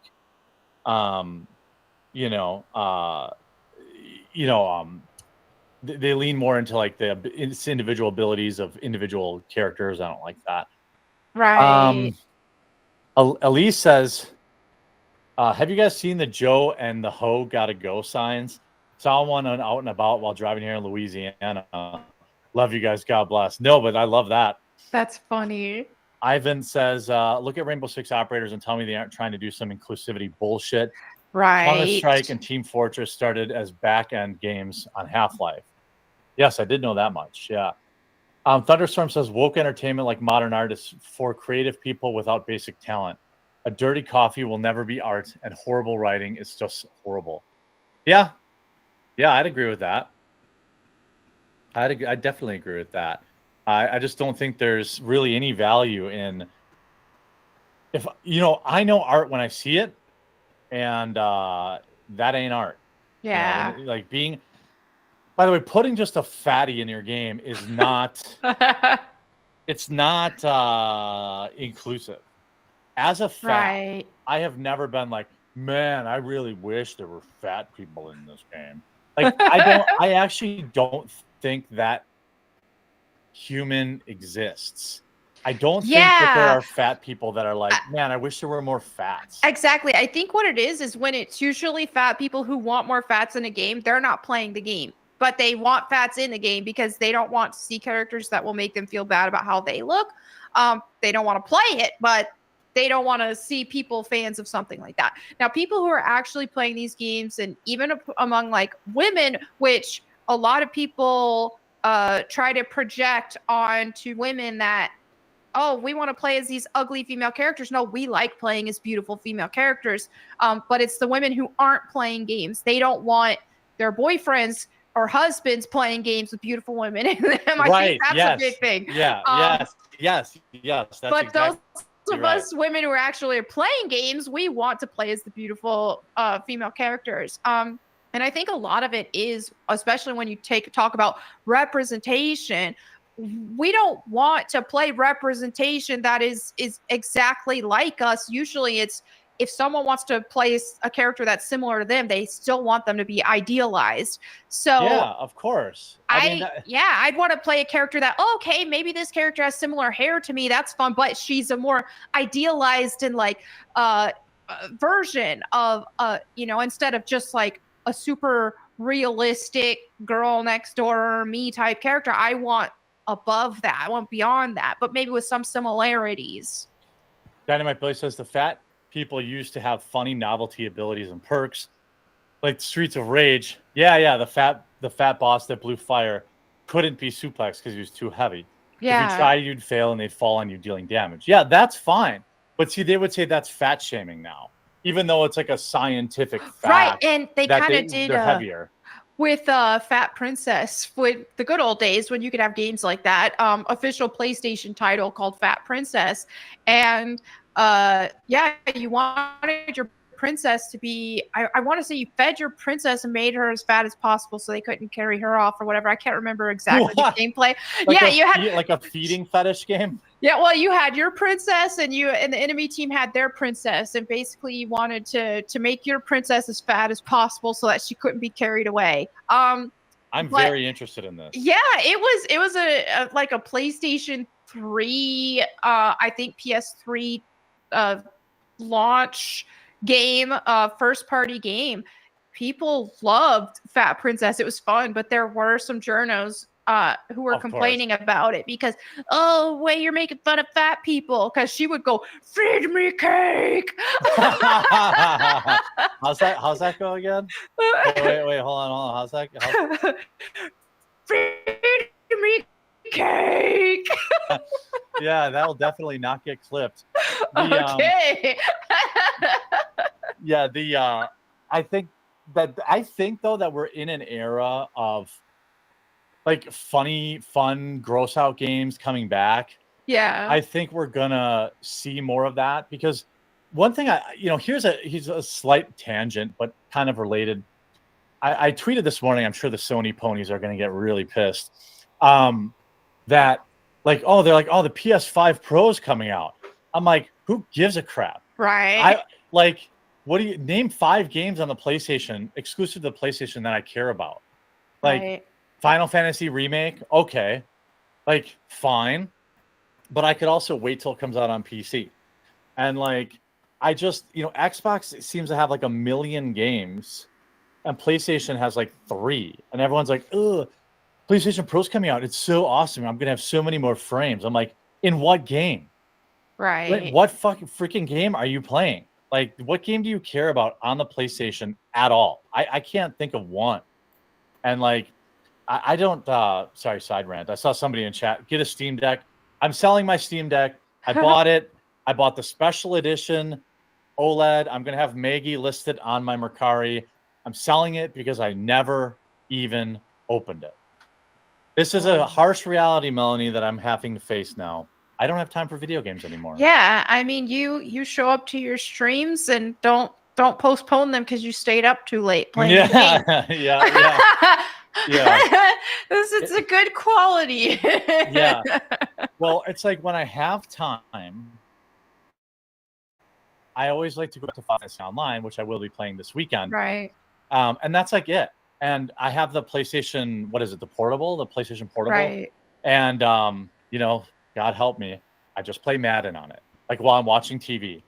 Yeah. Like when I had my Steam Deck, the first Steam Deck, I got Harry Potter for it, and every minute I was playing it, I was like, I wish I was playing this on my computer.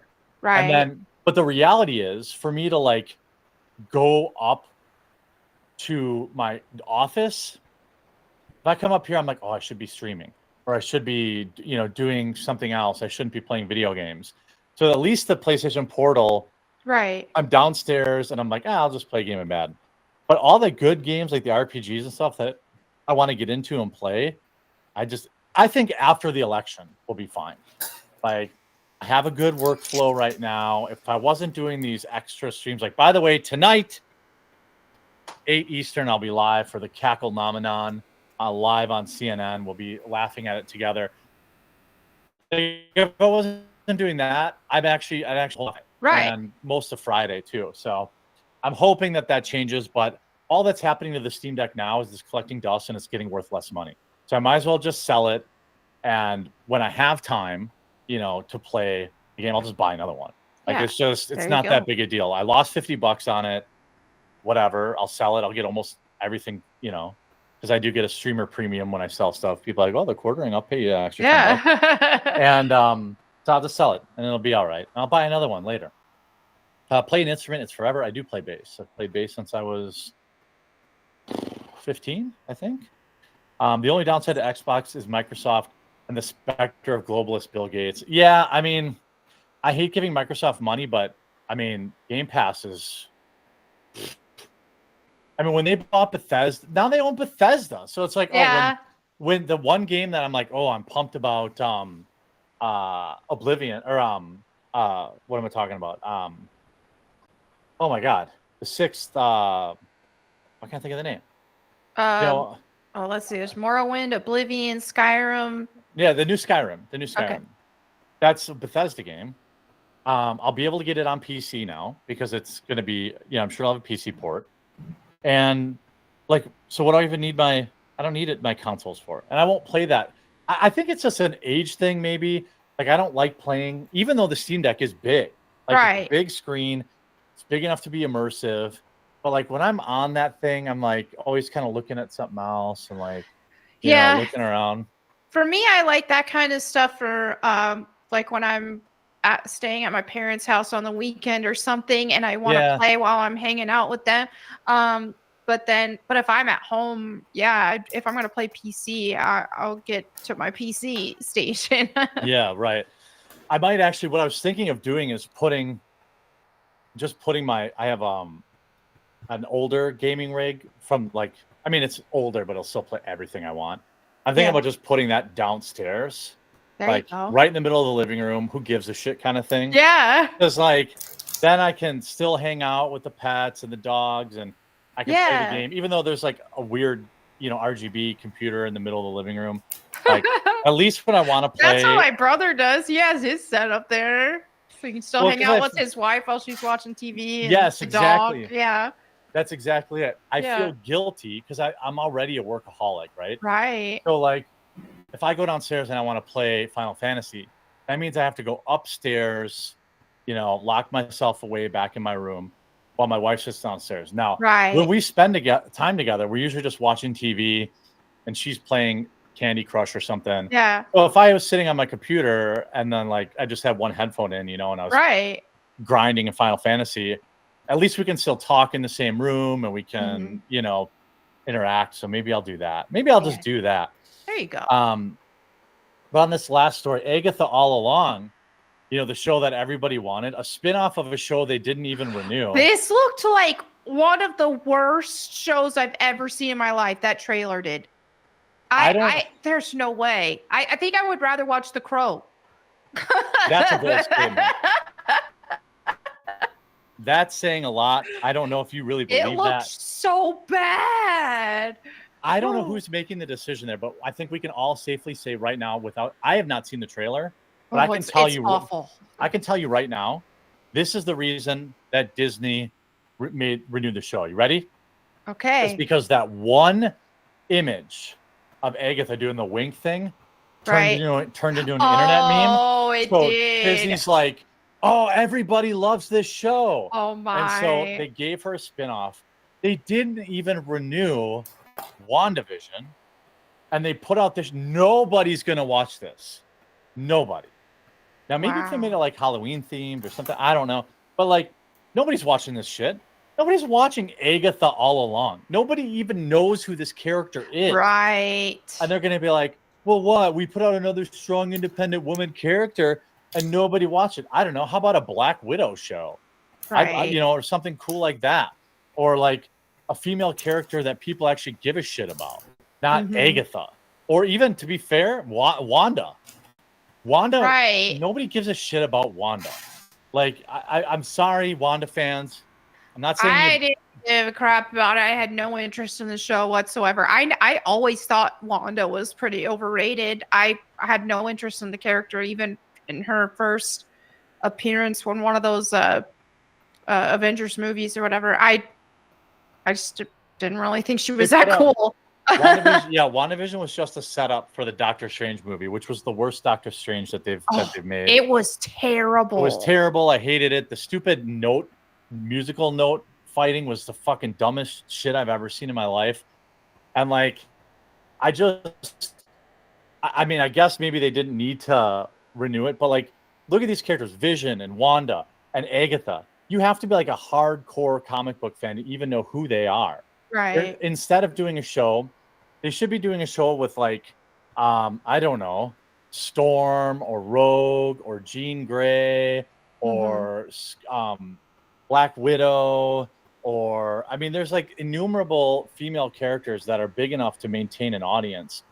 But I guess it'd be hard to do Black Widow because Scarlett Johansson would cost them too much money. Probably. Right. Like, there's no established Rogue character or established, well, Storm maybe. I mean, a lot of people have played Storm. Right. Storm would be perfect. They could make a Black Storm again. Exactly. I mean, they could make a sick television show about Storm if they actually did it right and didn't get all woke with it. They could give us something awesome that people would love because she's a great character. She's great. Yeah. Jean Grey, great character. Super powerful. Killed Miss Marvel, by the way. But instead, where they're like, oh, let's give you twerking She-Hulk. Right.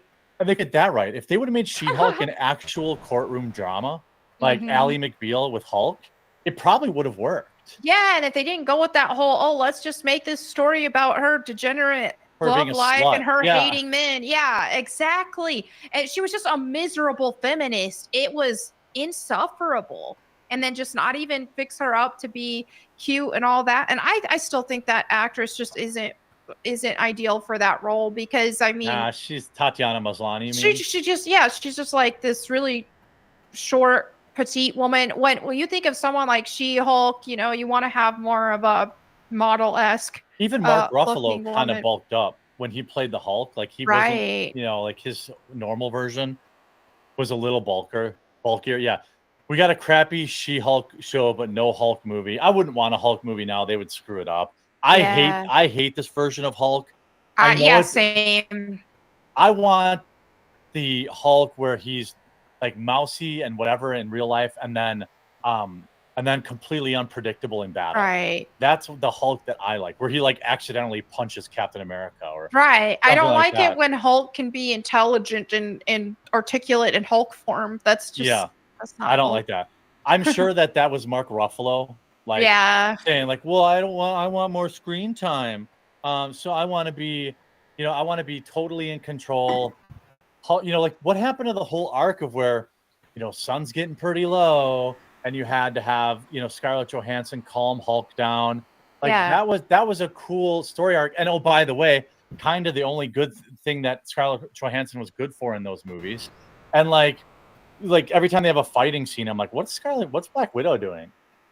Like she has no special abilities. She's supposed to be fighting. She's supposed to be fighting these aliens. Like how? I don't. Yeah. At least Hawkeye would run around, shoot arrows.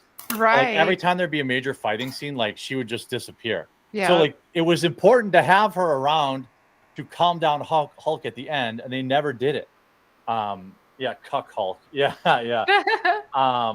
Pegged Hulk. Yeah. All good. Yeah, all good stuff. Tight leather ass sequences. Yeah, I mean, I think that I mean, I'm not saying that I don't like Black Widow. I'm just saying she's useless in the fight scenes. And Right. like the last 3 Marvel movies were all 90% fight scene. So at least she could have been there to calm down Hulk, but she didn't. They took that away from her, and then she just became like, whatever, a good-looking woman, the last good-looking woman in the Marvel Cinematic Universe. Rip JoJo, yeah. Never forget that Mark Ruffalo cried about a violent pedophile dying, and he never took that tweet down. I think I actually ratioed him because I like showed the picture. I'm like, he like here goes our monetization, but like I need people to understand he didn't just have child porn, or he didn't just he anally raped like a kid, like a 7 or an 8-year-old, if I remember correctly. It was like and it was like his girlfriend's son or something like that. It was like, it was very bad. Like, it wasn't like, oh, he was dating a 16-year-old when he was 18. No. He is very, very, very bad. But anyway, yeah, Rip JoJo. I would say this show, obviously, and of course we're already starting with the crap. Like, the actor Joe Locke reiterates that his character is gay. Well, thank God. I wasn't gonna tune in. I wasn't gonna, but now I know a kid is gay. Oh, can't wait to tune in now. Like, they do this crap. They're like, they pick a shit Z-list character in the Marvel Cinematic Universe, give her a show, nobody's gonna watch it, and they're going to say, "Oh, well, no, you weren't ready for a gay kid." Right. That bunny looks like Mei. Yeah, the bunny's That's cute. the best part. Here's the cast, by the way. Oh my! It's a very dark bunch picture. of old ladies and a bald black woman, because and a gay kid. Yeah, and a gay kid. They can't have a black woman actually dolled up, looking cute. She's got to be bald. Yeah. They aren't allowed to have attractive black females. I know. They have to be fucking masculine. And then they want to say, "Oh, you don't like this character because she's black." It's like, dude, you could have. And they usually make them insufferable too in personality. So it's like, you could have made a cute black woman. Why is that so hard? Go out in the real world, you'll see plenty of beautiful black women. Lots of them. Yeah. Why is the representation not reflecting that? Is this the mom from That 70s Show? I think so. It looks like it. So you have an Asian, of course. Yeah. Old white chick. Here, this chick's definitely gay. Yeah. And you have Agatha, and then you have a bald black chick. Sign me up.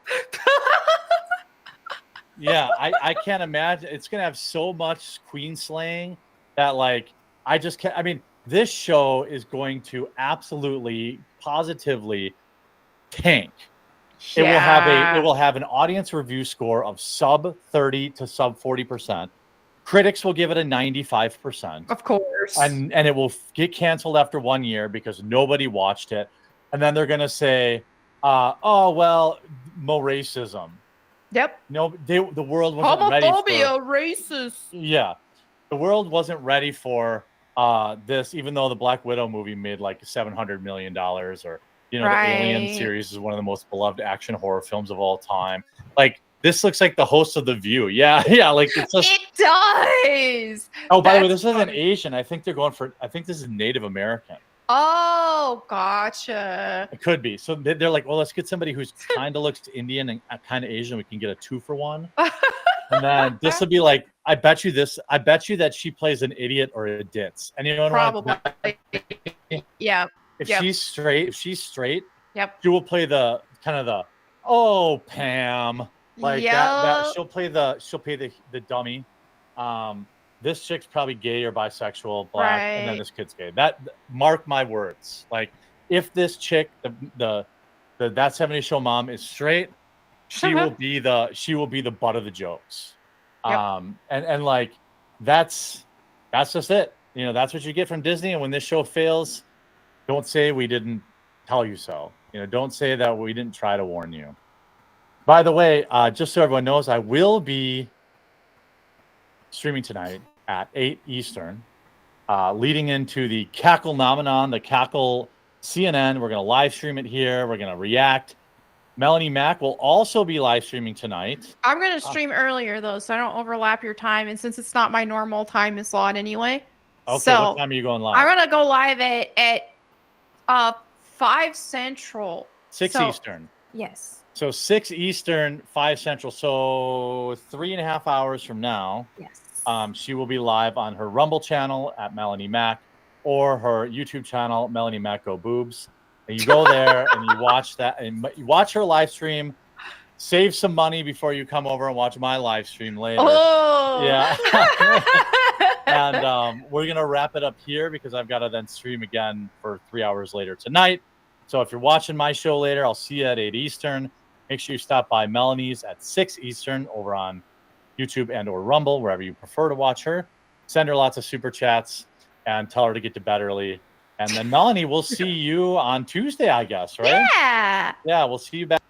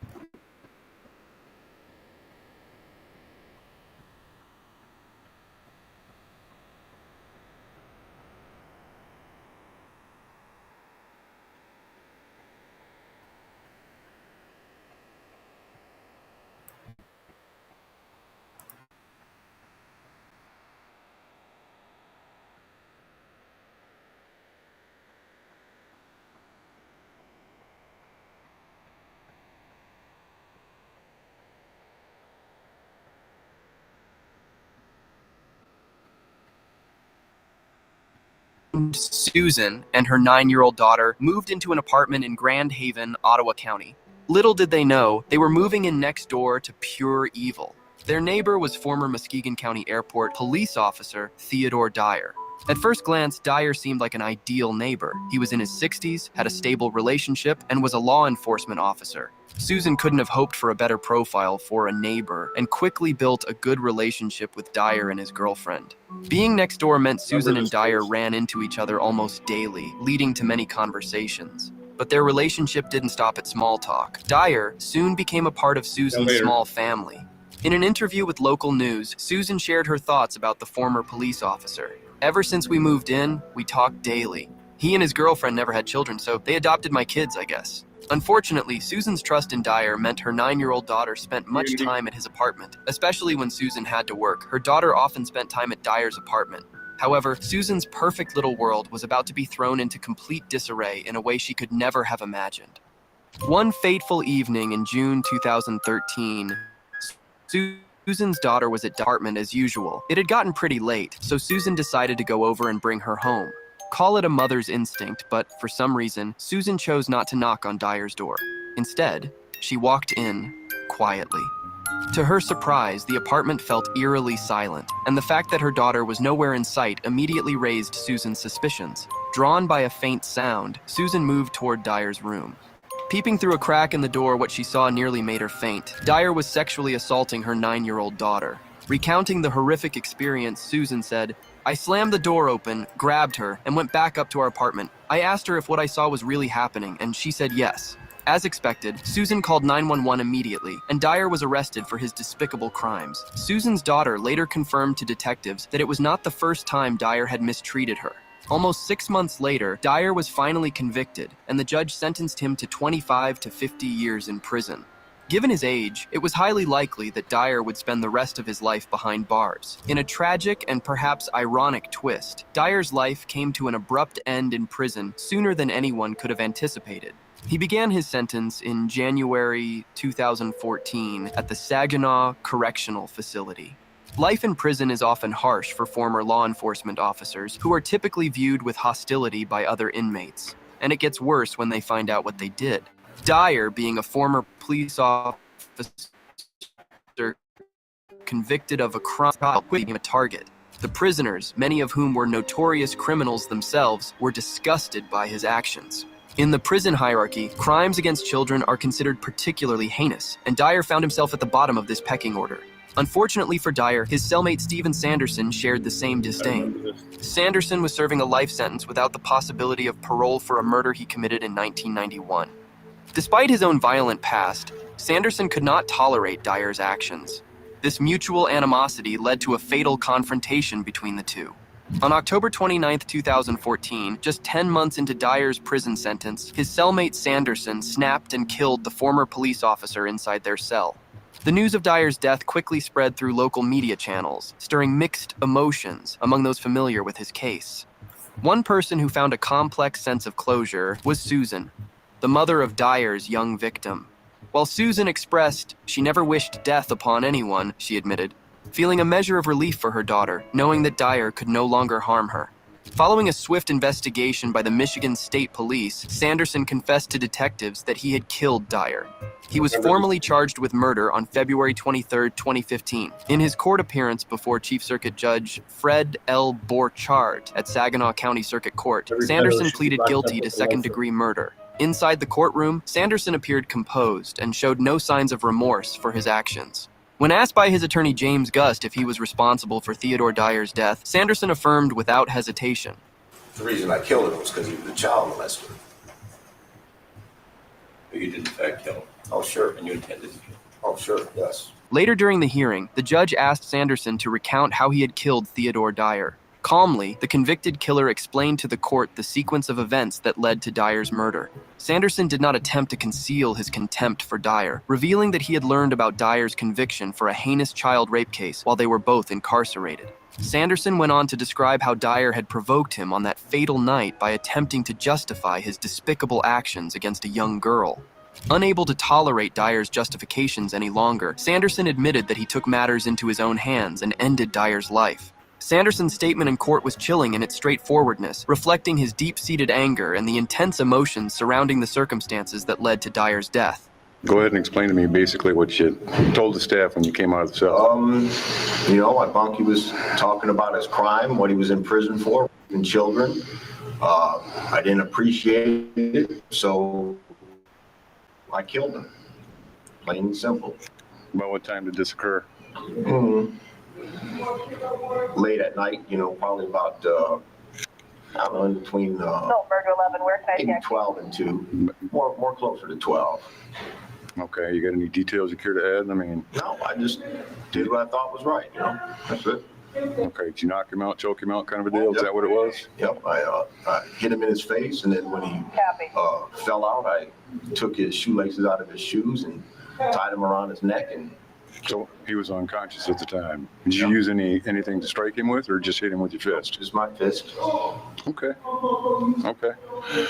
Well, they're probably going to keep you over here in this cell for a little bit. We're going to get you into an observation cell over on the other side. An observation cell? I'm not suicidal. No. It's what we got available. Oh, okay. Okay. So all I want you to do here is just kind of kick back and chill for a little bit, and we'll get this wrapped up. All right? How about you guys? Steven Sanderson explains that he punched Dennis, causing him to fall to the ground. After Dennis was down, Sanderson used shoelaces from his own shoes to choke him. He held the shoelaces tightly around Dennis's neck for a few minutes until he realized Dennis had stopped breathing and was dead. Once Dennis was dead, Sanderson carefully placed his body back into his bunk and covered him with blankets to make it appear as though he was just sleeping. After arranging the scene, Sanderson packed up all his belongings. He chose to wait until the next morning to report Dennis's death, thinking it would be better to avoid causing chaos and panic during the night. How many times do you think that you punched him? Maybe once, twice. Nothing Once more. or twice? Okay. And then at some point, evidently, you hit him hard enough to knock him down or knock him out. Where do you think that you struck him that time? Probably caught him on a good shot on the chin. On the chin. So he went down and now he's on the floor. Mm-hmm. Do you recall how he was laying on the floor, side, back, face up, face down? I don't recall. Okay. And then you said that you choked him out. I believe, is that? No, I didn't choke him out. When he went down, I took the shoelaces out of his shoes. Okay. And I made a decision that this was going to hit now. So okay. So I guess then I must have just misunderstood you. I thought you said that after you punched him, he was down, that you choked him prior to using the shoelaces. No, I just took the shoelaces out and wrapped they them around. were out of his shoes? Mm-hmm. Okay, so you took the shoelaces out. Obviously, you wrapped them around his neck. Mm-hmm. Just once. Wrapped them around my hands. Tied them two together. Okay. There were two shoelaces, so I tied the ends to ends together. Okay. Wrapped it around the hand, put it around his neck, and held it. Okay. How long do you think you had to hold it before you were confident that he was? Actually, a long time. Long time being minute, 2 minutes, 5 minutes? I don't know, but it just seemed like a long time. Okay. I imagine that probably your time recollection then would probably not be accurate, or because I'm sure that you like probably, a long time. you know, a little tense, a little hyped, had the adrenaline going. So you end up, you're confident that he's deceased. You pick him up and you said you put him back in his bunk.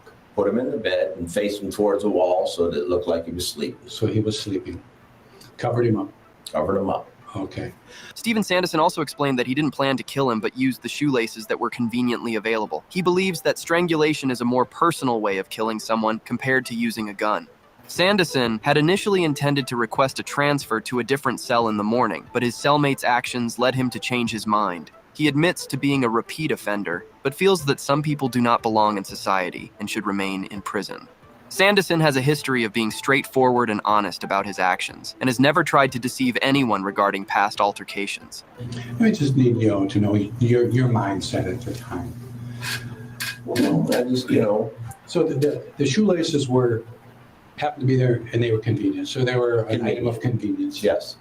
It wasn't something that you had determined prior that I'm going to knock him down, I'm going to take the shoelaces, I'm going to kill him. It just, right. Seemed like it was like he's knocked out now. There's the shoelaces, and now I'm going to kill him. Well, that's how I committed my other murder. It was kind of a spur of the moment type. No, strangulation. Oh, okay. I just don't think stabbing or shooting somebody is a little too impersonal. If you're going to kill somebody, you might as well be personal about it, right? You think that's more personal? Yeah, it just, I know it sounds kind of crazy, but if you have to go to that extent, I want it to be personal. I don't like violence, but if I have to go to that extent, then I want it to be personal. Okay. So obviously you comparing strangulation to stabbing or shooting, that the strangulation is more personal. Yeah. Obviously, a gun, you can shoot somebody from many feet away or whatever. Yeah. So, okay. I mean, it's like war. If you're going to go to war, no rules. I mean, not in my mind. You're aware, I think you mentioned earlier, that you were going to try to not lock with him anymore. You're going to bring it up. When he first started talking, that's the first thing I did. I told him, shut the fuck up. I'm going to one of us is getting moved tomorrow. So that was my initial plan, to just go to McLean and say, get this fucker out of here. Because I had been locking with him for 2 months and I didn't know any of this. Yeah. Apparently everybody else knew it, but I didn't. And they, failed to tell me anything. So it's an option, but then he just pushed it too far. And he just kept going with it. Although Sanderson remained steadfast in his lack of remorse for taking Dyer's life, he made it clear that he did not welcome the hero worship from those who believed Dyer deserved to die for his crime of child rape. During his sentencing on April 22, 2015, Sanderson asserted that he did not consider himself a hero. Sanderson also addressed those who had criticized him for his actions in the months leading up to his sentencing. His parting words indicated that he was unmoved by public opinion and stood by his Dyer's life, despite the controversy it had stirred. You know, I know God is the only judge we have. I've just set the appointment up. So I don't feel bad for what I did, you know. I feel bad for maybe the families, his families. Some of Dyer's family members attended the court proceedings and listened to Sanderson's statements. However, they chose not to address the court or speak to the Saginaw News after the sentencing. Judge Fred L. Borchardt imposed the harshest penalty possible on Stephen Sanderson: life imprisonment with the possibility of parole. Sanderson, now serving 2 life sentences, was transferred to a more secure custody level by the Michigan Department of Corrections personnel. He is currently housed at the Ionia Correctional Facility, the highest security level facility in the state. If you think Dyer was a horrible human being, wait until you hear about Deputy Gerard John Schaefer. But before we move on, smash that like button. Unlike Dyer, who was a convicted sex offender, Gerard John Schaefer was a predatory serial killer infamous for preying on teenage girls and young women. He was known by several chilling names such as the Hangman, the Killer Cop, and the Butcher of Blind Creek. Schaefer's crimes were horrific and spanned over many years. In 1972, Schaefer was convicted of the murder and mutilation of 2 teenage girls in Port St. Lucie, Florida. Authorities suspect he may have been responsible for the deaths of as many as 26 other female victims. His nickname, the Killer Cop, stemmed from his role as a sheriff's deputy in Martin County, Florida, at the time of his initial arrest. Schaefer was notorious for his sickening way of doing things. They called him the Hangman, because he would tie up his female victims to trees, slip a noose around their necks, and put them through hell before finally snuffing out their lives in the most twisted ways imaginable. Schaefer's depravity didn't stop with the murders. He also engaged in heinous acts on his victims' bodies, including dismemberment, cannibalism, and necrophilia. These shocking details, though horrifying, are documented in the history of his killing spree, which is believed to have terrorized Florida for over half a decade. But the drama and media frenzy that followed his arrest went beyond imagination, unearthing shocking revelations that rocked the entire nation. But what in the world could drive a cop to become a sick, sex-crazed serial killer like Gerard John Schaefer? To get it, we've got to dig into Schaefer's messed up childhood, where you start to see the twisted path he ended up on. Born in Neenah, Wisconsin, on March 24th, 1946, he was the eldest of 3 children. His father was a traveling salesman, which meant Schaefer's early years were spent moving between states before the family settled permanently in Fort Lauderdale, Florida in 1960. Despite being the firstborn son, Schaefer had a strained relationship with his father, who he felt was overly critical and favored his younger sister Sarah over him and his brothers. Seeking solace or perhaps validation, Schaefer began cross-dressing at the young age of 12, wearing women's clothing and underwear. This early divergence from societal norms may have been a manifestation of deeper psychological issues that would later contribute to his violent and aberrant behavior. He quickly became interested in acts of self-bondage, where he would strap himself to a tree and cause multiple injuries to himself. After playing some of these old games, Schaefer subsequently admitted to a psychiatrist that he had extreme self-loathing. In his words, "I always got killed in the games I wanted to die. When I was younger, my father loved my sister more than me. Therefore, I wanted to be a girl because I was such a disappointment to him. Because I couldn't win his approval, I played games where I wanted to die." As Schaefer grew older, self-harm was no longer enough to quell his sexual cravings, so he soon started having fantasies about harming other people, specifically women. In fact, when Schaefer was a young student in a Florida high school, he confided in his writing teacher, semi-famous Southern novelist Harry Crews, that the teenager's confessions had disturbed him with murderous thoughts. When Schaefer spoke with the therapist after Crews had referred him, the young man made even more shocking disclosures. He admitted to his therapist, "I would like to kill things. I even like to shoot at cows." He went further, disturbingly revealing that he had decapitated animals with a machete and then engaged in acts of sodomy on their remains. Several years later, Schaefer's twisted fantasies became a horrifying reality. In 1972, while serving as a deputy with the Martin County Sheriff's Department, he committed his first known murders. This marked the beginning of a series of heinous crimes that would eventually expose him as a sadistic serial killer. Before his law enforcement career in Martin County, Schaefer had been dismissed from the Wilton Manors Police Department as a patrolman. His superiors discovered he had been using his position to target and gather personal information on female motorists, whom he later contacted for dates. This unethical behavior led to his termination. Earlier, in 1969, he had also been fired from a teaching position due to completely inappropriate conduct. Despite these dismissals, Schaefer's ability to manipulate and deceive allowed him to secure another law enforcement position.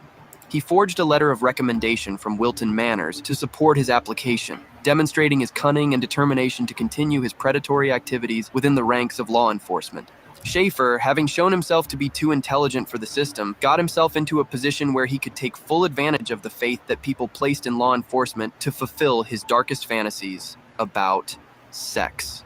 On July 22, 1972, at around 2 in the morning, he abducted 2 teenage hitchhikers, Nancy Ellen Trotter, 18, and Policy Wells, 17, whom he had met the day before. He took them to a wooded area and tied their necks to a noose, telling the girls he would rape, kill, or even sell them into prostitution.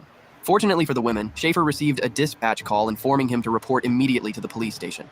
Schaefer quickly abandoned the girls in the woods, but not before warning them not to try to flee, knowing that they would undoubtedly die as he had promised. The 2 girls were able to break free and made their way to the closest woods, where they were telling the story of their horrifying experience. When Schaefer got to the woods, he realized he had made a terrible mistake, and the girls had fled. After his failed attempt to frighten Nancy Ellen Trotter and Paula Wells, Gerard John Schaefer hurried home and reluctantly called Sheriff Robert Crowder to confess to his reckless actions. In a desperate bid to alter the narrative, he concocted a fabricated story, claiming he had intended to scare the girls to demonstrate the dangers of hitchhiking. Given the extreme lengths he had gone to, few believed his account. Consequently, Schaefer was promptly dismissed from the police force and taken into custody. Sheriff Crowder directed his officers to charge Schaefer with false imprisonment and assault. Despite his serious offenses, Schaefer managed to secure his release about 2 weeks later after posting a $15,000 bail. One might have expected this close call in his upcoming trial in November 1972 to encourage Schaefer to turn over a new leaf. However, like many serial killers, he couldn't resist his dark impulses. After a brief period of lying low, Schaefer resumed his deadly activities with even greater precision. On September 27, 1972, he abducted and brutally murdered 2 teenage friends, Susan Carol Place, 17, and Georgia Marie Jessup, 16.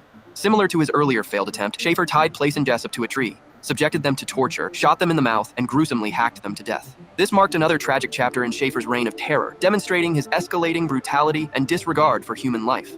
Afterward, he buried their remains on Hutchinson Island. However, in an interview while incarcerated, Schaefer denied abusing the girls, saying he had only wanted to scare them. Oh yeah, ha ha ha ha. You think it's so funny? Well, we'll just tie you over here to this tree, and we'll tie you to this tree, and I'll confess. Well, I didn't. I tied him to the tree, but I didn't go and get anybody to sell them. I just wanted to give them a scare. And of course, that was wrong. I shouldn't have done that. I was trying to impress on them the dangerousness of their situation, running around. They were nice kids, I didn't want to see them in the ditch. And I was wrong, and I paid the price. And I pleaded guilty. I felt guilty. I gave them each a written apology. What else can I do, Gerard John Schaefer recalls an interrogation where he was accused of killing 34 women. He went in expecting medical help, but was instead met with accusations from the state attorney's office. Realizing their intentions, he gave them made-up stories that had nothing to do with any murders. As punishment, he was put in solitary confinement for 2 weeks to break him mentally. In 1981, Schaefer received the names of the alleged victims and contacted authorities to clear his name. The FBI and local law enforcement eventually exonerated him, finding no evidence linking him to any crime scenes. Despite being falsely accused of necrophilia in a newspaper article, Schaefer maintained his innocence and demanded proof of the allegations. Well, I walked in the door, and I went to see the intake, the doctor, whoever it was, and he says, oh, you're the guy who killed the 34 women. How do you feel about that? Wow, this isn't a situation where I'm going up to find out. This is a situation where it's going to be an interrogation, and they're going to, whatever I say is, this is not going to be for medical purposes at all. This is like talking to the state attorney's office. The worst thing he could have possibly done was say that, because then I said to myself, well, they want stories? I'll give them stories. Oh, gave them lots of stories. Nothing had to do with any murders. Told them everything I could think of and went and talked to the bugs on the wing and tried to find some more stories to tell them. I told them all kinds of stories. But nothing that that implicated me in any crimes. I certainly not implicated myself in any murders. But I had the presence of mind to understand what they were up to. And then, the same day, they threw me in solitary confinement, unbelievable filth on the floor, and I was held for 2 weeks in the most incredible dungeon that you had ever imagined, with lunatics, drooling fucking lunatics. Well, I realized later that this was in order to break me down, to destroy me, mentally, to bring me to my knees, and to make me malleable, that I would say and do whatever they wanted me to do. Having been through the system one time, you realize the tricks of bait that they use to break people. And that's what they were doing to me. They weren't interested in whether I had blackouts. They wanted me to make an inculpatory statement. And I didn't have anything to say. I didn't kill anybody. Especially, and I said, well, who are these 34 people? I said, well, we don't have to give you the names. I said, well, yeah, ooh, I think if you're going to accuse me of killing 34 people, I'd like to have some names and some dates and some MOs and things like that. He also talks about his interactions with other convicted serial killers, like Ted Bundy and Bernard Giles. Schaefer notes that while they might deny their crimes officially, they often admit guilt to psychologists, writers, or each other. He mentions Otto Adelman, accusing him of lying about their alleged partnership in killing over 100 people. Schaefer expresses contentment with living in prison and has no desire to return to society, citing stress and lack of resources as reasons. He challenges authorities to provide concrete evidence linking him to any crimes, offering to take polygraph tests and cooperate with investigations. Schaefer insists that the evidence against him is false and that he is a regular person, not a super-intelligent serial killer like Ted Bundy. He also discusses the case of the purse with bullets, which was allegedly stolen from his home and used as evidence in one of his cases. Over the next few months, Schaefer went on a killing spree, taking the lives of several young women in a manner consistent with his usual style. The majority of the victims were teenage girls who had vanished. Schaefer accepted a plea deal for one count of aggravated assault, which resulted in a sentence with the possibility of parole after 6 months. Little more than 4 months into his sentencing, the remains of Susan Place and Georgia Jessup were discovered by a father and son who were gathering guarded aluminum cans in a wooded area in Oak Hammock Park, Port St. Lucie, Florida. Forensic examination of the badly decomposed remains of Susan Carroll Place and Georgia Marie Jessup provided harrowing details of the horrific suffering they endured at the hands of their killer. Even after their deaths, Gerard John Schaefer continued his despicable crimes by decapitating their bodies and keeping some of their body parts as trophies. The gravesite where their remains were found was shockingly close, just 6 miles away from where Schaefer had abducted Place and Jessup in July of the previous year. This crucial piece of information, coupled with the striking similarities in the abduction and murder methods to Schaefer's earlier attempt with Nancy Ellen Trotter and Paula Wells, prompted police to obtain a search warrant for his home, vehicle, and his mother's house. During the search of Schaefer's mother's house, investigators unearthed a wealth of incriminating evidence, particularly in his bedroom. Among the findings were personal mementos, a dress book, a gold tooth, and clothing belonging to other confirmed murder victims and women reported missing in the area.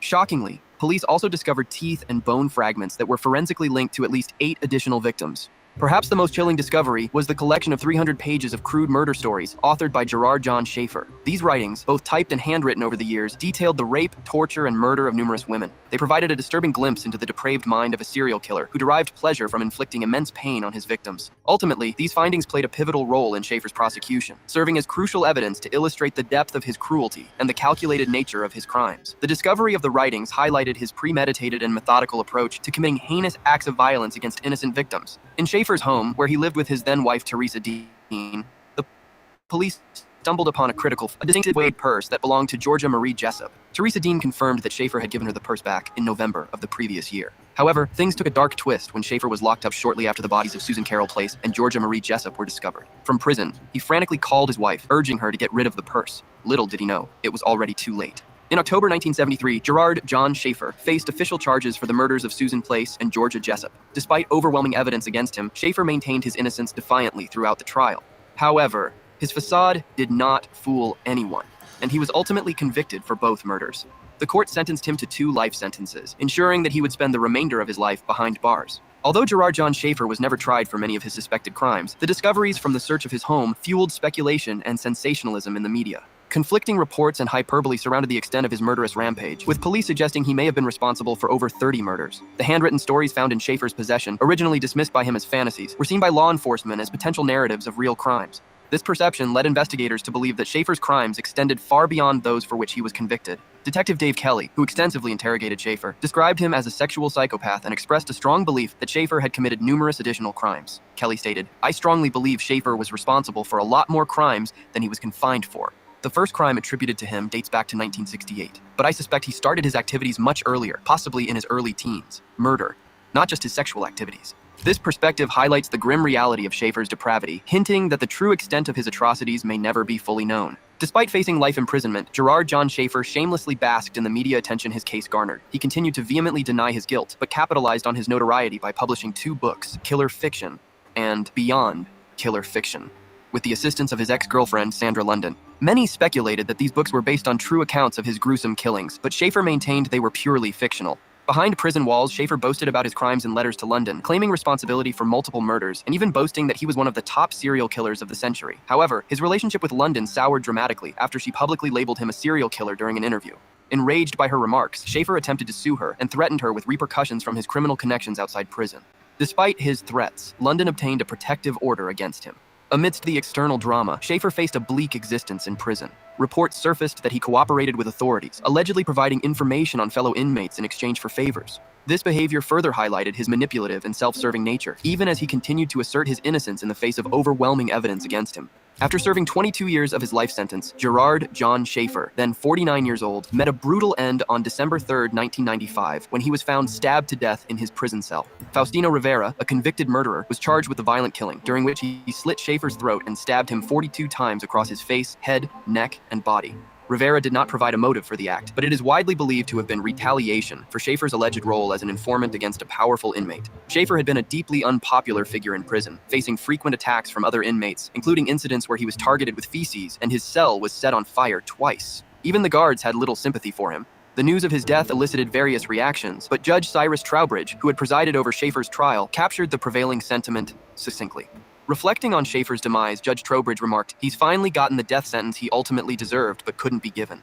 Now, let's turn to our final case and see how an ex-military officer turned Brazilian gangster ended up accused of at least 50 murders. Floresvaldo de Oliveira, better known as Cabo Bruno, rose to infamy in Brazil during the early 1980s by assembling a ruthless death squad that terrorized the outskirts of Sao Paulo. Motivated purely by greed, Cabo Bruno's gang operated with brutal efficiency, resembling bloodthirsty bandits who killed scores of people and extorted merchants in Brazil's largest city. Their reign of terror spanned from 1982 to 1983, a period marked by heightened crime across Brazil. The 1980s in Brazil were tumultuous, with widespread crime exacerbated by a repressive military dictatorship and rampant gang violence within corrupt police forces. Amid this chaos, Cabo Bruno emerged as a singular figure, not quite like other criminals or gang leaders of the time. Born in Ochoa, Brazil, on November 18, 1958, Cabo Bruno acquired his moniker during childhood in Catanduva, where friends playfully likened him to a local drunk named Bruno. The nickname stuck so firmly that even his mother adopted it. For many boys from impoverished backgrounds like Cabo Bruno's, the options seemed limited to joining criminal gangs or enrolling in the police force as a means to escape poverty.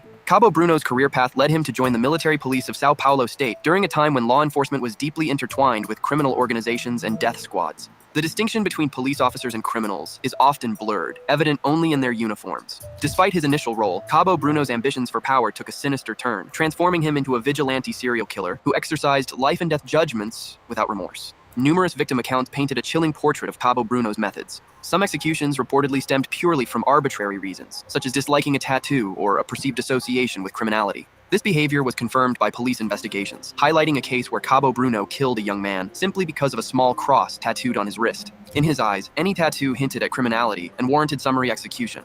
Money became Cabo Bruno's primary motivation, driving his activities outside official duties. He organized a death squad that operated predominantly in the district of Jabaquara, targeting unarmed civilians and extorting traders through violent means. The squad unleashed terror akin to crazed maniacs, firing upon innocent civilians and coercing traders into surrendering their money to avoid harm. During 1982, a period marked by frequent violence and fear in Sao Paulo, Cabo Bruno orchestrated a wave of killings that terrorized the local population, leaving bullet-ridden bodies strewn across the streets on a near-daily basis. Despite the audacity of his crimes, Cabo Bruno was not without cunning in evading capture. He employed a strategy of using 3 different types of cars, a Chevrolet Impala, Ford Maverick, and Chevrolet Chevette, all of which he regularly repainted. This tactic ensured that his gang could carry out surprise attacks during their raids, enhancing their operational effectiveness and maintaining an element of unpredictability. Cabo Bruno's reputation and operational impunity were bolstered by his connections to high-ranking officials, who provided him with protection from law enforcement scrutiny throughout 1982. This alliance shielded his criminal enterprise from investigation and allowed his vigilante group to continue their violent activities without interference. However, the downfall of Cabo Bruno and his gang began when one of his victims, Jose Aparosito Benedito, miraculously survived a shooting. Despite sustaining severe injuries, Benedito feigned death until the assailants departed, then managed to escape and reach the authorities. Benedito's testimony and identification of Cabo Bruno led to a heightened focus on apprehending the vigilante leader. This pivotal moment eventually unraveled Cabo Bruno's criminal operations and brought him to justice, ending his reign of terror over Sao Paulo's outskirts. Cabo Bruno's arrest in September 1983 marked a turning point in his reign of terror. The police investigation revealed shocking details about his gang, which included at least 12 police officers, among them a captain and a lieutenant. Accused of orchestrating the deaths of over 20 individuals, Cabo Bruno faced a formidable legal battle. Witnesses came forward, recounting seeing him commit these heinous acts, which, corroborated by credible evidence, formed a compelling case against him. Despite his admission to only one murder, the weight of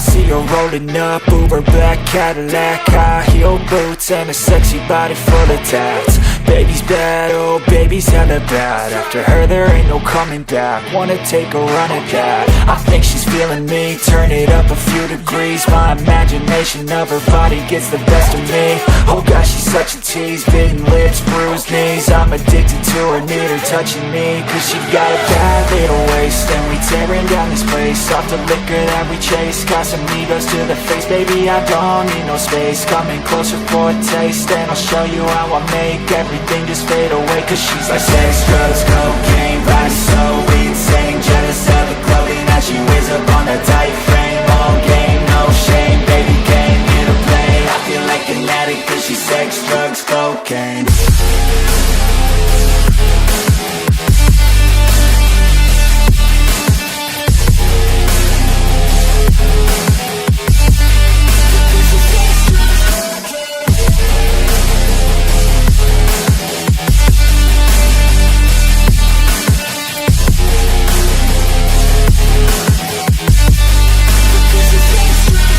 Got a fine little body and her mind's kinda naughty. They say that once you taste it, you cannot replace it. She could get you high, all the dopamine inside triggers fast once she's naked. Her body's a creation. They say the devil made her for his entertainment, but even he couldn't learn how to contain it. Her high heels make a damn good statement. There is no replacement, a body by Satan. Cause she got a bad little waist, and we tearing down this place. Off the liquor that we chase, got some egos to the face. Baby, I don't need no space, coming closer for a taste. And I'll show you how I make everything just fade away. Cause she's like sex, drugs, cocaine, body so